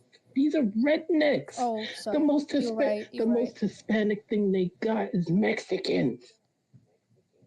Golly. and you know they be gentrifying that shit too. When you say Asian, Chinese food for these people, you're gonna find frog legs on the menu. I remember that used to be a thing on the Chinese restaurant menu. Y'all don't But you remember know that? But I what? remember they used to Mexicans have eat frog legs. oxtails too. You damn right. They do? Yeah, they These do. motherfuckers, They do. look, Holly, these people will barbecue you. Oxtails is Hello? all in the And make a special sauce for your North America, ass. Central, and South America.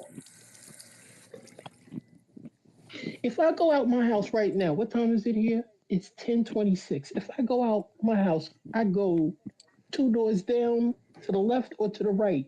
Somebody's on their freaking carport or in their backyard barbecuing something. Something, y'all. Something. At that But hour? wait, can you make oxtails on the grill? If you can put it in a pot and burn that shit, they're fucking fixing it. I'm telling you. Nah, you know what? They definitely had a pan of oil on the barbecue the other day making pastella or whatever, some kind of you know the what do you call them things? Pataleos. No, just the things with the God damn it. Pataleos, empanadas, yeah. Empanadas.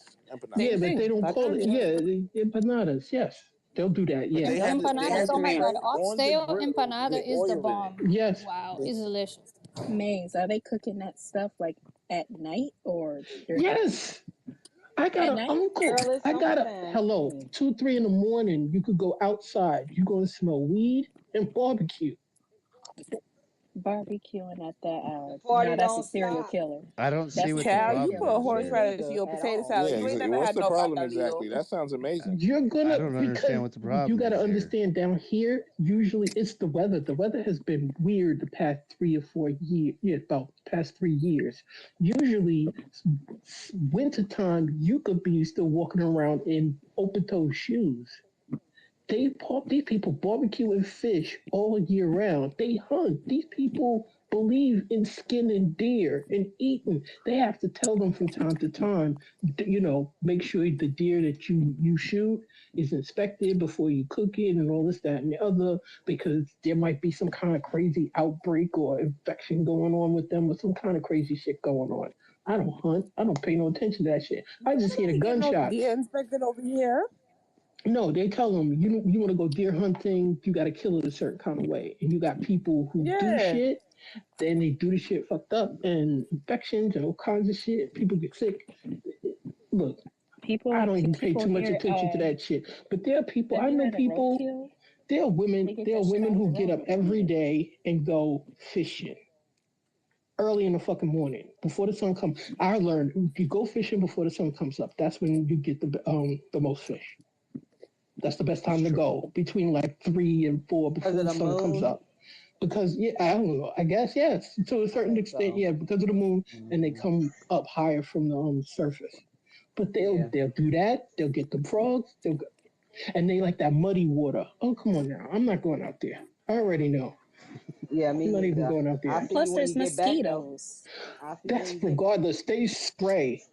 They spray, and the That's spray that they least of do. my worries, mosquitoes. No, the spray that they do only piss off the mosquitoes because they be chilling, and then it's like 8, 9 o'clock at night, and they come around with the fucking truck, and that spray usually irritate them. But they changed the mixture. Something's going on because I'm not seeing the truck come around as much, and there's not as many mosquitoes. But those motherfuckers be out. They be outside for real, and you could It slap must box be them There's a motherfuckers. new They so interesting. big. species. There's a new species of mosquito that's bigger, and Oh, it's Don't growing fight a, that. yeah. it's Don't growing fight a that. fang. No, it is. Yeah, I've seen those here in those like Georgia. Yo, It's I vampires. heard growing some teeth. shit. I Yeah, heard some they shit are about mosquitoes the vampires. other day in a space, right? And we looked it up, and that's just fucking true. If a mosquito biting you and you squeeze the area that the mosquito's at, that bitch explode. Yeah, It because there's a what? poison that they let off in like just by making Nah, nah, contact. nah, nah. The pressure from you squeezing the area that they bite in makes a little poker thing get stuck in your skin, and they can't stop sucking the blood, and they fucking explode. Oh, you're talking Is about that the what? ones that Yeah. get the Is that So tick, what? like I forget what they call them. They get fat, and when you smack them, they explode. It's your blood that's No, smearing on no, you. no, no, Ew, no, no. that's If a nasty. mosquito is biting you Uh and huh. you don't shoo it away and you pinch the area that is biting, it forces its sucker to get stuck in your skin and it can't stop drinking the blood and it like it literally explodes on your arm. Oh, it gorges Oh itself. God. I Okay. don't want Yeah, that. yeah. I'm cool. I'd rather not get And bit, even though I got toe up going to the damn Beyonce concert and shit. I got about 3, 4 bites on my ass right now. I don't know Man, the what The type. motherfucker. only thing that I ever don't works know for what me type with of that blood I got, stuff but those is be Skin So eating me up. Soft from Avon. That's Skins. the only thing Mm. that's ever worked for me. Do they even sell that shit anymore? Yeah, You they gotta, still do. yeah, you gotta hunt it down though. You gotta get You gotta Hey, online hunt for it. it down. Yeah. Or eBay. I'll tell you guys an old trick for keeping mosquitoes away. This is the old trick. Like you That guys keep this to camphor, that yourselves. citronella. Nope. This actually works. Get a dryer sheet and put that thing in your pocket, and it will keep mosquitoes away. I kid you not. It's one of the neatest tricks I've ever You learned. talk about the original one, the original plain one, no scented, just the regular dry sheet. Yep. Oh wow. I Okay, I'm had gonna try forgotten that. about that, Eugene. I'm How not many? gonna try that. How I'm many I'm gonna do you just try gonna it. put need? D on I me. feel like Eugene is trolling us. I'm He not. I'm really is telling you. trolling, and he's Nope. absolutely trolling. How Nope. many? I How many live. of He's those do not. you need? He's not. That's Do you accurate. need like one or two to put in your It actually pocket? works. Got It. it. One in every crevice and hole you have in your body. No, don't do that. I tried it. I lived. I lived down in. Okay. Um, where's Goddess? Where'd Seriously, she try it. go? Oh, I, okay. I offended her with my suggestion. Who? Goddess? No, it takes a Yeah. lot for her. Now that I'm gonna And say. those she probably mosquito coming bites up. itch though. They always gonna itch. Anything that bites you is gonna itch. Just know. I know. I can't Okay. stop scratching it. Well, Hey, here's a trick with mosquito You're bites. spreading the like I poison. tell Don't my do that. Can kids, y'all hear me? go ahead, dig a hole in your leg. Just don't come talking to me about it. No, Can you y'all hear gotta me? look. You gotta smack it as hard as you can, as many times as you can, like really No, get hard. the green alcohol. Just get the green alcohol and spray the area, and you'll be okay. Okay, I'll try that next time. Thanks. What's itching is the saliva You're it welcome. leaves behind. That's what's itching. Oh, the saliva. Okay. It leaves a. It's a coagulant or anticoagulant. It leaves behind, and that's what's causing the itching. If I squeeze the area, will that squeeze out the saliva? No, child. Once Will you're spread bit, the it's a saliva. wrap. No, spread it. Oh, okay. Yeah, I'd think it would spread it. Either way, once you're bit, it's over. I mean, I don't know what you're Oh, trying to okay. prevent at that point. Man, why do they If gotta you own, exist? You're now Some part things don't need mosquito. to exist. 1-800-Jesus. There's the answer. Who said that? I did. Actually, Livy. mosquitoes are very There's important to our one thing No, ecosystem. they're Just so you know, vampires. they're very they feed the fish, they feed the frogs, And they yeah. spread They There's a disease. bats, lot of just bird like we need species. bees. birds. They spread malaria, the disease. Welcome to David Attenborough. Just yeah, but put the driest shit we in your need pocket. You ain't gotta honeybees. never worry about it again. Yeah, but we need honeybees. Yes, I've we seen do. honeybees this summer. I've seen honeybees this summer. That's the first time in a couple of Quick years. question: have you guys seen any butterflies this year? I have. No, and I love Yes, butterflies. I haven't really I seen have yes. any. I've not seen seen a big lot of ass them, and I butterflies mostly go too. to the butterfly exhibit at Combs Conservatory, which is like a greenhouse that we have, but that's usually in the like from like the beginning of May till like mid June. So that's over. That's usually where I get my butterfly fix. So Next There's time I a see them, I will take pictures and send them to you. there's a They type come of in my yard yeah, all plant the time. here that send them to me. attracts butterflies. Yeah, there's plants that attract butterflies. I actually have some seeds, but see, since I need my whole yard done, I haven't done anything. Oh, They stay around my mother's roses. Yeah, I mean, I have some annual or biannual flowers that always sprout up that my mom literally planted like 35 years ago. But other than that, I don't really have any plants. do you Got a guys bunch have of those? bushes though. Do you guys have like those type of bees that bury themselves like The underground? carpenter bees, no, those Oh, are up by my mom. And they're in the wood. Actually, they go into the wood. They'll we got them in our burrow front holes in the yard. wood. Yeah, they supposedly don't bite, but you know, it's a bee, so I don't give a shit. Get away from me. I hope y'all are not killing the bees. No, we're not. I try not to, but see, about 4 or 5 years ago, a bee decided it was gonna sting me in the eye. So, yeah, I had to get Ooh, the eye. Ouch. steroids, Okay, I'm with antibiotics, you on all that types of one. shit. So I'm not really trying to, I try not to, but I ain't gonna say I ain't killing nobody because if it's me or you, it's gonna be you, bro. No, I got you. That makes sense to me. I'm just saying because bees are Somebody got to disappearing. die. Yeah, for real. And dude did, but not before he stung me in the eyes. So I don't know people here, but mosquitoes never like me. Yeah, that gotta They be don't bite painful. me. Mosquitoes don't bite me, but did you know people who don't eat a high sugar, Mm-mm-mm. I eat a low carb Jesus. diet, they I'm don't That's like surprised. Go ahead. that's not true because I I eat wake up keto to and I get Mountain beaten. Dew, so I mean, I'm already at Somebody a can't hear problem. somebody. Can Can anybody y'all hear hear I me? eat me? keto and they always eat me. I hear you. I really hear What? because Queen. there's research Who else backing this talking? up. Can you hear me? I don't want to be no damn guinea pig. I'm good. Hey, Gala. Can everybody hear Hello. me? I don't think we can hear Doc. Ah, What'd she That's say? dark, Say maybe. something. Yeah, I don't hear dark. No, I don't hear you. I can hear Get her. down, come back I up don't. again. who's smacking? Yo, Me. mama. She just be she just be leaving it open for me, bro. You make it so fucking easy, my nigga. Like, come It's on, the right witching back hour. open. God damn. It's the I'm witching hour. sorry. She just be lining me up, bro. That was hilarious. That was funny. Damn it. Okay. Jesus Lord. I feel over, y'all. Okay. Dark, Hello, you hello, Gucci? hello. There she Hello, go. hello. Hello? Man, I There you heard you go. Hello? Yeah, I belching. got you. I could hear all of that, but I'm Who? back. I'm back again. Oh, I'm That's like, This Chloe is what? giving a them group. goddamn oxtails.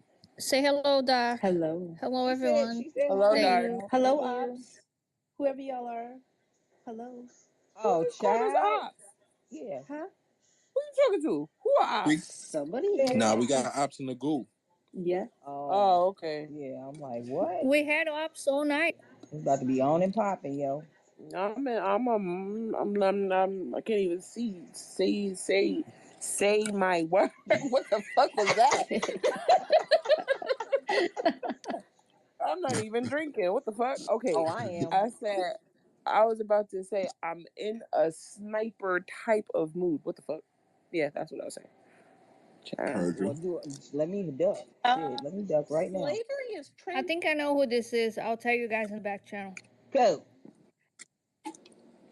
Slavery is trending, These y'all. oxtails busting. I ain't gonna Who hold you. said that? It's Who said Christina. what? I'm just like, why the Are hell? you? It's no, slavery is trending, Oh, and I'm who trying to what? figure out like what. I'm trying to figure out the context. Oh, it's because it's DeSantis Can y'all hear me? and Kamala's Yes, fighting we him. can Yes, hear I you. We can can hear hear you you. chewing too, bro. Christina just keeps talking. Wait, Christina's talking? Yeah, she said something about slavery trending, child. I got my All right, eye so on you, girl. You a little she suspicious. gotta drop down and She come back said up so I can slavery hear what is she's talking trending. about. Out of all conversations, you gonna bring that up? Hey, Hello? Yeah, drop a comeback, child, because you crazy as hell. She said slavery is trending. Bitch, what? Polly, are you really bragging about eating oxtail? Like He seriously? eat that shit Like every I day. He got, told you he eats that shit every I day. am like, I It's got the the it's munchies the bad it's now. the it's the I'm mad he going ham like this at Okay, 11:20 nobody got could at yams night. ever and mac wait a and minute. cheese If You too. he's going to hell, Polly. okay, You going to no, hell no, for that hold on, shit. I got Polly. yams and mac and Nobody cheese can. too. You going to You hell. can't call me bougie ever. That's the most bougie thing I've ever heard No anybody shit. say. What? They eat oxtails every day. Do you know how much for the motherfuckers are? I get them from the Chinese I just market. hope your They bathroom a lot gets cheaper. cleaned regularly, because I'm saying. I don't care. Even if they cheaper, They like $7 a man, that's pound. some bougie. Ooh, that's some You got bourgeoisie some shit greens right on the there. side. I got it wasn't no green stuff. I ate all the greens yesterday by accident. Not by I I know got you're mac. not accident. talking He about said Let greens. me You by probably let me hold accident. find the fuck out up. you. Hold on. Wait a minute. Let me Hold on, find hold out on, you hold low on, hold key on, hold on, hold boule. You on. going to Are you hell, talking man. about greens? You probably put hot dogs in your greens, Mm-mm, child. mm-mm, Hush. mm-mm, mm-mm. You said Ew, It greens. was ew. spinach. Let It the was road. spinach. They was fire. Nah, not you. I'm talking to Gala horseradish Oh, ass. Hell Oh, no, don't put okay. I that was in about to there. be like, nah, ew. Why would you put hot dogs and fucking greens? What the fuck? Who said I put hot dogs? You know, way in hell I put hot dogs. I said Well, I what put do you ham put in the hocks. Them motherfucker? ham hocks. Oh, okay. Well, I don't eat that either. I So use like the you get the little Nah, I don't flavor. believe you. Every food you No, mention is questionable after that horseradish, bitch. It's cool, I'm boo. It's sorry. cool. But them Mm-mm. ham hocks and greens, ooh, no. Mm-mm. Wait a minute. it's off the I've chain. heard white folks put hot dogs in spaghetti and call that Child, spaghetti. Oh Maze, my I was like, god. Maze, wow. Maze. Oh Let god. me explain, right? Let That's a me sin. explain. Okay. Hot dogs and ketchup Nah. over noodles, and they say that's Maze, Mm. you spaghetti. can That's hear me? gross. Maze? That's Yeah, I got you now. strange. Okay. Yeah. Let me explain, right? One day we all talking, right? And we talk about a fake Twitter cookout, right? And I said, ooh, potato salad, right? And I asked Gayla Gallo over there, what she put in her potato salad? I said, actually what I said was, what are three main ingredients in black people potato salad? You know what this child said? She said potatoes, mayonnaise, and horseradish. So I when was she actually said, trolling with y'all, to be nah, honest. you wasn't trolling, bitch, because it took you about 5 minutes to Google a proper recipe and give me the Hell no. ingredients. I'm Let No, me I was see. I'm actually choking. I'm trolling, to be choking on Just the. honest. had Just that No, hot dog over wait a no minute. spaghetti. I I shit. don't believe even she know. was. I believe she was trolling because if she was really bad shit, she would have said raisins. Ugh. Child, she No. couldn't No, even no. say what type of mayonnaise. She was not trolling. That's a recorded space. I will play it for you. She was not trolling. Okay? And plus, it was hot that day, so I was kind of laughing too, Nah, because I you was you like, you Please. were trolling out. That's all you do. You go into spaces yeah, I and you troll. troll the fuck out of everybody. Okay. Yeah, I troll. Yo, hot dog over spaghetti is a Filipino dish, everybody. Just FYI. So it's not a white person thing. No, it is a legit Just get some Filipino She's dish. trying sausage. to delineate from the hot sauce and spaghetti.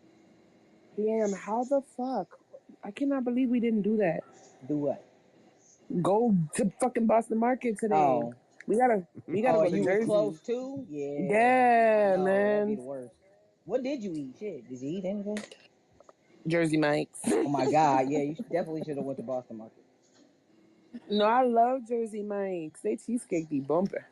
Cheesecake, what the fuck? Cheesesteak. Oh, I'm about to say, like, they Wait got a minute. cheesecake Over there, too? do y'all have Jimmy John's? Yeah, Yes. I do. Okay, because that's like the closest thing to like a New York hero that I've had I outside of got New York both. I City, got and it's because of the Jersey Mike's bread. around here. We got a Quiznos around here. And of course, Subway. I don't eat none of them See, we don't shits. got Quiznos no more. We got Check the jumbotron, y'all. Firehouse. No. I know you didn't put that nasty shit in that jumbotron, bitch. I I sure know the you fuck didn't do that. did. Gayla, Somebody take Gayla, that you down didn't. right now. Gayla. I'm gonna tell that you disrespecting cheesecake too. That's crazy. Who I need to call to? D-Line? Man, with the cherry dressing on top, or ooh, if you get some lemon Yo, a cheesecake. good cheesecake don't need nothing on it, bruh. I always like the A cherry. good cheesecake? Nah, I like the strawberry better, but a good cheesecake don't need nothing. Nothing. I mean, I could eat it plain, but I See, just I like the told you I cherry. wasn't crazy. It was the actual Last sweet. year, my mama made me a key lime Ooh, cheesecake. that Oh sounds good. my God. Ooh. Yeah. Oh. My mama, when she makes a cheesecake for like Thanksgiving and shit, we fight. We fight to I make know. sure That's why I usually everybody get get a one for my slice, birthday. man. It's right after Yup. Thanksgiving, so she can always make it with when she makes the rest of the stuff she's already making. Just add the damn cheesecake to that motherfucker. I'll be And up there now to she get be it. making them in tarts. Ooh, now I'm about to ask her if she can make me some for my birthday. Thank you. Yes, child. Yes. Okay, I have a question. Why do people hate raisins so much? Can someone explain this to me? They look like Because they roaches. dried up, molded ass roaches. Exactly. They The look only like thing I like goddamn it is in bugs. my cereal, those Raisin Bran Hell cereal. no. That's I about gotta it. add more sugar to the No, damn raisin bran. Like, no. Yeah, I freshly eat raisin bread baked all the time, oatmeal but I add raisin sugar too. cookies. That's it. Cookie. Oh, those are good. Those raisin cookies. The Freshly oatmeal. baked oatmeal raisin cookies. That's Yeah, it. Other those it. than that, once they get cold, forget it. I don't want it.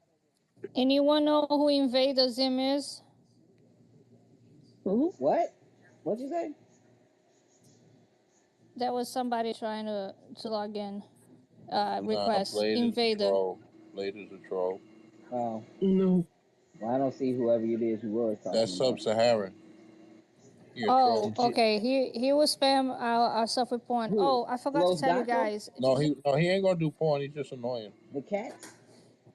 So I got somebody was posting something about Pam that I almost forgot.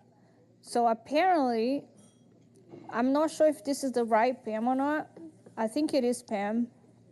And Hemfield 51. She was charged with theft in April after she allegedly snatched a neighbor's Walter Merritt Charles Schultz signed original Peanuts comic strip, locked herself in the bathroom, removed her clothes, got under the shower, wet the cardboard thoroughly, and finally flushed the pieces down the toilet. Pam Hemfield declined to explain. Mary said had no clue as to the motives as the Springfield News reporter has not yet followed up with the story. That was like a while ago. You said that was in April? I don't know the date of that. That was kind of like a weird thing. Let me see if I can see Was it the in date. Idaho? Tampa, Florida. I don't know, man. They can follow her for that, but not for the fuck shit she's doing. Yeah, Come on. apparently she was absolutely naked, and there I was don't know if that's a her though. message. Yeah, I didn't click on that shit because I don't click on stuff. And Either she's send to me. 69. She's not. I don't think that's the same person because she's 69. Yeah, Yeah, I don't that's click on just two stuff that I don't Pam know. Hemp Hills who are crazy in the motherfucker. That's all that means. But I don't think it's the same person. It was in 2005. Oh, that does match up on age. Does it? Yeah, 2005. 2005. That's almost 20 years ago. It's 18 years ago. So that would Yeah, make her and the genealogy 51. girl. Actually, I'm gonna post this Okay, on the that might Jumble. be it. Because you said she was 51 in that. That could be her. Yeah. Because she's 69 now. She would have been 51 then. That might be her. So That might so be. I posted in the Jumble. Apparently, there's photos of her naked, but I didn't click Yeah, on I the don't want to thing. see that. Yeah, please don't. Yes, I need my eyesight. You know what I'm saying? Should we do it? No. I already need we therapy. already got I don't need to lose my Andre eyesight three as well. toes on the goddamn house floor showing a Hunter Biden get topped off and shit. That is wild, y'all. But yeah, no. He was. I mean, that's what was happening. Now, I'm not mad at him. You know what I'm saying? He was doing whatever he was doing with a consenting motherfucker. You niggas the ones that want to steal laptops and you know what I'm saying, take shit out of them. That's y'all's fault. But to put it on the house floor and you're the committee chair, come on, man. Come on. And then you have the nerve to put the black box over the lady's eyes and that's it. What was the point? You might as well show her fucking face. I'm sure she could tell what her body looks like. Like, what are y'all doing? They have you guys seen my hung like a Biden video? Yo, I'm not gonna blow that cover, I'm but you guys know okay. Go ahead, Michelle. I'm sorry. it's all good. I forgot. I shouldn't say anything. I should keep my mouth shut. Okay, because Oh I'm over no, here. please I'm do my tell. motherfucking brain. I know you said enough. I'm over here. My head hurts. These people are Wait, so nuts. she's obsessed with peanuts, right? Nah, fuck that, Livy. What happened to the other day? Let it go, right? Nah, Michelle, speak. What Speak. Spill the happened? tea, sis. I Queen. Oh, said, she's She's not funny, very y'all. obsessed with Peanuts comic. Yeah. ooh, It's Oh, like Snoopy and yeah. Charlie Brown and Lucy. ooh. Huh. I think Smack apparently Bam. she thinks she's Lucy. Oh, jeez. Oh, we can make that. We can make that We happen. sure can, but we gonna be the ones to hold the daggone football in front of your motherfucking foot and pull that bitch Yes. away, okay? You gonna be Charlie Brown for a day or longer. Who knows? Don't know how long that goes for. Man, I've been reading this essay by Noel. This is really well done, actually. There's a picture of her naked.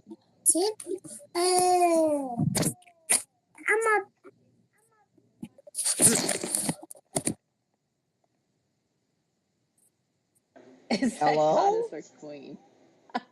You know, damn, I don't Sorry. even need to check her screen to see who that is. You know, damn well that's Goddess. I Hey, know girl. who it is. I'm just like, Hey. that's an entrance. Hello. I know you didn't ignore my text all day. Yeah, you did. Uh-oh. I ain't no Okay. text, baby. I'll ignore you tomorrow. No, you're not. Let me see. Where's damn phone at? Oh. How many phones y'all got? Apparently there's One several. for the plug and one Child, for the look, when hose. I was leaving the garage to go down to the thing, I got outside the motherfucker, looked around like, where the fuck is my phone? I left the phone in the car and turned back around, go get the phone out the car. So trust me, I don't need two phones, okay? Barely pick it up with the one.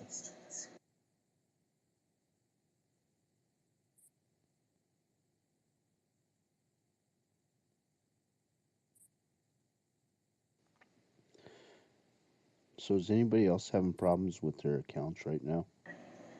Yeah, I've been having No, problems for the last hour.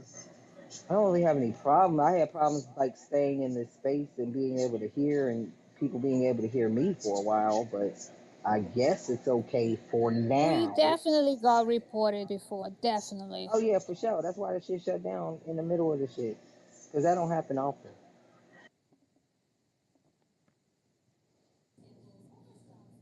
And then I wonder like what makes them just shut the shit down? Just because it's mass reported? Y'all don't even check to see what the fuck is actually going on?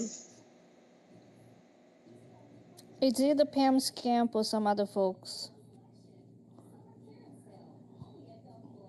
You know. Bunch of snot ballers. So I yeah, mean, he only apparently got she's 5 obsessed with Peanuts. employees. I'm just saying. How you know? So what does she have against Schultz? I think she has a sexual attraction to Peanuts. I'm dying. Well, that would explain a lot. It really would. But I mean, you could get a bag of boiled peanuts anywhere. Just go to a baseball game. They got them selling right outside the stadium. That's fucking nasty. But that No, they one, sell the guess what? bags, not the. Nah, my grandpa used to do that shit with hog mugs and fucking boiled No, they're peanuts, and already that shit prepackaged. stink. Oh my god, that shit stink. But Yeah, that they're already copy was prepackaged. signed. They're not boiled That in Ugh. copy like was a that. signed copy. So yeah, she's a nasty woman. So she got a signed copy of Peanuts. That was her neighbor's, so she stole from her neighbor's a signed copy. Yes. And then had relations with said signed copy of Peanuts. Who does that, y'all? I swear to God, I'm. She was high as fuck. Ain't there? What's that Brad Pitt movie? With all the damn zombies and shit. World War Z. So now we know why she got into AA. I mean, it got to the point she was having sex with With signed comic copy of strips. Peanuts. Comic Yeah. strips, y'all. Fuck that comic strip up. I'm pretty sure it was invaluable after that. She flushed it down the toilet. What, nigga? Oh my God! I didn't hear that part. Jesus Christ. Yeah, she was a little ashamed of her actions. Is Tried she? to hide Because the I know if evidence. it was based off of however much it would be worth today, I know you ain't pay that. So how bad do you really feel? I really want to know how in the world could somebody who steals a comic strip and goes in the shower, gets wet, and does whatever she's doing with the comic strip has got a bigger platform than the January Sixers.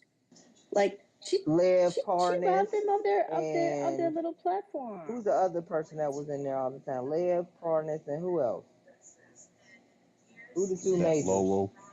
Lolo, which is No, not By that. the They small way, fries. I'm talking about people that have already been on TV and already have certain status of influence. She was telling us about that one big account. I didn't recognize Blue Anon Jim account. Stewartson. Okay, because I'm like, yeah. Jim Stewart, she got which some folks behind her. That's why. And so Jim Steve Stewart, Hassan. I think he created a problem with your other account, right, Doc? Yes. Yeah. He screenshot my part of my thread regarding Pam and sent folks after me, I guess. So I had to create a new profile, or not new profile, but I had to change my photo in the bio. Because remember, we were like trying to report that account as a fake account. Yeah, I did. Yes, that and happened because of him. Yes, and I reported it as well, and Twitter was like, "Well, even though it's a brand new account, we want you to give us your government ID to prove you are who you are." I'm like, "This is a brand new account. Okay, that's impersonating me." They were using my photo and my handle and everything. But my thing is, what is that gonna prove? Because my name isn't on my fucking account. So what the fuck is my ID? And I've been gonna here prove 10 years. Oh yeah. Send me an email, motherfucker. That's what you can do. That's how you can verify me. Me sending you my ID does nothing. That's exactly what I told her. I said, yeah. Because unless you're going to do something like Facebook where they made everybody basically change to their government names, you know what I'm saying? Unless you're about to do something like that, I'm not sending you shit. Exactly. That's why I just changed up so it looks different and put it as my pin. I think I put it as my, not as my pin tweet, but I put it out there so people would know who I am. I was so pissed when they made me change my name on Facebook. I was Ms. Butterfly, y'all. I was the only one, okay? For the longest time. And then all of a sudden somebody fucking reported my ass and I had to fucking change my name. I was pissed. Yeah, they make me use my real name on that. So then it went over to what's the other one that they got with the Instagram. Now Instagram, I ain't have to change nothing. I don't have to change anything on Instagram. It's only Facebook. Which if Facebook owns Instagram, what? Why do I have to use my actual name on Facebook, but I don't have to use it on Instagram? But you own both for the motherfucking platforms. Where they do that at? They forced my full name all the way through to that Threads thing. Yeah, I wasn't real happy about that, to be honest.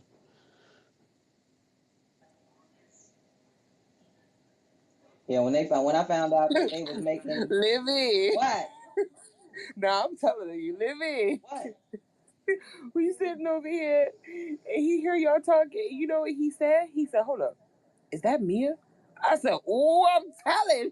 No, it's Livy. No, it's not Mia. Yeah. I don't talk staccato. I talk very fast. I'm just trying to keep up. Okay. Don't be no disrespect. Nah, I'm cool. Yeah. I'm Sometimes cool. there are times. I understand because ain't you can't see, so I understand. Livy, the one that be making Duh. no, like not the person, but me. She be making me spend all that money because she be sending me all them links. You asked for it. So, oh, Don't be don't be trying to run my ass over. Fuck that shit. I know she be trying to lie about it. I do not lie. That's her. I mean, I I'll get sent them to more her. packages. I sent No, She them. no, get no, one no, no, no, already no. today. No, I do not. I mean, I tell I you did when. send her the links. I'm not lying about that. Yeah, I tell you when Miss Livy send me a link. But she asked. That's all I I'm don't saying. order all of it. It's on your cart though. It's all in my cart, but it's saved for later. Okay. Thank you. He's like, okay. Right? I didn't order this stuff. I Oh, be it's just sharing sitting them there. too. Oh, it's getting ordered though. You just waiting on something. I know. Nah, Exactly. whoa. Nah. I do my research because what I told you about that edge I control know, but and the I still review. use it, and it actually works nice for me. Nah, Meow. I like the edge booster. I That know. shit I'm gonna work try good. that though, Oh yeah, it's good, girl. but I Like haven't bought it yet because I still a Wow. got plenty dab of will the do other ya. stuff. So when I get low, then I'll grab that. Who said wow? I don't know. You do. No, I don't. Who is that? Meow. What? I don't know. I'm looking. I'm like, who? I don't I thought know. I heard somebody. I heard somebody. I was not paying attention to the You're phone when that was always going on. picking me up. God damn it. There she go again. Oh, see, I can't see when people are coming off the mic now. This is weird. There's Gayla Gala. Yeah. Nothing. Her. How your whisper voice still sound like your voice? You Is said that You what? true? said what? I said, how her whisper voice still sound like her? Like it's Yeah, still. like And how the hell you got the same model with different clothes? That's ghetto. Because it was right there. What? Yeah, like right there, right there. Yeah. yeah, that edge booster work, child. And it got travel sizes on Amazon. There I Oh, am. okay. Well, maybe I'll try the Picture me travel size, so at when least I'm I holding know the if it'll drone. actually work for me or not. Yeah. You said, But Who is that fucking just talking? Who is that? well, I'm talking to you. Can you hear me? No, Gala. it's not just you. It's It's Gala. It's Gala. child, mute damn your kids. mic. Fuck. You confusing me. Hush. Why you whispering, Gala? You okay? Blink twice if you need help. Y'all know she weird. Damn. I don't know who she talking to, her invisible friend, her mom, her dad. I don't know, but mute.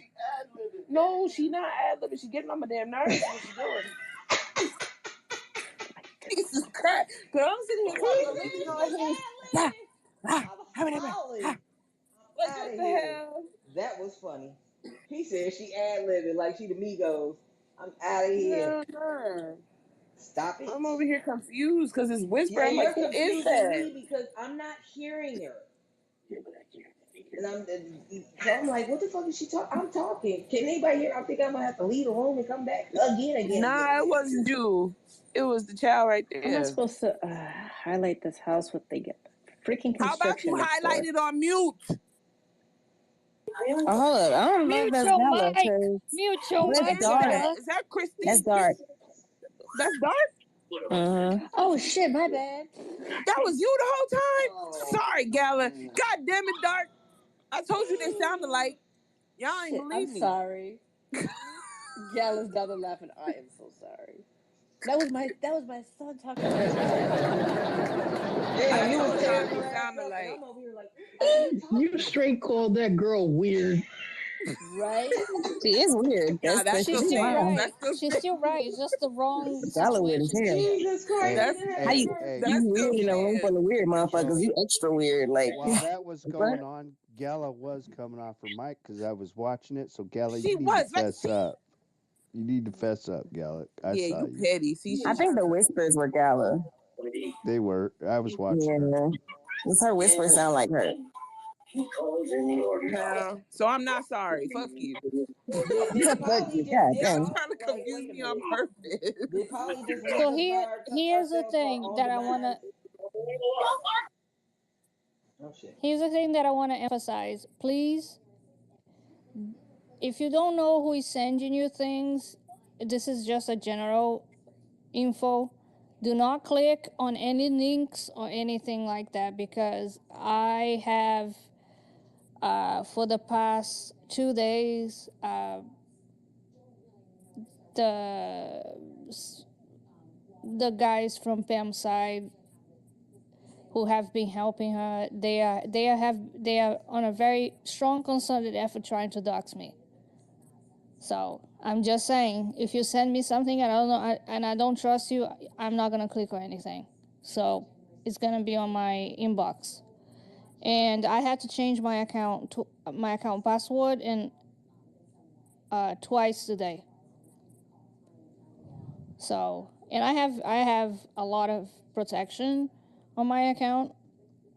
But I'm just saying that it happened to me twice, and the stuff that I'm getting on my inbox is for me to click on the link and grab my IP. You know what I mean?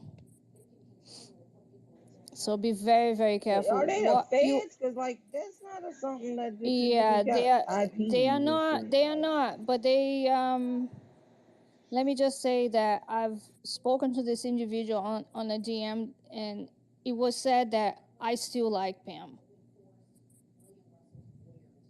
She's serving a You purpose, and I still don't know what kind of purpose is that one, right? But the fact that that was sent to me, it was, I was just like, I ain't gonna click on that. You take a screenshot and you show me, right? So be very careful, like, because they are trying. They, you know, as we get on her case, they are gonna come for us. Sounds like somebody Yeah. else likes her more than we do. I mean, like, come on. Yeah, that's why I'm keeping it. I'm keeping the pet, you know. Oh, our Confederate friend left. Yeah, Oh. I'm keeping as a pet, you know, like that pet that you keep on just you just feed enough. not feed just enough. Damn. No, you animal abuser, what's wrong with you? Hey, Paula, you see who's sitting down there? Goddess. Who is it? He's my pet Ramster, you No, who know. down there? He left Eugene. already. Antifa, fuck Antifa. That's a burner account.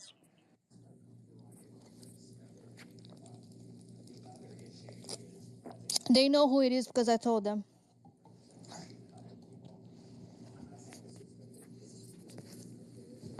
Polly, I hope you do the retro J6 spaces, because I don't think I heard the beginning ones the first couple months. That would be fun. Who's having a game with? I'm here. No, I'm not saying like. Were you talking about like?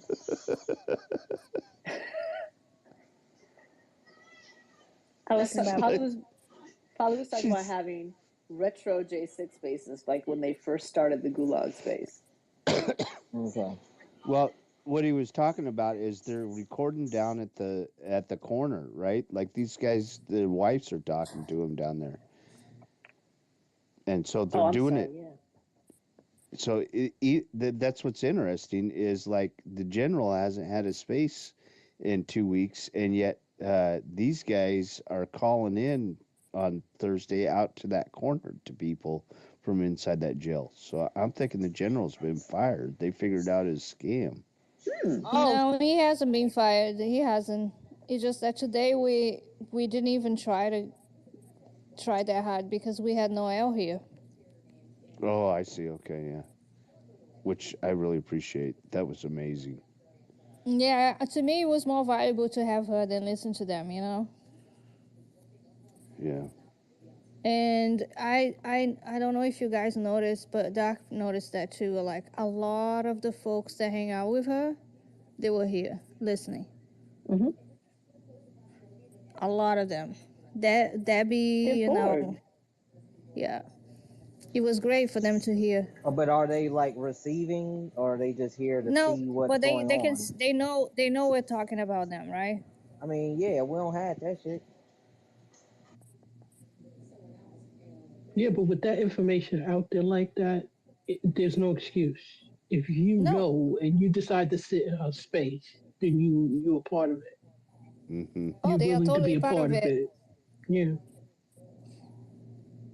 You can't have listened to what Noelle ran down the way she ran that down, and then go back and say I didn't know. No way. They'll have a little cognitive dissonance for a while. No, they'll That's go fine. back. That's Some of on them them. are going to confront her. Somebody's going to, if there's five, at least one is going to confront her, whether they do it in front of everybody else or not. There's going to be somebody that confront her, and then what comes after They that is a have, and different story. Maze, they have, and she will block you. That's what happens. Well, and that just means that everybody else was right and she's full of shit. Exactly. And that's why there was a split within the last 2 weeks with the group, because they figure, you know, they've been listening to what we've been saying, you know, and they came here. And last week was really the week that a lot of folks was like, I can't believe, you know, this BLM stuff. And then we start talking about Standing Rock, and then she used to call the cops and call Child Protective Services to take the children away from the Native American moms, you know. And I said, you guys are going to hear this next week, because I heard the story, read about it, and then I was like, you guys are going to hear about that next week. They took that back and they start fighting. And then Eric went down, tried to explain to her, and then she gave the story that she was raped a long time ago by black men. But she has a black friend. And then when she came to our space, I was like, in a minute you're going to say that you have a Hispanic family member. Then I found her Facebook account that had a Hispanic name. And that's how she moves around the app. She's always going to say, oh, but I'm not racist because I have a Hispanic friend or a Hispanic name, or I have a black friend that was in jail, but we never know anything about this person, right? That's how she plays. And then she when she was pressed by Eric said, yeah, she said that she was raped by black people. And attacked by 50 BLM supporters. Yes, she said that. Their biggest question was, well, is the book still out there? And we pointed out, yes, both books are still out there. And so that perturbed them. But they still went back in her space. They were like, well, you know, it's like they can't detach, right? That's their fearless leader, and they can't detach because they've connected with her and tethered to her little, you know, white women adjacency and Jason. It's crazy. It's how I love how Noelle broke it down. She did it a lot more eloquently than I can say.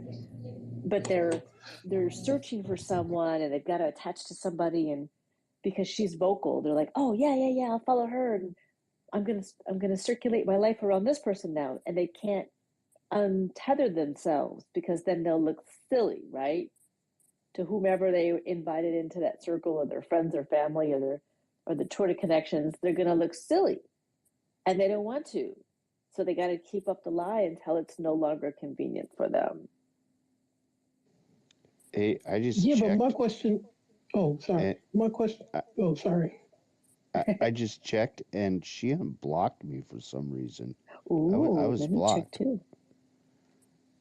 My question is this: my question is this: she's got 2 books out. How is she promoting them? She sells them on Amazon. By saying that she's asking Amazon to take the books off. Every time somebody says, "Oh, did they take the books off?" She says, "I don't know. Go look." So she's picking curiosity is how she's selling her books. No, that's distribution. That's distribution. I'm saying when you sign for a book, you have to promote it. You have to say, okay, you're going to do certain amount of promotional things to put your book out. How else are people going to know that you have a book? So That's I'm what she's wondering. talking about. I think it's a Right. self-publish. Also, she's But she's got to have a website or something, some kind of link, something. The more people talk about it in spaces, the more book sales she's getting. Exactly. She's figured out how That's to use how it to she's her doing. benefit. That's why she's on the app. That's why she's on the app. That's why she's promoting Steve Hassan, and that's why she's promoting Jim Stewartson. Steve has several books and podcasts, and so he's promoting her and she's promoting him.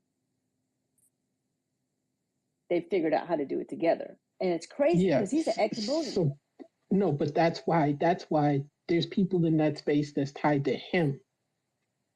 You understand what I'm saying? It's like she's stuck with him and he's stuck with her, and then there's people that stuck with him.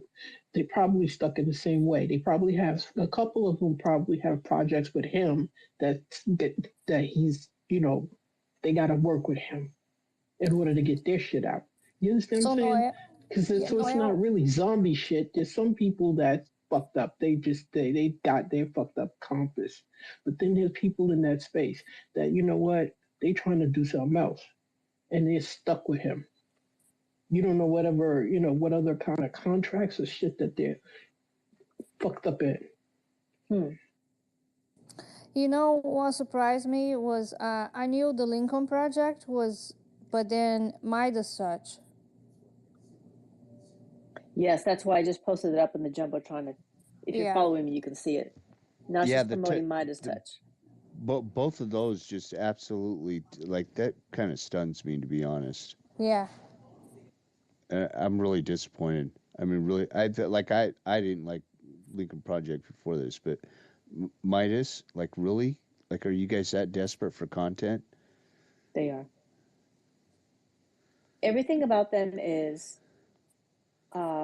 still Republican based. It's still, hey, we can still be Republican adjacent and we can still trash Trump, but we're not going to just be pro Democrats. Are you talking about Midas or Lincoln? Both of them. There's also no labels, something for you guys to keep an eye on. No labels, and these folks that come into space and saying, oh, how can we just have all equality, and why can't we just love each other and all that kind of. Remember Miss K talk about that, and I 100% think this is beginning to sip, and I'm beginning to see these folks in spaces like come up with this sort of like vitriol. Everything that's not anti-racist. Yeah. Or not anti-LGBT. That's what they want to join. As long as there's a bunch of white people and we all hate Trump, fuck the Lala and everything else. But as long as we have that in common, we're solid. Yeah. That doesn't mean they ain't bigots. They're still bigots. Oh, no, they are. Oh, yeah. But they just don't like Trump. That's it. Sweepy, go ahead. Well, good evening, everybody, and thanks for the mic and letting me add my 2 cents. No Labels is a dark money funded, so we can all pretty well surmise the dark money that's going into that, number one. Number two, Joe Manchin is knocking around a bid of running under the No Labels party. So that should be red flag number two. You also have the Forward Party. We might start seeing them a bit more, so that's going to be flag number three. Then you've got Robert Kennedy Jr., who proved himself today to be another Republican operative, so red flag number five. And what was funny, I saw in my timeline that there was a Republican strategist that was interviewing Lisa Murkowski. And Lisa Murkowski was saying, she was asked, if Joe Manchin runs as a third party, Lisa Murkowski said that she would be voting for Joe Manchin. So you kind of have to wonder if they do run, would it not be pulling from the orange Nazi and more Republicans? I mean, independent voters, I don't really see the majority of them going that direction, but one never knows. But everything is an operation to try and peel votes off of Biden and the Harris administration, because they're doing a phenomenal job of getting things done. The infrastructure, look at the I-95 collapse that happened, what, a month or two ago? They had it up and operational within 2 weeks. Within 2 weeks. And it was with recyclable materials. So these things are, and don't listen to the media, because the media is never going to prop up the Democratic president and the vice president. They're not going to do it. So we can forget that right now. Don't listen to the polls. That would be my 5 cents worth. Thanks. I'm good for now. And Sweet Pea, they're also trying to get a piece of that grift. A lot of them aren't even looking for votes. They're just looking for the money, which is just as dangerous. Yeah, if you go to No Label's website, you can see who is involved. It's very clear what the Joe goal Lieberman. is. Yeah, Joe Lieberman, and I was like, are you kidding me? So, I was gonna say something. I will probably remember in a minute. I can't remember. I'm so tired. Something to do with... I can't remember right now. Sorry. Was it something to do how they're trying to keep the attention away from the accomplishments of the Biden-Harris administration? Yeah, it was kind of like that, because during the Trump administration, when he was running for presidency, if you look at how much the media gave him, it was like it totaled to amount about $5 billion. It was more of than, free advertisement. yeah. No, it was about 5 billion. Yeah, that's roughly about 5 billion just in free advertisement that he got. So they are doing this again. So don't expect to have positive news. They are gonna try not to talk about, this presidency. And I mean, when Kamala Harris went to Africa, instead of following her and doing a special on her, they never done anything like that. So yeah, so the game is not to talk about it, because they can try to be negative, but they know they don't have the facts to back them up. So the next best thing is silence. It's like an unspoken media blackout, right? And that can come in many different ways, in my opinion. I do love how Joe Biden recently used Marjorie Taylor Greene's whatever she was blathering about him and said, "Oh my God, he's done this thing and this thing." It's compared to the what was it, the New Deal? And he was like, "I approve this message." I mean, that was freaking golden. Did you see that, Queen? No, I did not. Let me find it. Yeah, that was pretty hysterical.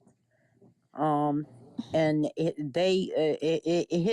his communications team must be right on it. They've definitely improved, because as soon as she came out with that and it started going over social media, they had his response, something like, "I approve that," or something. within an hour of it making the rounds on social media. So their communications people are on top of it.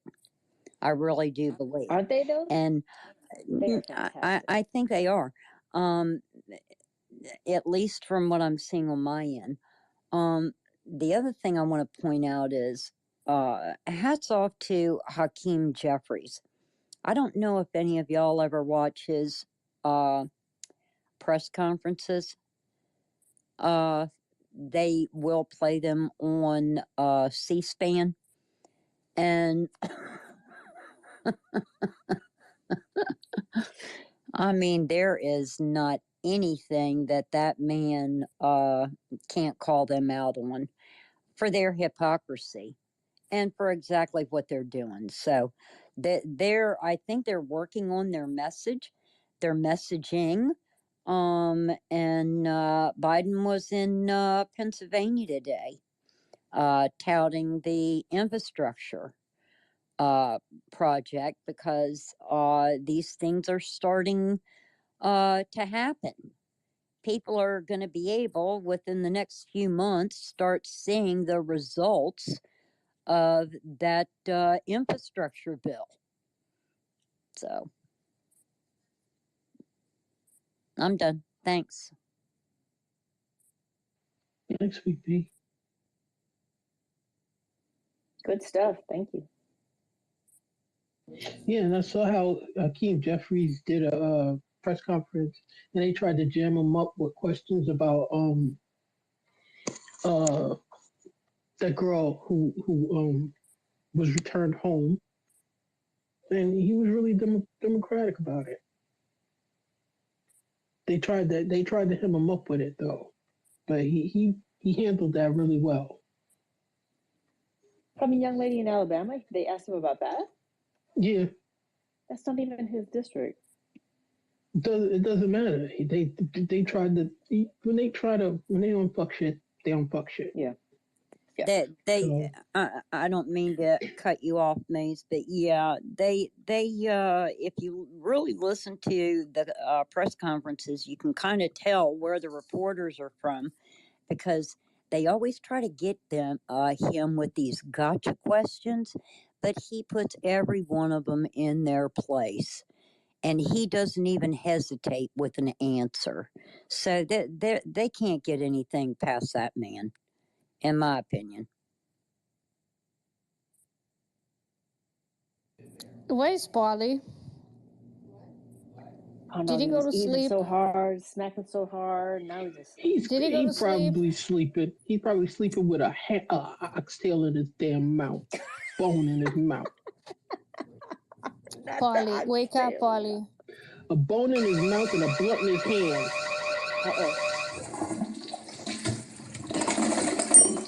Also, wait, mic check 1, 2.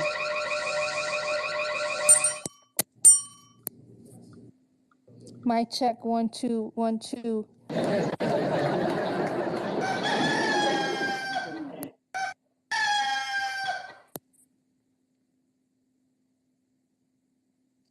Polly fell asleep. No, he might be cooking the next batch of oxtails. Oh my God, Queen. If that didn't wake him up, he's not gonna wake up. Seriously. How many cows had to die for his daily oxtail? That one still has me scratching my head. A lot. Well, the tail, it depends on the length of the tail. Good point. Yeah. But it's still like, you realize the amount of beef you eat a year is no more than one cow. Yeah, but you gotta understand, there's not that much meat on oxtails, though. Not at all. That's why it's called a bone. tail. That's why. You That's need why you like gotta a use whole a pressure pack for one cooker. person. Right, you need like a whole pack for one person. And even then, it's not enough, depending on, the size of the tail. I remember when I found out what barbacoa was. I was like, man, barbacoa is fantastic. And then I was like, it's a what? Oh, I haven't really had it since. Have you guys had barbacoa before? I'm sure you all have. If you ate at Chipotle. Yes, no, maybe. I don't eat beef or pork. I don't eat Chipotle no more. Yeah, I try not to eat Chipotle anymore. I cook the Chipotle. I make it myself at home. I cook and then I send Livy the finished product. Yeah, be torturing my ass. Yeah, 'Cause I got a can't question. get Anybody here? Anybody know anything about this pirate radio space brought to you by Democrats? Who? What? They got like No. they got something like 202 people in that space. Really? Pirates? It says Pirate Radio Spaces brought to you by the Democrats. Hmm. And then Pam has a space. So that's not her space. This is another space. No, this is somebody else's. This is a James R. That's what they. I'm just looking on my computer at the browser for spaces. Maze, who's the host of that? It says James R. Hold on, let me click on it. Hold on a second. Thanks. Let's see what they're doing. Oh, I see.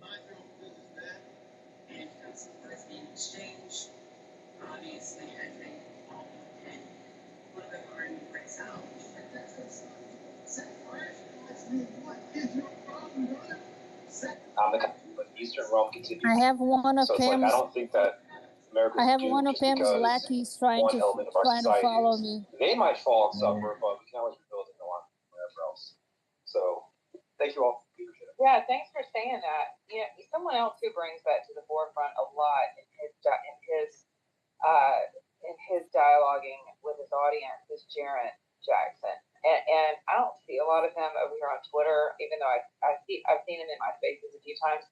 But he's primarily over on Telegram, and whether you guys care for his shtick or not, he's pretty accurate whenever it comes to what you guys saw on the ground in Afghanistan with regard to the tribal element of why no one has successfully actually conquered that region in the way of Americans.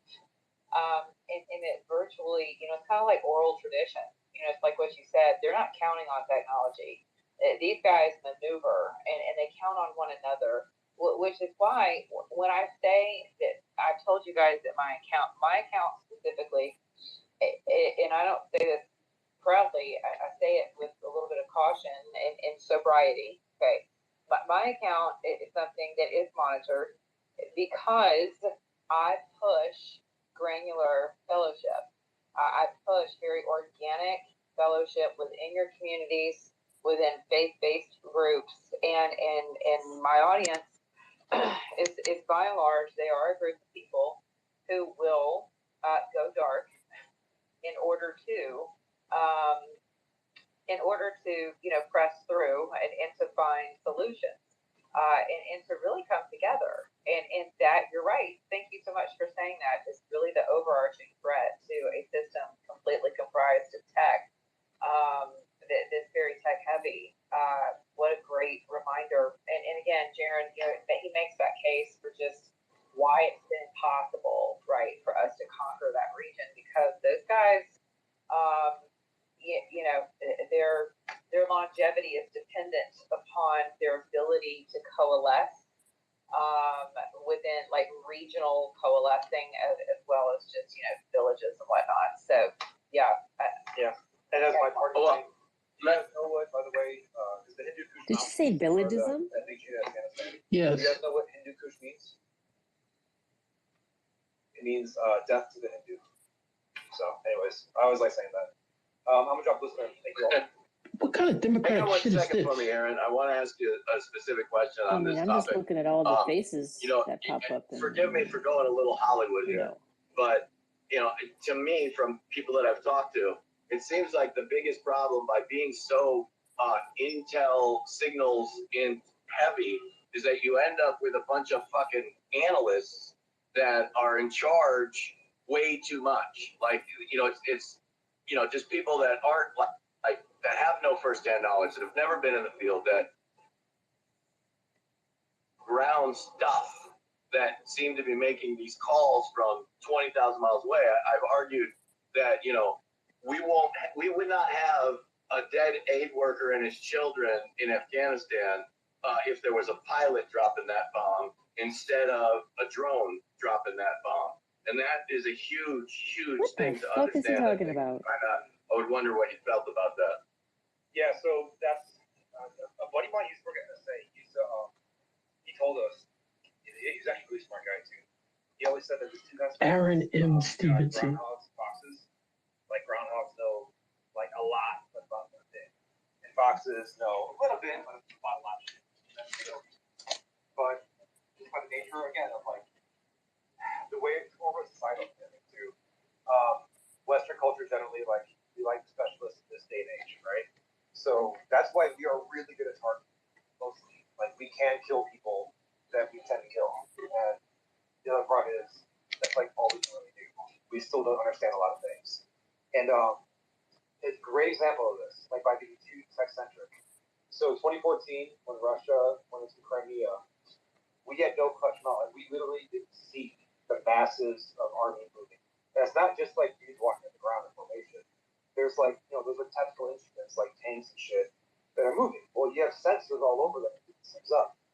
Well, because we were getting so good at ripping cell phones and hitting terrorists in caves, we forgot the ability, technical process, like how to collect on armies with things. And that's how we concluded this Russia going to Crimea. We didn't know what the hell we were looking at. And that's just one example of. It sounds like he wants to be the next Department of Defense very director. technical things. However, one of them is way different than just cell phones. So our ability to target is always going to be like really, really good. We can kill people pretty well, but that's not intelligence. You know what I mean? Like that's targeting, which is one function of the intel cycle in a way. So that's more like the intel ops than part. So it's very it's what you're saying spot on though with the analysts, especially because they're also very arrogant in a way. I had colleagues that they could, I can bet a guy really fast. You take longer. It's like, yeah, but like we've actually proven that you letting guys that you shouldn't.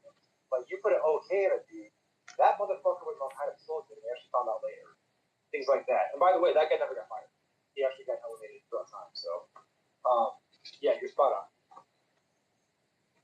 Hey James, to your point, I want to ask Aaron this. So how much do you think NLP is playing, like deploying NLP for the state because of all of the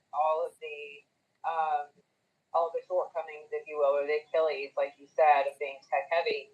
Is that why NLP has been deployed to basically engineer the human terrain, since it's something that we're not very good at actually surveilling? Yeah, I think without a doubt. Just in short, yeah. That's always exclusive. Yeah. And that's what I think is very imperative for humans to get off of the corporate shit, especially in America, because the more we only do like one or two things, like go to the same restaurants, watch the same movies, and watch the same TV shows, the more our behaviors will start to overlap easily, and the more this gets easier recognition. So like that's why I love Twitter Spaces, especially because of things like this. This is fucking why, by the way, I will never speak with a major like news corporation. Like anything above like a host of like 250,000, 300,000, I get iffy on. Not that I did my first shots before. It's child sex trafficking. Not very popular topic actually. But yeah, so there's a very much needed thing for decentralization, which is why I always talk about the idea of like redrawing maps. But that's a different conversation than today, so I don't want to go into it. Well, the good news for you, Aaron, is Monica nor I will ever reach that metric because nobody can see us on Twitter anyway. So we'll be hanging out for a couple of years. So this looks like a podcast. Well, I'll still be in the room. I might drop on listener, but obviously thank you all, and thank you for everyone that's listening right now. And My DMs are open. If you thought I was wrong or dumb, you can always hit me up. Thank you guys. Hey, thanks for being here, Aaron. Appreciate your time. Hey, thanks, Aaron. We appreciate you. I just want to give a notification to the room. Who is Aaron? What's Aaron's name again? Happening right now. Aaron M. Stevenson. Okay, thank you. I was thinking it was Lev Parnas' son, Aaron Parnas. All his tweets are gone, his picture is gone, everything is gone. It's been happening here in the last 15 minutes. Our buddy 0 Hour also indicated that. And you guys might want to just keep your eyes open because the boss might be back. The boss might be back. This sounds like a. This is not a Democrat space. No, it's not. They sound just like the J6s. Okay, I It thought says- the same thing. It sounded like Helena's voice. Doesn't it sound like Helena's voice? Yes. Okay, now this says Lou and it has lipstick, but that's what the name is. I put what I saw, right? So what I saw, if you look in the nest, you'll see my truth. You'll see that there are no truths to show. It is the one that's, that's check mark for the real Donald Trump. So I don't know if anybody else know anything. That's her. Have any insider baseball? Doesn't it sound like Helena?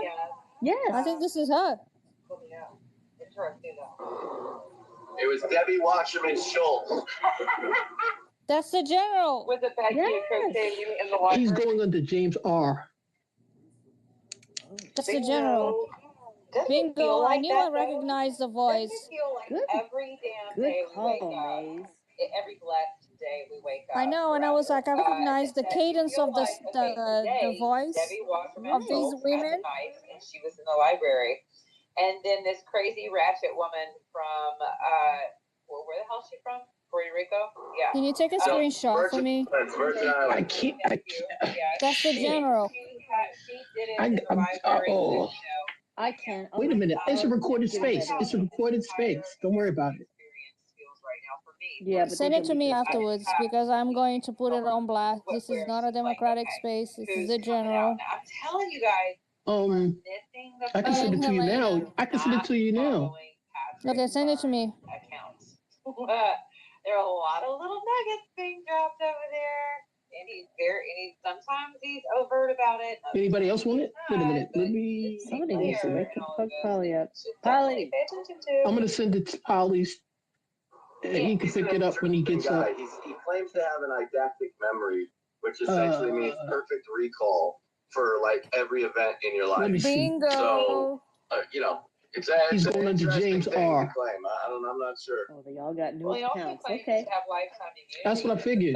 When they closed up that DM. In his words, on many stages shared with General Flynn and Clay Clark go on his over the account and past see what he's 2 got years, going on. or close to 3 now. I'm sorry, That's what I'm saying. His username was? That he was James R. asked by the Fed to set up Hillary That's so Clinton. basic. Okay, you can find this footage unless it's been scrubbed, and it may have actually by now. But So that possible that he's got more than one account going now. Oh yeah. He's just not using the general. But his voice, I recognize Helena in his voice. Is that his handle James R, or that's his title? Yeah. No, that's what's coming up. With Giuliani and Sidney and Like this is Monica Matthews. I believe Michael Flynn was with them. And next to her name it says On Air. That's why I say I think it's a podcast. It says Pirate Radio Spaces. And Patrick's an interesting bird. So the handle is James R, not the username. So, he has an assortment. That's what's coming up as speaker. Beauty queens and, the Spies of Shaq Me type people. And so he's a little slippery, but I think he's got some answers. So let me go search Pirate Radio. I think he's not the only one that's got a thin thought running around and chasing their account. I apparently picked them up from some of these guys. There it is. Oh, so his handle is real person PLTCA. Like politics. Real quick, I just wanted to say one thing. In their Jumbotron, they got somebody named Mally. I just retweeted her on my line. Oh, she's the last thing I retweeted. The general's Well, yeah. following himself.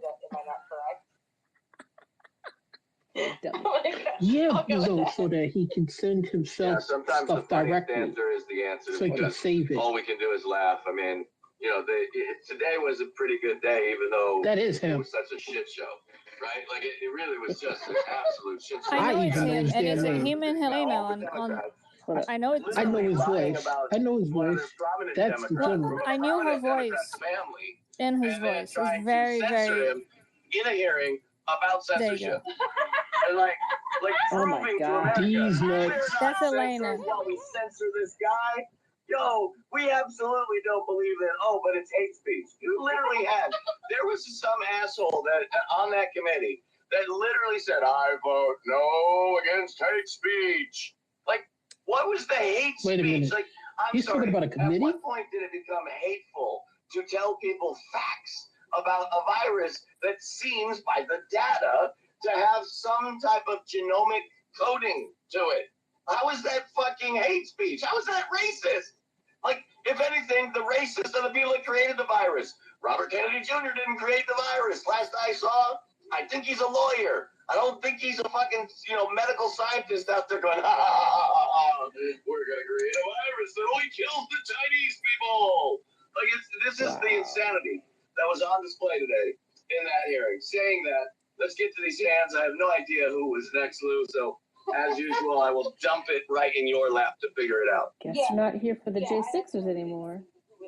Wait a minute. There's something in Jumbotron by Miss G.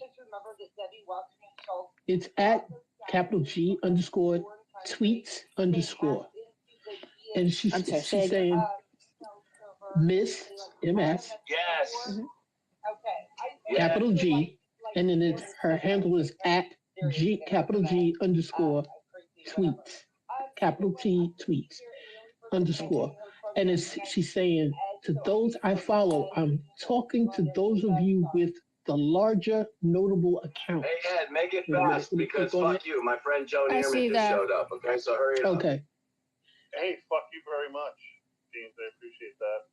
Great space, folks. And I had a couple of questions for Aaron, but he dropped off. So it's just about the whole propaganda, the whole Smith month thing, and what that was like in the White House.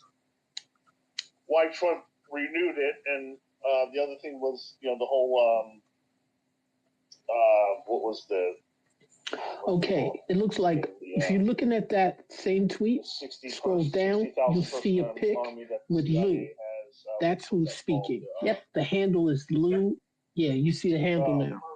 Yeah, Lou AZ Julie, something like Julie. Yeah. Yeah, something like that. They're all following each other, like from their old accounts. Like that's a no-no. Flag army out there, along with the propaganda. And how do we get out of this fucking mess with who's the Miss media G? and I think that's Elena. Obviously the administrative state in collusion with the media. No, Helena is Monica Matthews. Helena Gibson. We can fix all this shit. We can fire all Her last name is but, Gibson. it seems like there's an operation and a budget out there. So let me hear her again. That I don't Is know. one of the on one of those two I recognize the voice is Helena. Up in the nest. That was Monica Matthews when she was laughing at the general. There was someone with that James guy, John R. Sullivan. I'm not sure what it is. And then there was another thing with Erickson and excuse me. About what's his name with Tina and that whole Russian, the $10 million bribe that they tried to do with Clinton and with Byrne and there's actually a written article out. Why does he sound like Donald Trump Jr.? Byrne, I don't know if it was Rolling Stone or one of the major, trade rag out there that did like a 10-page write-up on Byrne and the whole bringing him in as an operator. That's We the People. To try to bribe her for Exactly, $10 million. but he sounds like Donald Trump Jr. He The does. Russian chick that they killed or something, or I don't know, man. 8,000 I read that stuff followers. like 2-3 years ago, but but Burns seems to be popping up in the Erickson thing too. So I don't know, a lot of things going on.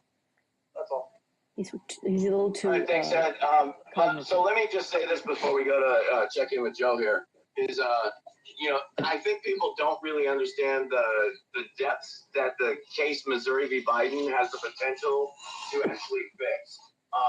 The depositions are showing you some real activity by the government, which tend to show that social media, all of them, acted as agents of the government, which brings in a whole other set of circumstances that the judge could and they're all trying to be on threads. They're all on threads certain then. ways that will be very beneficial to us. He's already injuncted them, which tends to send the signal So if you that have it's threads, all you likely have to do is type in the Missouri's search one of the in names. trial. There's a lot of good things that can come out of Missouri v. Biden, but you're right to be worried because we all know they have the second tier already set up with these NGOs going to just take over where the government left off. However, if this case falls the way I think it's going to fall, and of course we'll get Joe's perspective there, as he is an actual lawyer, whereas I just pretend to be one on TV. When we get to that point, if it falls the way I think it's going to fall, I think that all of these games will be over. I just really do. When I look at them, all the speakers are off. Is riding on this case, if nothing else. Hey, Joe, how's it going, brother? What you got for us? That's because I'm looking at it through a browser. I'm looking at it from my computer. How are you tonight? Oh, now I can see it. Let me tell you, Missouri v. Biden, that is that's a beautiful case. That is such a beautiful, beautiful case. The government thinks that they're going to somehow prevail on this.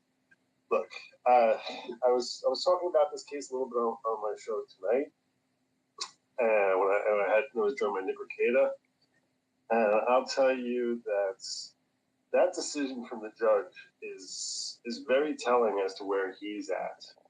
And at the district court level, it'd be shocking if the state of Missouri loses this case. And you're right, this is a highly, highly significant case. Basically, it's taking the Twitter files to court and saying, all right, the government has to cut this out.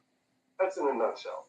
And the defendant's name range from Biden to KJP to Fauci to DHS, FBI. Which one is Helena? Miss G? Agency out there. And telling them, CDC, telling them to stop directing big I haven't heard tech Miss G yet. in there and trying to suppress opinions that you don't like. And what it started with a motion for an injunction and what this is it's called you might have heard of TRO, temporary restraining order, or preliminary injunction. These are legal terms you may have heard of and not be familiar with. So when a case is going on, we all know that cases. Whoever this speaker is, probably will run into the next administration. Well, past the next election, let's put it that way. And hopefully, his name is blocked. Something, because it just says the following program. Lord help us. But I've never seen that before. So when you move for an injunction, where you're Good basically logic. saying LAWGIC. we want to have is this little YouTube channel. I'm not going to click on it though. The parties will operate. All these are really while old cases accounts going though. on. Some of them are And we old. want you to lay down. That's how they're easy. Then they got 2 or 3 accounts People are going to do in the movement, which is usually plaintiff, not always. from way back. Usually the movement is it has the burden of establishing, we'll say, 3 prongs of a test, and you have to win on all 3 of these prongs in order to get injunctive relief. So what are the 3 prongs? So the relief that they were seeking was to say that while this case is going on, the defendants, basically the government, should be stopped from meddling with big tech and suppressing free speech. And the case is before Judge Dowdy down in Louisiana, and he went through the 3 prongs. Now, the first prong you have to establish is a likelihood of success on the merits, which means you haven't done discovery yet, but based on what we have so far, does it seem likely that the movement, which in this case is the petitioners, that they're going to win? And on that particular element, Judge Dowdy came out as staunchly in favor of the petitioners as I've ever read any judge ever. I mean, any judge ever. He was lambasting the government and labeled this the worst form of First Amendment abuse in the history of our country. He didn't have to go that far. He just could have said, look, I think they're going to win. There's a lot of evidence here, and here's a few steps to the evidence. No, he's listing off like thousands of different documents that they brought in and bring down.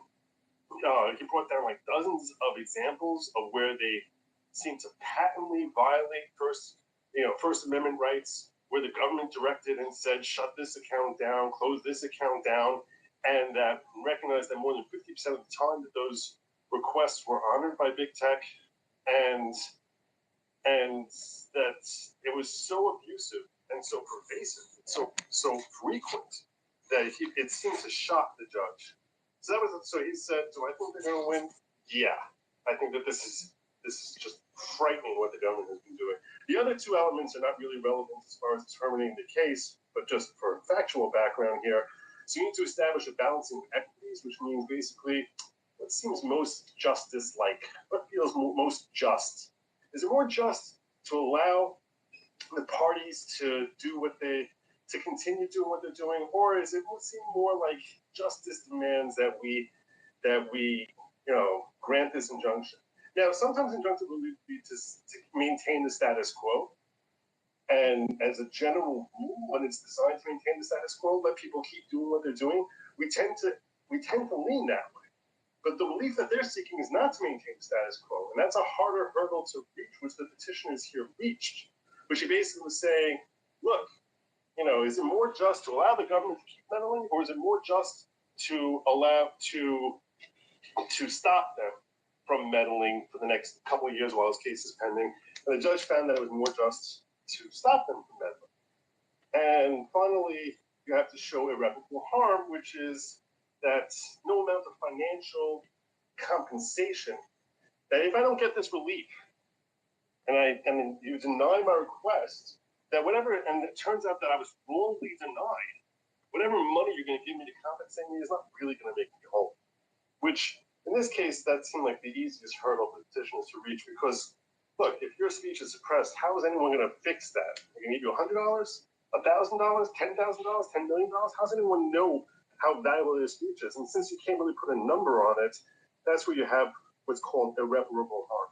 So the judge granted it, and then when it was appealed, then he granted the injunction, and he was very clever in the way he did it, very shrewdly. He did not just give a blanket injunction saying you can't talk to big tech, you can never give big tech any directions, and he carved out certain areas where the government is still allowed to meddle with big tech. Well, but in a way, I've been going for a while. I have questions. Yeah, so following, I've been covering this case for a year. So what he did specifically was the carve-out that he made for the government to make allowances for any kind of censorship for inserting themselves into with big tech or legacy media were these specific arguments that they were putting up that justified them trying to get the whole case dismissed. So he said, actually, if it is a matter of national security, actually, if this is something that goes beyond just the protected First Amendment speech protection, then it does. They're talking about how Biden was it was very specific. hit with that federal injunction to prevent misinformation on social media sites, right? He basically cut the legs out from them. That's what I'm saying. Judge Dowdy, he wants the government to lose this case because he said, okay, you know what? If there's a national emergency, all of a sudden there's some invasion from Mexico or Canada. Well, we already have an invasion from Mexico, but we have an invasion from Canada next, and there needs to be some sort of, whether it's some hurricane warning or some God forbid, there's some sort of typhoon or some earthquake, and they need to send out notices. Yeah, okay, they can do that. I'm not gonna. They're not stopping doing that. And all the different things that the government was saying, these are why we need to meddle. They said, okay, for those you can, but just because you don't like the speech. He also noted that it was tilted very heavily against the right, that it was very purposefully directed primarily against people on the right, with rare exception. And so they appealed to the Fifth Circuit, and the Fifth Circuit And then, when the government appeals to the Fifth Circuit, so they said, can we get a stay, which means this order, this injunction, let's put that on hold so we can continue doing what we're doing. And the court, the Fifth Circuit, without looking at anything, just said, all right, we're going to assume that status quo until we look at this motion, and we're going to grant the stay. So technically, KJP can still keep meddling, and Biden keep meddling, and Fauci and all these AAA agencies right now can keep meddling. But as soon as the Fifth Circuit finishes reviewing the appeal, which I anticipate, the government's going to have a tough case. I mean, they're basically saying we need to have a right to tell big tech to silence people that we don't. They're expressing opinions that we don't like.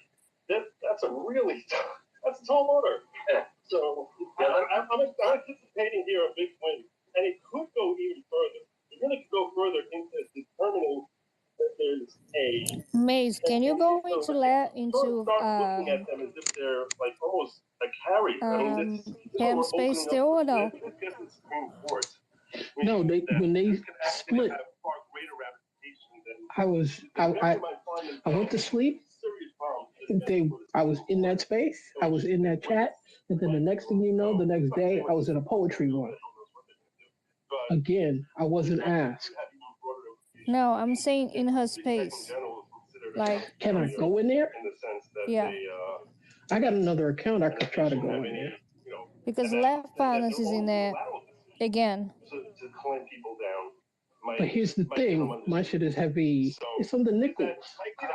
Heavy Biden. I don't think I tweeted anything today. Set the room, guys, so everybody knows who we're talking to. This is Joe Neerman. He's a host of his own show on YouTube, but more importantly, he is an actual attorney that covers cases, studies cases. I don't know if she can hear you. In the state of New York. He knows what the hell he's talking about. Let me He's a great guy and a great follow. That would be better. If you go over there and subscribe on his YouTube channel, he promises to get a Jeep like mine and help me burn down the ozone layer. Yeah, if you want to do that, go check him out over there on YouTube. Because the thing is, it's faster if you I know we got can some important screenshot. speakers in the house right now. We got Aaron, we got Trash, we got Stealth, we got Miss G. All of you guys are important to me, but we're gonna try. I want to bounce this idea because I think this is where he was headed, right directly off of Joe. Joe, I have talked about this before.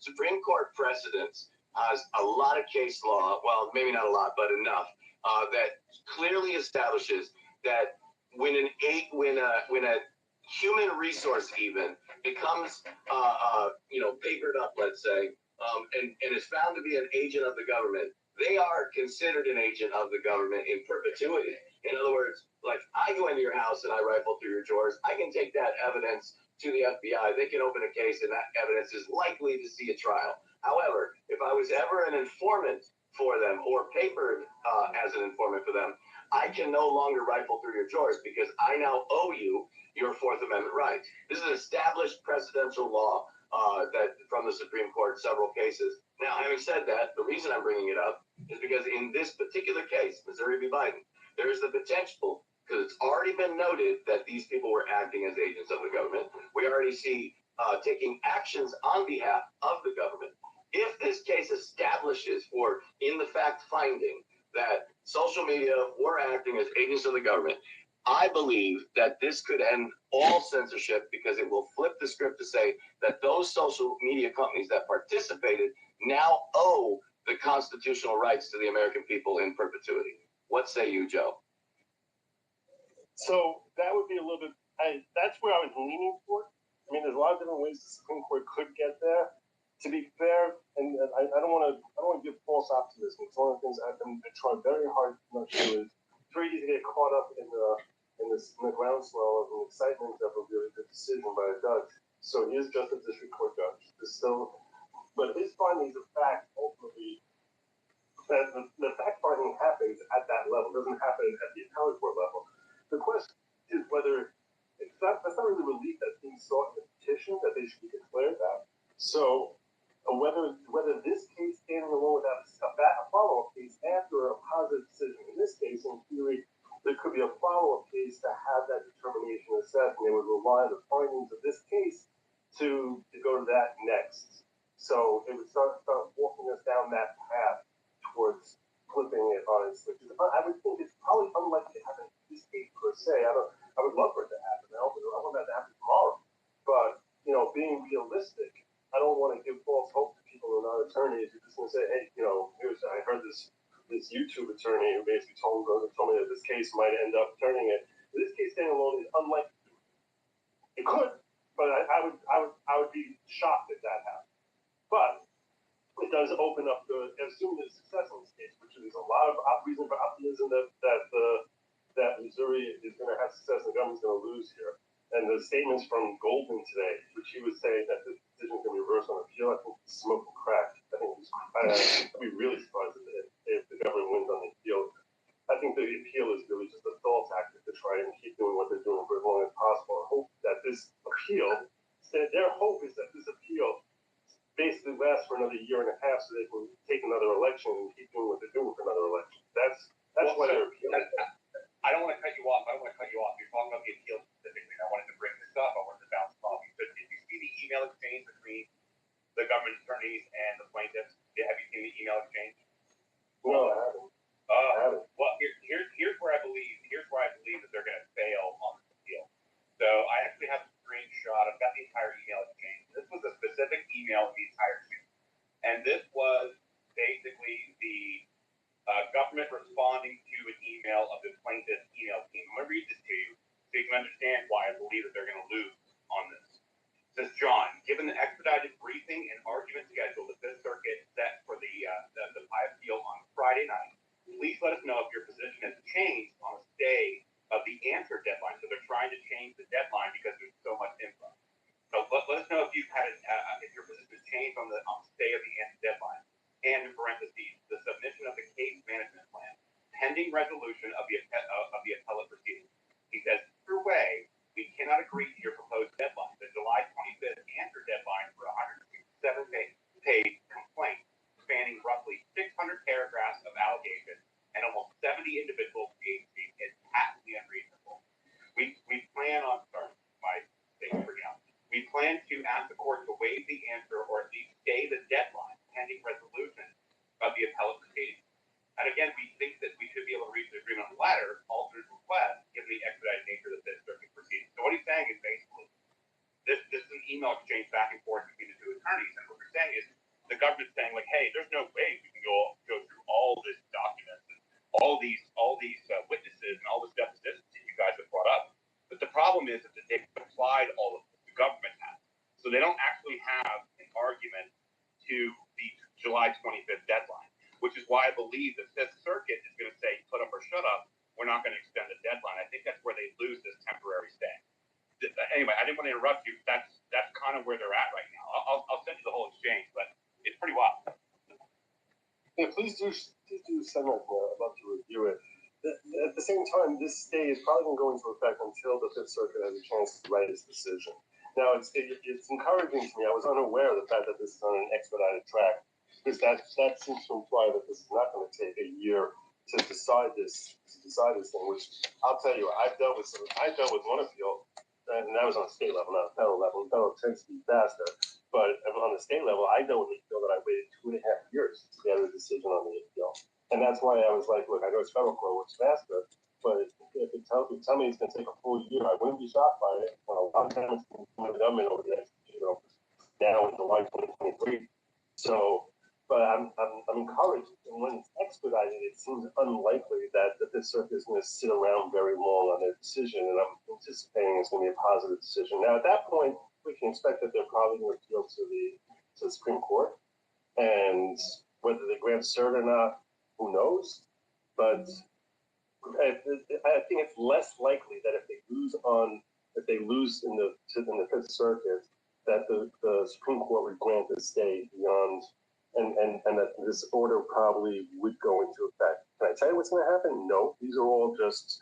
This is just based on commonalities. In other words, over here on this is like an administrative stay that's being granted because the court tends to side with the government, and because status quo favors the government. Status quo is let them keep doing what they're doing. And when you're looking at balancing of equities, we tend to lean towards status quo. So if you don't know the facts, you haven't had time to review everything here, and there's thousands of pages of documents and 175 memorandum from this judge himself.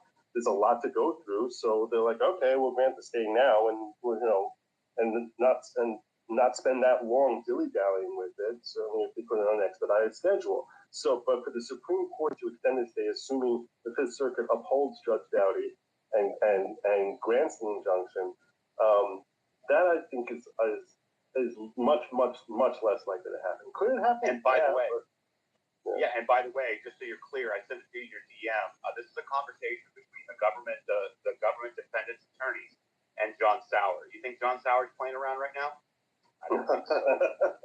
No, he's definitely not. He seemed rather irate today. And my God, did you guys? I mean, I was hearing James and Lou talking about that hearing, which I actually streamed that hearing today, and that was fire. There was a lot of grandstanding by the left, and it was comical how they were trying to censor him in the middle of a hearing about censorship.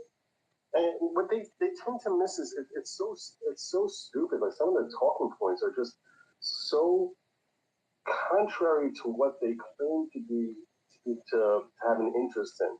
I mean, look, nobody likes racists. I mean, I'll tell you right now, and those of you who are unaware, I'm a practicing Orthodox Jew. Okay. Do I think that RK loves Jews? I don't know. Do I think he hates Jews? I don't know. Did I take anything from what he said last week as far as that being remotely anti-Semitic? No, not even the slightest. Making an observation about what he believes to be fact. I'm curious about what his sources are. I have no idea what his sources are. But if he happens to observe that Ashkenazi Jews happen to have a better immunity to this to COVID, well, I'm really curious because I know thousands of Orthodox Ashkenazi Jews. I'm an Ashkenazi Jew myself. The Ashkenazi and the two types of Jews in general are Ashkenazi and Sephardi. Sephardi tends to be Middle Eastern. Ashkenazi is more European. So I know thousands of them, and every one of us has caught COVID at some point, and I know of like 4 to 6 people who died of it. So I know COVID is real. I know Ashkenazi Jews who died of it. So I'm curious about his stats, but I don't look at some secret cabal between how did the Ashkenazi Jews get together with the Chinese? Like, how did that happen? I was like, that's pretty creative to assume. If anyone's interpreting that as like this is some sort of plot by Ashkenazi Jews, if anything, Sephardic Jews, you would think the Israelis tend to be Sephardic Jews. If you think it's some Israeli bioweapon, you would think you would favor the Sephardic Jews, not Ashkenazi Jews. And we are different in DNA because culturally we stayed apart we were just separated by geography for hundreds of years. So they were in Iran or in Persia and in Israel and the Middle East, and the rest of the Jews were hundreds of miles away, which might as well be a million miles away when we were talking years ago. And so there was different bloodlines that just formed out of that, which is why there's a difference in DNA. My point is that Israelis tend to be Sephardic. So we think if there wasn't some Israeli bioweapon, it probably would be protecting Sephardic Jews more than Ashkenazi Jews. But I never understood it. Where that. So as the other Orthodox Jew, I'm going to step in here, and since I focus on this pretty heavily. Hey y'all, I got to drop out. You have a great night. All right, you too. Thank you, man. Thank you so much for finding that space. Yeah. With their ACE receptors. Yeah. So the paper's super inconclusive. It didn't You want me to make you co-host? because coronavirus is mutating. I'm not sure. Who, me? Not make a bioweapon. You. A coronavirus. Even if you wanted to. I think that's a no. It mutates so quickly that whatever special Like, mutation All right, Polly. Hope you wake up sometime soon. let's say 1,000 people. And you saw that there's He's going to have a lot to listen to tonight. He sure is. Good night. Throughout America and in Israel and in Europe, the Jews, there's like 5 times the rate. 260 people in that fucking space right now. Versus normal rate. So none of it panned out. I think it was a very stupid comment that he made. I think the point of it, the point of the comments was he was trying to say, hey, there's a potential issue. I'm sorry, I'm very happy. This call is up. There's bioweapons that can be made that target certain, ethnicities, but it's going to have to be something that we haven't seen before, because things like coronavirus spread very quickly, mutates very quickly. So it's not a useful tool or weapon for that matter, in fact, right? So it's just, the whole thing is ridiculous. When you put a spin in his mouth, I was the first person to come out of my face, just ruined the whole freaking anti-vax movement. I'm super anti-vax. He's not anti-vax. He's anti-unsafe vax. I'm anti-vax completely, but. So, did you see the incident in the hearing? Robert Kennedy Jr. literally put the point you're making right now. You guys keep saying I'm anti-vax, but I'm not anti-vax. All my kids are vaxxed. I'm vaxxed. It's just this vax. Did you see that? Yeah. I don't think he means by it's just this vax, because he's anti-unsafe vaccines. He just wants them properly studied. None of the pediatric vaccines or anything on the schedule up to the 72, now it's going to be 102 that we give kids, has ever actually had proper testing done. And I can go into an argument with every single person on the planet about it right now, but it is just that. So they have not been having proper safety trials. And the capture on adverse events is not properly done either. It's significantly underreported. So, and that's because we never had a proper training of the medical society in the entire world on a fair system or Eurovigilance system, or they have other stuff in Europe, and they have the yellow card system in England. So, and we don't have like a general HMO system, right? So in Israel, it was captured very quickly because the military, 17 and 18-year-old kids, were getting myocarditis, and there was a leak from the Israeli Ministry of Health and Defense saying, hey, our young guys that are 17 and 18 that are getting screened for military got the vaccine, and they've got heart inflammation. And that was February, March 2021 out of Reuters. And everybody knew here in America, the CDC knew all this stuff. They knew about the pregnancy concerns. That's why they're not listening to pregnancy stuff. We have such a mass issue with menstrual cycle disorder in Israel. That was the first thing. I was on secret calls with all the big teams. So the person on here who's religious knows what I'm talking about. And with all the different rabbanus, which is like, if there's problems in marriage, it usually comes from, long story, with menstrual cycle issues and not being able to sleep with your wife. We have separation of time where you can sleep with your wife. And so we were having breakthrough bleeding from all these women who were taking the vaccine in Israel. So there was problems affecting significantly, like Jews, a lot of Ashkenazis too. And so this was well known 2 years ago. So I think Bobby's screwed the pooch on this one. I'm going to say that. Robert's, I know him, so very kind. Very calm community. But he's a politician, so he has friends in all sorts of places. He's friends with Cry-A-Thon, for example. Not my favorite person. Because my understanding is that Israel did really poorly during the pandemic also. Their numbers were shockingly bad compared to a lot of other countries in the West, which also would maybe question what the heck you're talking about. More infection, and higher degree of hospitalization. Yes, that's another issue. Yeah. And they were very strict on that. You couldn't go in or out of the country if you were not vaccinated. That's right. For Americans, we can visit our kids, we can leave, and we can disaster. Yeah, it was very strict. Yeah. I realize you've done 10,000 shows since you and I talked on that show, but you remember maybe you and I talking about that, and I asked you specifically, I don't understand why the Jewish people aren't making some connections here. You would think that they would be the most hesitant to put an untested substance into their bodies, and yet we didn't see that at the time.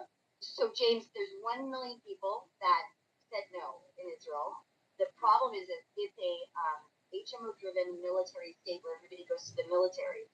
So getting regular vaccines there is a very normal thing, because in the Middle East, they have concerns over MERS, they have concerns over bioweapons, they take the smallpox vaccine, right? So because all the guys and all the women go to the military, it's very normalized in the country about vaccines, right? That's the major problem. You have a small subset of the population that are not for it, but it's because it's literally a military state where everybody's conscripted. So that's the issue. So they're like, of course we trust our government. Of course they're buying it first. They paid a premium, right? They sold over their data. It's literally, for us, they're huge Netanyahu supporters. We've been upset for 3 years, and a lot of us speak on back channels who I think the head of the Israeli Ministry of Health now, he's on Twitter DMing me, and we go back and forth writing about things. You got to understand a society where Netanyahu's preservation over every life over there is so important because it's such a small population. So in his mind, it's oh my God, this is going to kill all my people. we're going to vaccinate everybody. And they're super advanced in mRNA technology over there. So they're like, oh, it must be safe. Believe me, it's something very hard for us to contend with that are against this platform of vaccination. So, but a lot of people are looking up there. And there was a total lockdown on social media, which is what I wanted to discuss when I raised my hand, actually, is Aaron Parody, who's an MD from UC Irvine.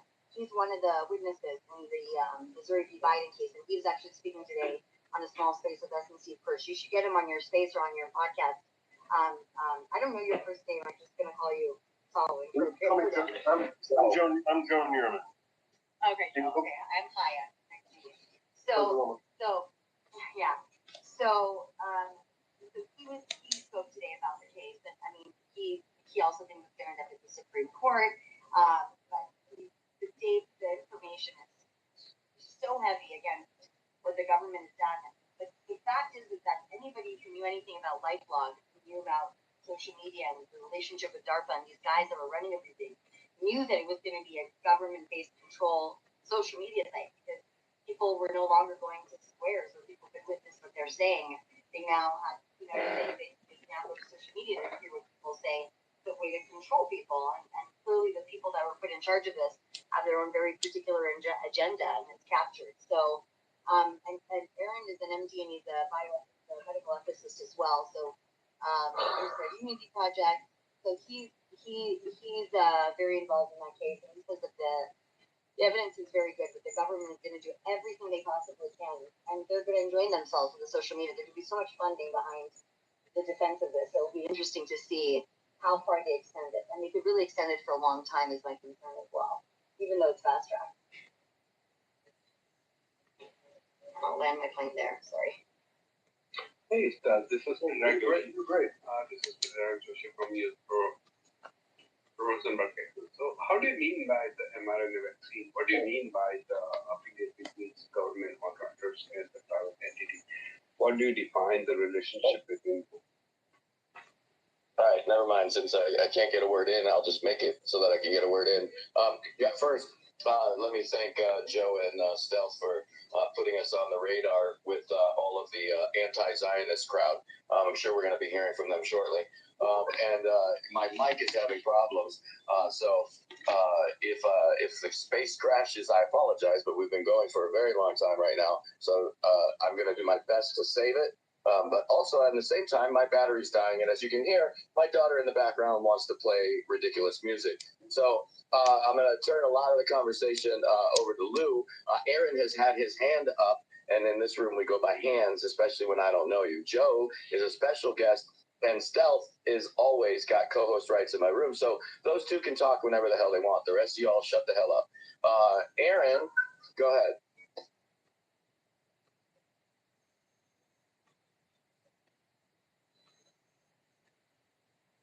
Go ahead, Aaron. You should be able to unmute now. It's just really quick. I know I said it earlier about the whole whatever thing with government solutions, government, blah blah blah. A big part of that is especially what's going on right now with people are now kind of understanding more about the sex trafficking stuff. And this is something that Tara Rodas and I have talked about kind of at length. We both really researched the whole HHS sex trafficking kids thing. It's been going on for a long time in the program, and you're never going to reform your way out of that. And I know earlier I was talking about the whole James and I had a discussion briefly on how many feds you got to fire type thing. It's not just that, but it's the mission itself. That's why I came back to really say really quickly. Just for example, because I care about the kid one, if you want to stop children being trafficked by HHS, you have to stop getting HHS kids to traffic. Pretty logical, it's pretty straightforward. It's create a ton of problems on different end.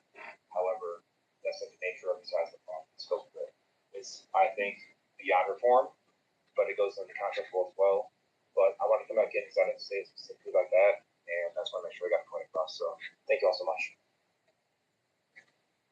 Thank you, Aaron. We appreciate it. That's been a really good conversation. I know that some folks may have some questions. We were talking about Missouri v. Biden, and then also talking about the impact from what RFK was saying and the impact to the Jewish community in Israel. If you have a question, you can put your hand up. other.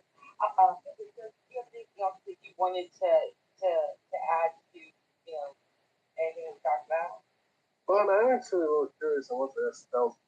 I never understood the purported tie-in between vaccines and autism specifically, because I'm really curious if you could explain that. Because I'm having grandkids now. It's about a 17-hour discussion, and I'll send you like 3 dates that we did with Steve Kirsch. But we can also talk about it privately, also. But the main issue is this: there's several situations, right? So there's. Okay, so the person who keeps unmuting yourself. That guy's like a known person. Like, just drop him. I have him blocked. He's the only person I blocked on all of the internet for a very specific reason. I'll tell you why later.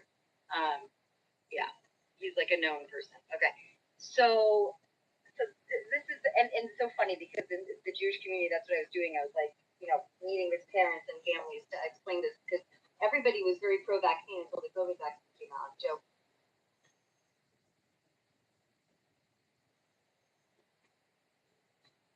Do we die?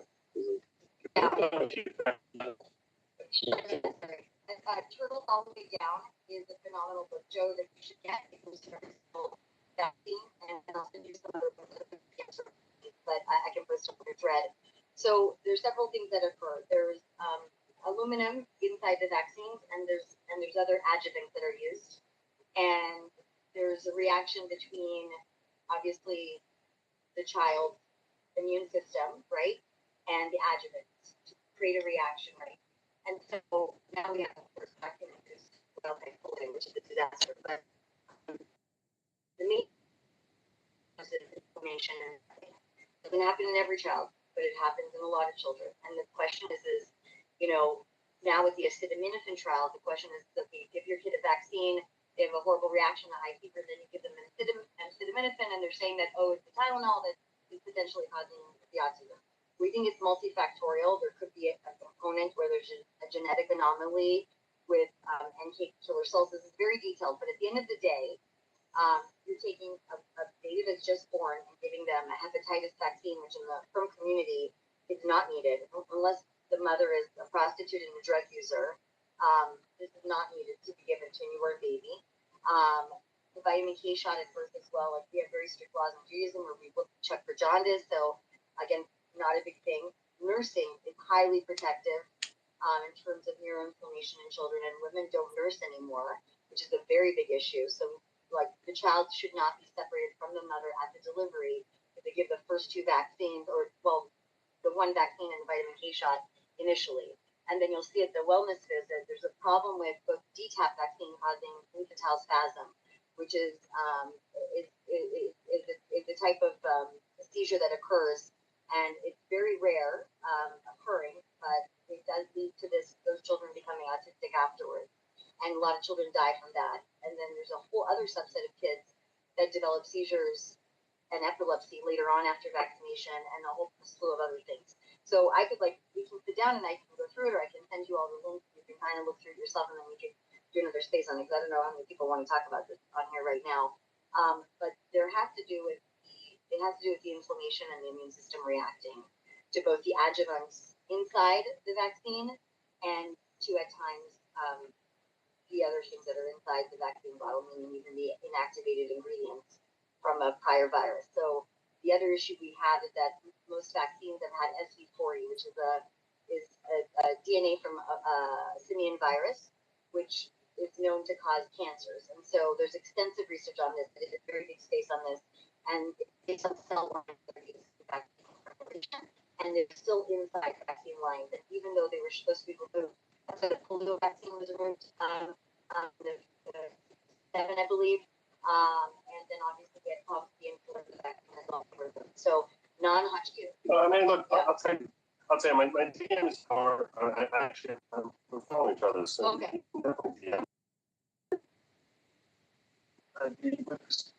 I'm skeptical. Well, I'm skeptical of the COVID vax. I'm skeptical of the anti-children perspective, and I think that, I question. I think a lot of people, and I give you more credit because you certainly have far better scientific knowledge than I have. The reason I'm skeptical is I think that what likely happened, even to cause, let's say, cause encephalitis or these other issues, that whether these actually result in autism or the increases that we've seen in autism since the advent of, mass vaccinations for children, I question whether the reason we're identifying so much more autism today than, let's say, a century ago is because a century ago we didn't have a term autism, and those kids were just thought of as being weird. Yeah, but but the difference between that is you're looking at autism as a spectrum disorder. I'm talking about hospitalizations with seizures and inflammatory encephalitis post-vaccination. So you can look at those numbers over time, and I'll send that to you, and you'll see its market. So when me and you, I don't know your age, but we're probably somewhere in the same age range. We took 3 to 6 vaccines growing up, right? The kids are taking 72. So also the combination of the vaccines, the timing of that vaccine. There's something called the vaccine-friendly plan. I have a 19-year-old completely unvaccinated from birth, lives in Israel in yeshiva. Okay, like there's a whole community of us, and I grew up in medicine for 30 years. All my entire family taught me about the vaccine stuff. Now, like my dad will not take any vaccines because he's seen all the data. Like I come with a book of 3,000 pages to families' homes, and we sit down and we talk about it, and I say, bring it to your pediatrician. Don't listen to anything I say. Go to the pediatrician and ask them if they've ever read any of the studies, like the HPV vaccination. Insane what's going on in women. And there's a massive class action lawsuit on that. You take $4 billion out and it's on vaccine injury, not related to COVID vaccines, from the regular pediatric vaccine schedules, and it's such a short list of actual PS that they'll give. The burden of proof is so high. Aaron Siri is like a friend to you. You can go on iCanDecide.org, look at all the legal documentation. So you're a lawyer, I'm assuming. If I send you the legal documentation, your mouth will drop if you see the legal documentation behind every single vaccine that we're looking at right now, going back all the way. And then there's like a 10-part series. It's actually really phenomenal by Candace Owens that's free on Parler that goes through each vaccine. She had specialists on there. She goes through a credible amount of data. Then you can go to physiciansforenforcement.org.com. Excuse me. They're also on Twitter. Phenomenal doctors. They're based in California. It's an international organization. And they have fact sheets on every single vaccine. For themselves, the pediatrician, before they even have a child, maybe it's the OB, doesn't matter who, ask them to review the data. They've never seen it. I sat down at a private meeting with the head of pediatrics, the largest Jewish hospital in the state. And she's offering the clinical trial for pediatrics. And very people literally 3,000 hours too, where a husband and wife were fighting over the kids, and the father doesn't even believe in vaccines, took her to court, like $1 million in court fees because he was trying to force the COVID vaccine. He didn't take it in order to get custody. He's pissed she left him. Okay, and this is like a guy who's like $500 million. She's not worth that. Okay, and so I provided all this evidence, and the judge in the courthouse said, I'm retiring. I'm not going to pontificate on this, but I'm going to let it go back to the pediatrician. So I went and I met with the pediatrician, Jewish woman, vaccinates every single kid with every effing vaccine on the planet all the way up. I came in and I sent her probably 7 emails beforehand. There was thousands of pages attached to those emails. It was ridiculous. I had to send her a Google Drive. It was a mess. She didn't even read through any of the content. When I went in, I brought a binder, like one of those for taxes, right? It's like 3,000 pages and it's huge, like one of those 4-inch thick ones, spiral bound.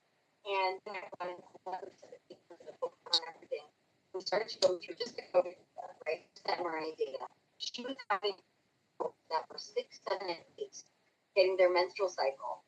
Okay, this is in Beverly Hills. This is not in a third world country where it's a nutritional issue, toxin issue, nothing like that. After vaccination, and she was concerned, and the kids are not being brought in to the pediatrician when they start to vaginally bleed these little girls after vaccination because they're worried about CPS being called, and it's happening in every population. And I actually called the CDC and I spoke to both manufacturers and said, listen, you're going to have a major issue because you're having what you consider as like a early menstrual cycle, way before puberty. Post-vaccination, nobody's reporting this because they're worried their kids are going to be taken away from them because they think that somebody's raping their children.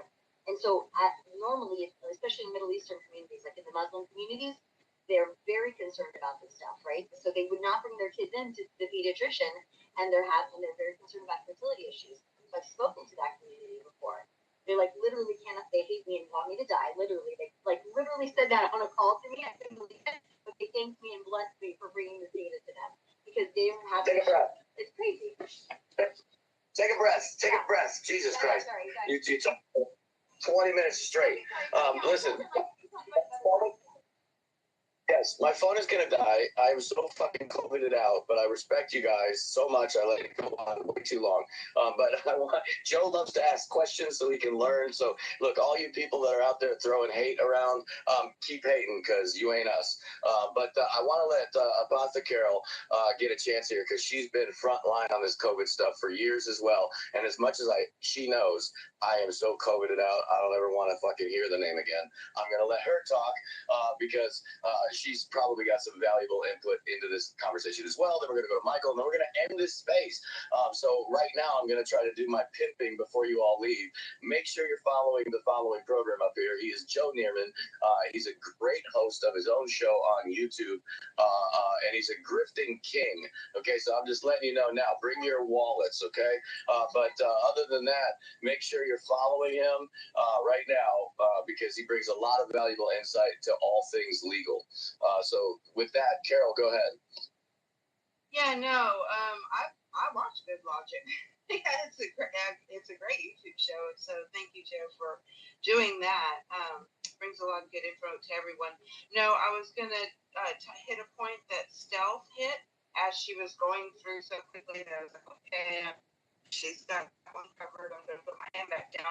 But one of the things that a lot is no, it's not that there's more kids with autism. It's just they're diagnosing better. Really? Well, let me ask you a question. Where are all the people your age with autism? Look around. You can see autistic kids every time you go to the grocery store these days. We're the adults. And we weren't getting it back then. But we were only getting 3 shots, per person. And they weren't these toxic things that Stealth just, laid out for us. But Turtles All the Way Down, great book recommendation. Highly recommend it for everyone. You could just turn to the vaccine you're most concerned about and read about that. And start with polio. So tired of hearing people going, but polio, we wiped out polio with the vaccine. No, that is not what happened. It's not what happened. Read up, research, and get educated. Another good one about polio is moth in the iron lung. That one will tell you the story about polio. It was not the vaccine. Polio was not all about that virus. It was not the vaccine that reduced the incidence. So that's all I'm going to throw out there. It's a funny thing when you remove arsenic from the environment, some people feel. Yeah, it's funny. DDT. Let's get rid of DDT and see what happens. All these kids don't get sick. Absolutely. All right, Michael, you go, and then I'm going to give some final words to our guests. Thank you, sir. Stealth and the lady before, if I call you that without getting people offended. Awesome. Great job. Peanut allergies. I'm a Gen Xer. Born in 68. We didn't have those. I have a grandson now. He's going to be 3 in 2 weeks. Love him out. He's not going to get that. You know why? I'm playing in the mud. Go outside and get dirty, and there's a vaccine for everything. I remember my wife going, hey, there's an HPV shot for our son. I'm like, no, he's not getting that. We didn't have that in the 80s. We didn't have it in the 70s. There's always a vaccine. There's always someone pushing something where, like, hey, it'll cure this. Oh, by the way, you're going to have kidney failure when you're 30. No, stop doing that stuff. It's amazing. So when I heard Stealth talking, I was like, oh my God, she covered 90% of what I wanted to say. And she's in the industry. I work for a state representative in Michigan. And he's for some vaccinations, but his wife isn't. It's amazing to hear this. Some of us are old school, and I think it boils down to building immunities. There used to be an old school way of handling things, but now everything has to be well, there's a shot for this, shot for that. Look, even like, you have type 2 diabetes. You can get this and this. And then you watch this long list. Because this, and this. You have to listen to that at the end of the commercial every time. Stop. Go out, get dirty, build up your immunities. It's amazing just to hear this conversation. You guys have, by the way, I live like 10 minutes from Flint, Michigan. I have my own water source. I have a well, so I'm good. But it's amazing to hear all these theories. But I think Stealth nailed it.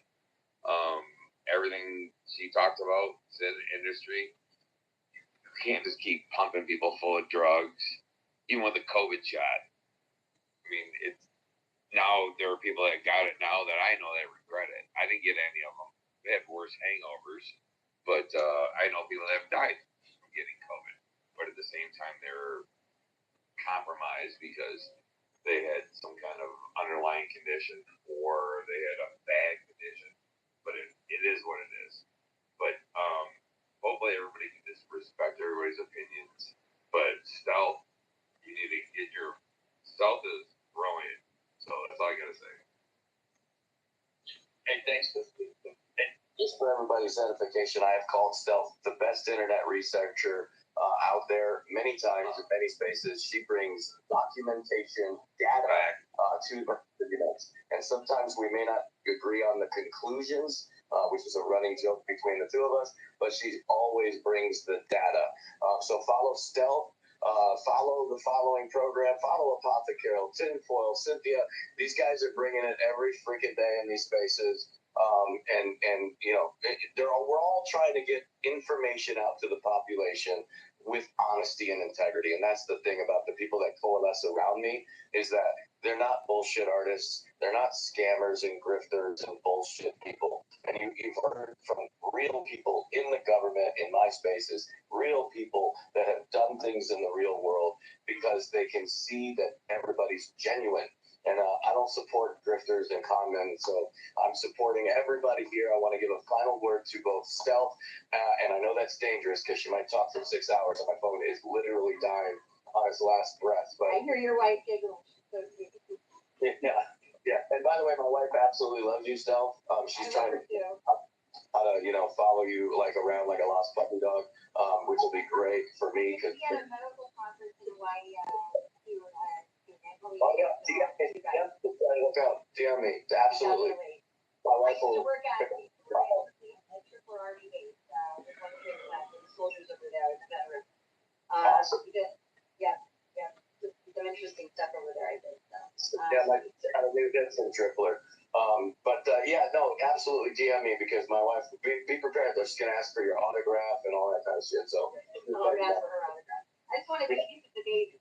I just want to say, please follow James and me. They're always gracious. We're all patriots. We're all pretty base patriots. We're all conservative. We all have a good heart. We do well. That's why I follow them around his spaces. And Lou, Apothecary does spaces on the weekends that are phenomenal. I always listen to her recordings. I never get to them while they're live, but I listen to all of them. Phenomenal contribution that she's made. Tinfoil's great. Everybody's such good people up here. Ms. G, everybody, we're all just really like real people. And so my final note is this. If you're a man and you're having children, try to package the affordability of keeping your wife at home for 3 years so she can nurse the baby. I believe in nursing at least 3 years. That's what the European Medical Association is. US is 2 years. I actually wouldn't mind to go up to 5 years. They only take a little bit here now and then the other. And we got to do a space in West Carolina nursing. That's the best health remedy with your children as they're growing up. Teeth aches and not sleeping, and digestive issues. It also keeps the mother staying healthy for those 5 years. If you don't do any alcohol or any nonsense you shouldn't be doing, and you're eating plates, you're eating things for your child, and I was sugar-free for those 5 years. I did nurse my son since he was 5. I am like the most granola person yet. I'm really bougie to talk about it, as you guys know. But they was my pediatrician, the really famous pediatrician. They heard of Dr. Sears, one of his partners was our pediatrician, and I never breastfed. I C-section baby, put in a crib, and I did everything that Dr. Sears told me to do: attached parenting, the co-sleeping, the nursing, and my kid never needed an antibiotic. Like, don't come from the strong, Jewish Ashkenaz DNA, we can pick whatever you pretty want. So, literally, my kid never needed an antibiotic in his life, never had a ear infection, never had a sore throat, never had sinus infection. All of my friends that had their kids, had vaccinated in nurse, the kids were constantly sick.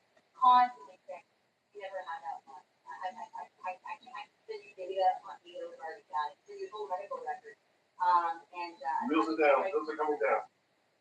What? I said your wheels are coming down. The plane is almost landed. Yeah. So that's what I have to do. If you don't want to marry the woman or divorce, whatever, keep her home for 3 years so she can nurse the kid, and make that a priority for like the best thing you can do as a man on this planet. Yeah. I absolutely have my wife barefooted pregnant in the kitchen right now. Get to work. Go ahead, Phil. Yeah, and I thank you for having me, and I want to echo what Steph just said as far as following James and Lou. You guys are phenomenal and hot. You know, and I feel very privileged to get the recognition that I get because I'm seriously just some mook who happens to have a law degree and my own practice decided to turn on camera and just start yelling at it one day. So I'm no different from any of you here, but I would take what Stel just said. I wasn't going to go with here, but I want to take that one step further. I mean, one of the biggest lessons of the output from COVID is the availability of finding a way to make your living from home. And it's not simply just doing it for 3 years. I think a big problem with American society today that I see is that way too few kids are being raised by their parents. And when I say raised by their parents, I mean, it's unfortunate when anyone is a single parent, whether you're a man or a woman, when we ask of these individuals who are parents and single parents, it's impossible for any human to do. Because if you're putting bread on the table and supporting your family, and and you have to work like 2 jobs in order to like make ends meet and literally be able to feed your kids. It's such a huge burden that primarily ends up in the laps of women who are single mothers. But a lot of people who are married, their kids are still not really being raised by them because both parents feel that like the onus to go out and be a double income. And I would urge you to try to find some way to be home for your kids, not just the first 3 years of their life, 5 years, 10 years. The reason you're making money, the reason any of us go out to make money, ultimately, is because we make an imprint on this world and a legacy of our children. And then we leave these children to be babysat by strangers over TV or by social media or whatever, or their phone or whatever, and don't have any involvement there. And I know that it's burdensome being a parent sometimes. I've been blessed with 6 amazing children, and I can understand that it's a struggle sometimes. But the reasons there's so much struggle out there is we need to spend time with our children on a regular basis, at least one parent for the majority of their home time, and not just leave them babysat by whatever is easier to turn on. And I urge you to try to find a way to do that, because that's why you're going to work. That's why you're putting money on the table, is that they can actually grow to be normal, socially adjusted, and actually happy people. And you'll find that you're the biggest beneficiary of that far more than they are. So just want to throw that up. Thank you guys for having me. It's really my privilege. Thanks for being here, Joe. Appreciate you stopping by. All right, Carol, you want to say something? And then we'll get to Tim, to Lou, and get the heck out of here. Go ahead, Carol. Well, I'm a big cliche, and my big cliche is take control of your health for those that profit from your illness well. And so, the space is on Sunday mornings at 9 a.m. Central. That's 10 a.m. Eastern and 7 Pacific. And that's what we teach you to do, is how to take control of your health holistically. That's all I got. Thanks for letting me have the plug there, James. Anytime, Carol. You know that we're family from way back. Lou, I'm actually going to give you a word now because I want Tim to pray us out. My phone is like on its last thread. So, Lou, thanks for being here. And let me say this before I get to you and Tim.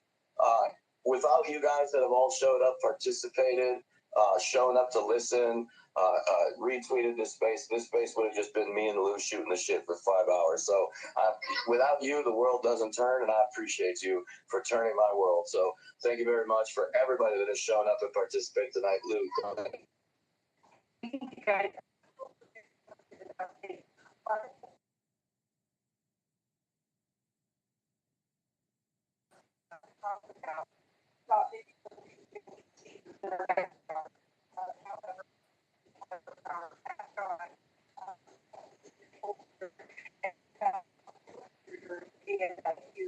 Basically tried to say, you know that he appreciated being here, people to contribute to the United States, and for all of you guys to say without saying goodbye. And everybody who came tonight, guys, I'm going to echo what you said, like try to my phrase. So let everybody have at our table, be able to speak, speak freely. We may not always agree, but respectful. And yes, if it's not for the people who contribute as speakers or even as listeners or retweet the space or put information down in our space level, you'll see right now we have 153 comments. Just do this without all of us coming together and networking and following each other and promoting each other. We talked about that earlier about making sure that we tweet out people and retweet and all of those things because that's what people is about. It's about being social, not anti-social. And then the last thing that I want to say is I apologize for that comes to fear from did not, unfortunately, pop back up with Boston and Harry. Unfortunately, that did not happen. It's just been a glitch in the matrix for about 40 minutes. Nobody could load his page, but it's back up. 87 messages I've got. Said, well, I appreciate it for opening. Have fun with you on Thursday night. Thanks, Lou. Yeah, Thursday nights spaces, always. We're going to run around this same time we did this time, which is somewhere between 6 and 8 p.m. Eastern. But the one and only show, Pirate Radio, Friday nights, 11:30 p.m. Eastern time. We will take the airwaves tomorrow night with the real podcast in the real way. Having said that, thanks again for everybody. Tim, I'll give you the final word. Thanks, and then we're out of here. Thanks, everybody, for coming. Go ahead, Tim. Dear Lord God Almighty, many mercies. Ask for a blessing for the state, those who travel through. All of the words spoken are edifying, bring strength and confidence to those who listen. Lord, we ask for strength for our nation and prosperity and your grace to be abundant and flowing amongst us. We ask that you just carry through with that energy to every person in this space as they go through, their daily efforts, and as they go to rest tonight, that you will get them. Lord, we know that you're moving every day.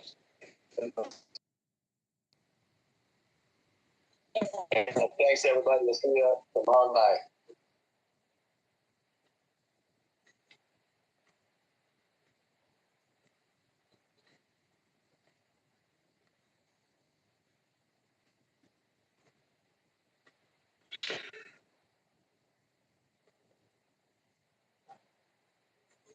Okay, guys, that's it.